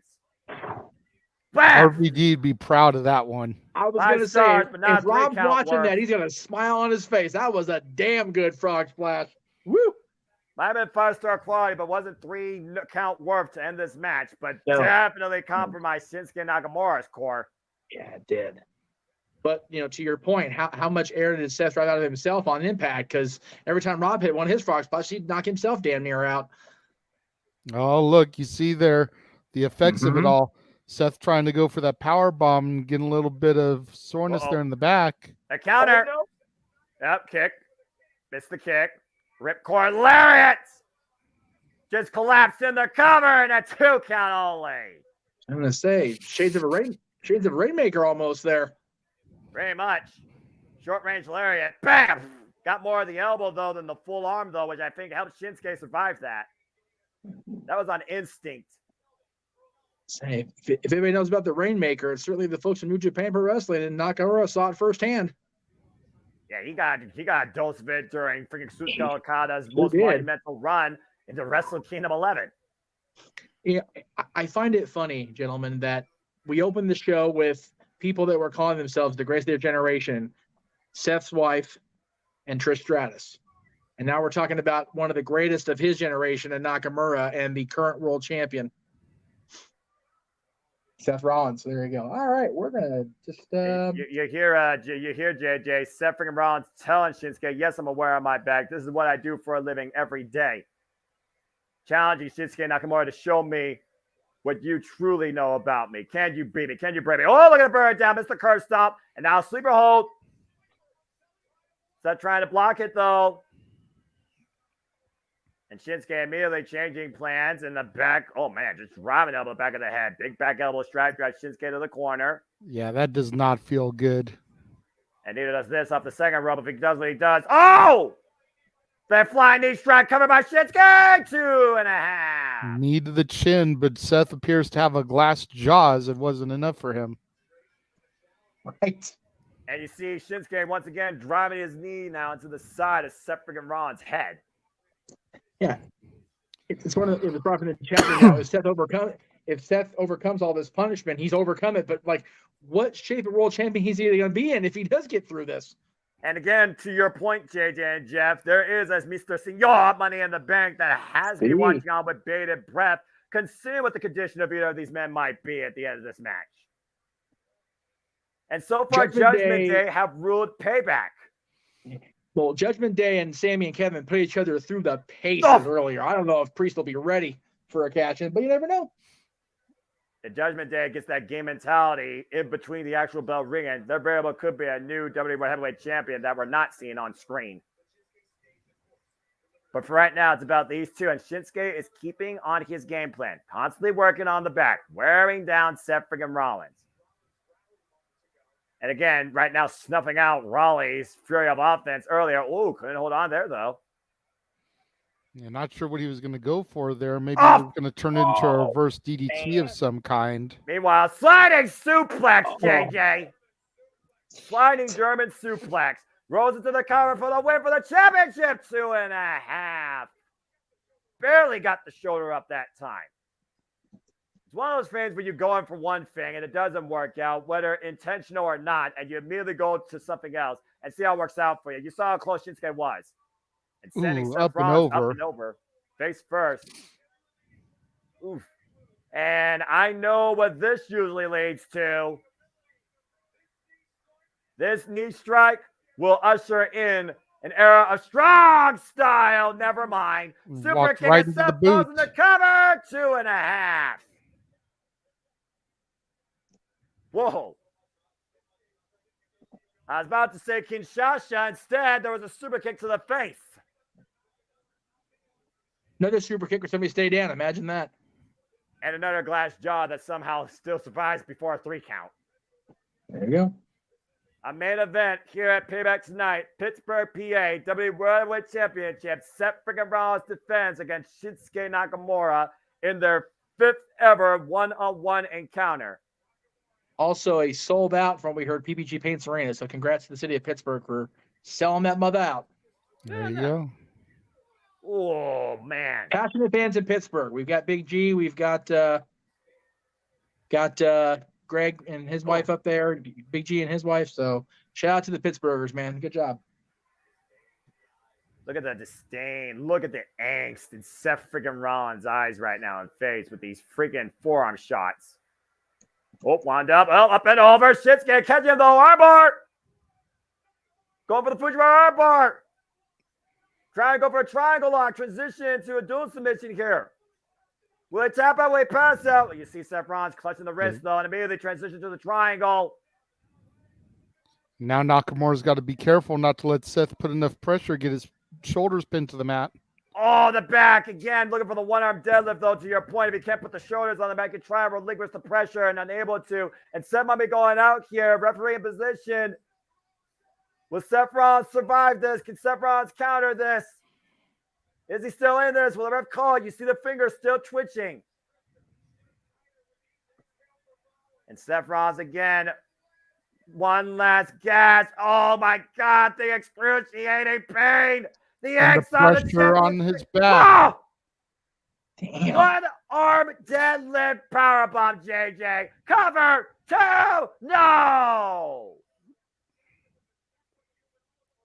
We talk about all the time that innate sixth sense. How about the innate sixth gear for a professional wrestler? Seth freaking Rollins truly putting everything possibly he has left in that compromised back with this one-arm deadlift into a power bomb. Not only to relinquish the hold, but get a near fall. Good grief. Now Shinsuke grabs in the back of his neck, though. Again, there might be a stinger effect there to your point, JJ. Look at Seth there clutching his back because it'd be spasming on him right now. Might be a convulsion just waiting to happen. Seth taunting him to bring it, though. Rollins is not giving up. Nakamura is not giving him an inch either. Both these men are going to town each other in a furious forearm exchange. That Bushido of both men being tested here tonight in our Payback main event. Oh. And both men just throwing everything they have left possible. Both men on wobbly legs. Seth Rollins, Shinsuke Nakamura. Not sure who's going to get the better of this exchange. Fans. Oh! Discus elbow, though. And turning Nakamura around. Whoop, went for the cone shot back in the head. And meanwhile, Cobb at the left. That was nice. Spinning back heel kick. And Shinsuke, unable to lift Seth. Oh, it's a Guri! Looks like it KO'd Nakamura there. Ref going to check on him.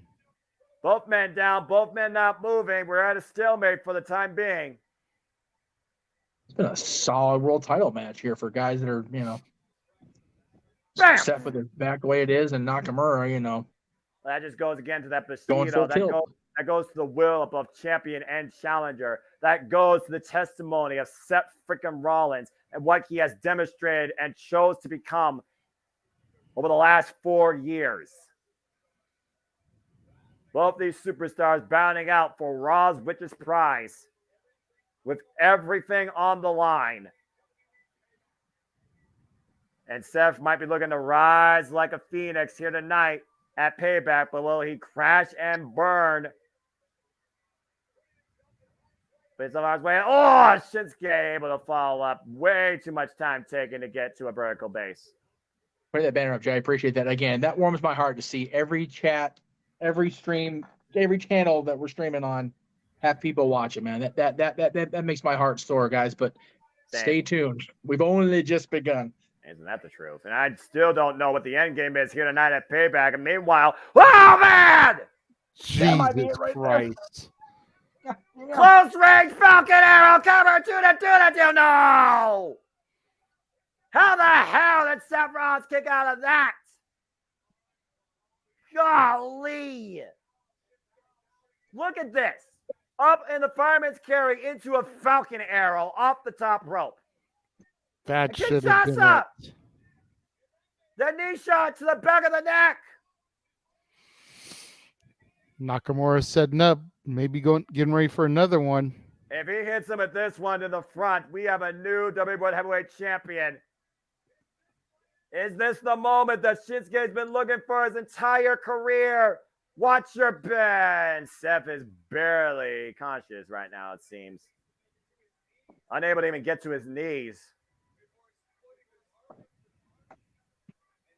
And Seth right now.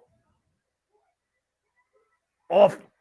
Oh, defiance on the champion. Seth Rollins again. Again, you talk about Seth Rollins' career, a career of defiancy against the machine, against the disbelievers, against the doubters, even against himself. And Shinsuke again exercising his will with these strikes to the side of the head, back of the neck. In the ropes, though, Seth freaking Rollins. Again, title cannot be won there. I haven't seen Seth Rollins look this broken in a long damn time. Agreed. Here you go, Noah. I have had the WWE commentary turn out. Oh, bless your heart. Thank you. As great as Cole has become and as great as Gravy's been, that's a hell of a compliment. I appreciate it. Y'all are nice. I appreciate it. I just hope everybody's having fun during wrestling. Meanwhile, double under hug. Pedigree! Is that enough? Is that enough? He can't capitalize, though. He's not going for the cover. Because his back is spasming on him. But look at the eyes of Seth freaking Rollins, JJ. Oh, yeah, you can see the fire, the determination. Just can he capitalize? Well, that's to your point. Didn't capitalize there. Look for the curve stop. And Shinsuke come again with another strike. Meanwhile, up and over. Oh, Shinsuke 6 down the cover. Ooh, reversal. Ooh. Curve stop. Oh, man. That might be it if he can capitalize. You see Shinsuke with a gaze, look in his eyes.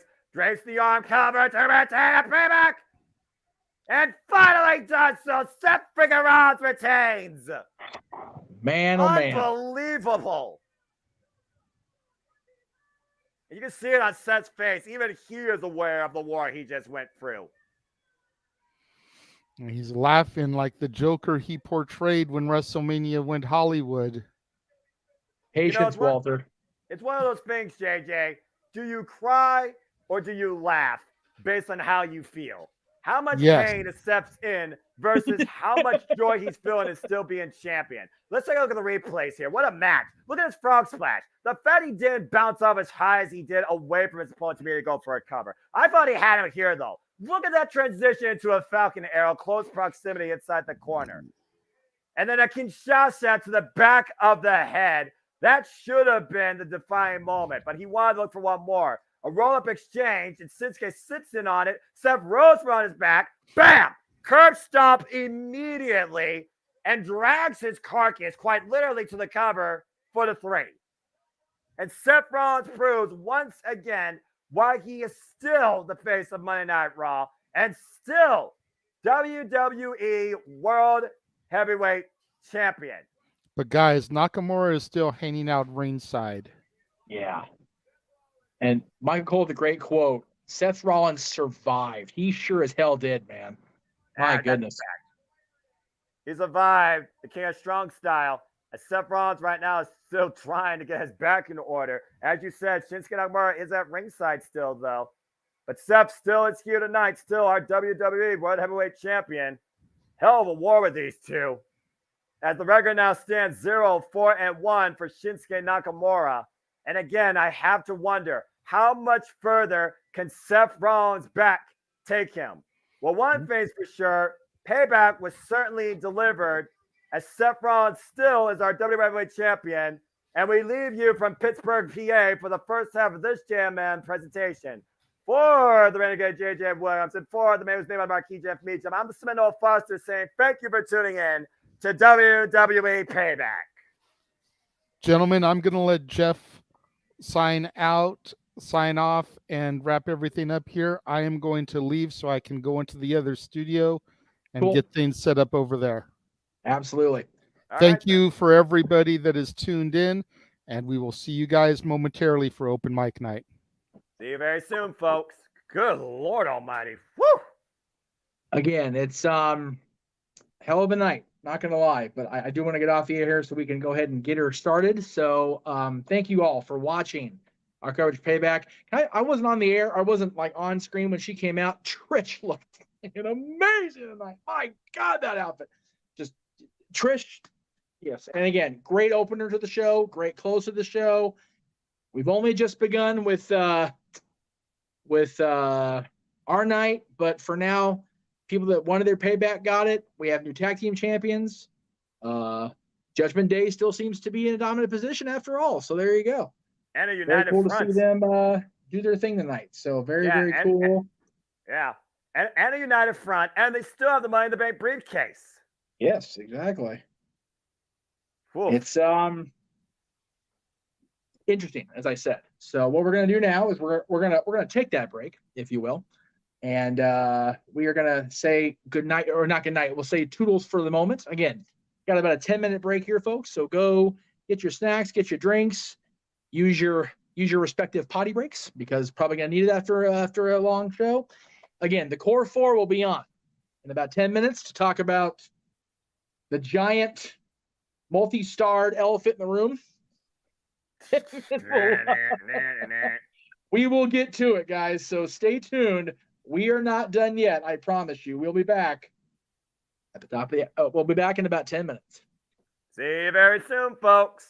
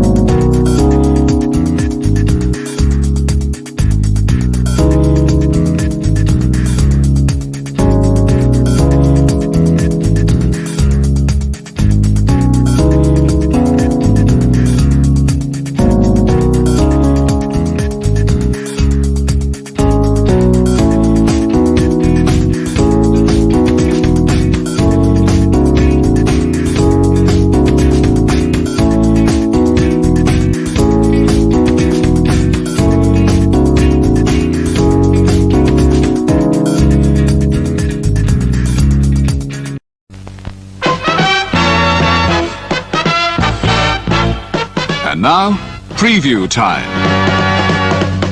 So let's take a look at what's coming your way.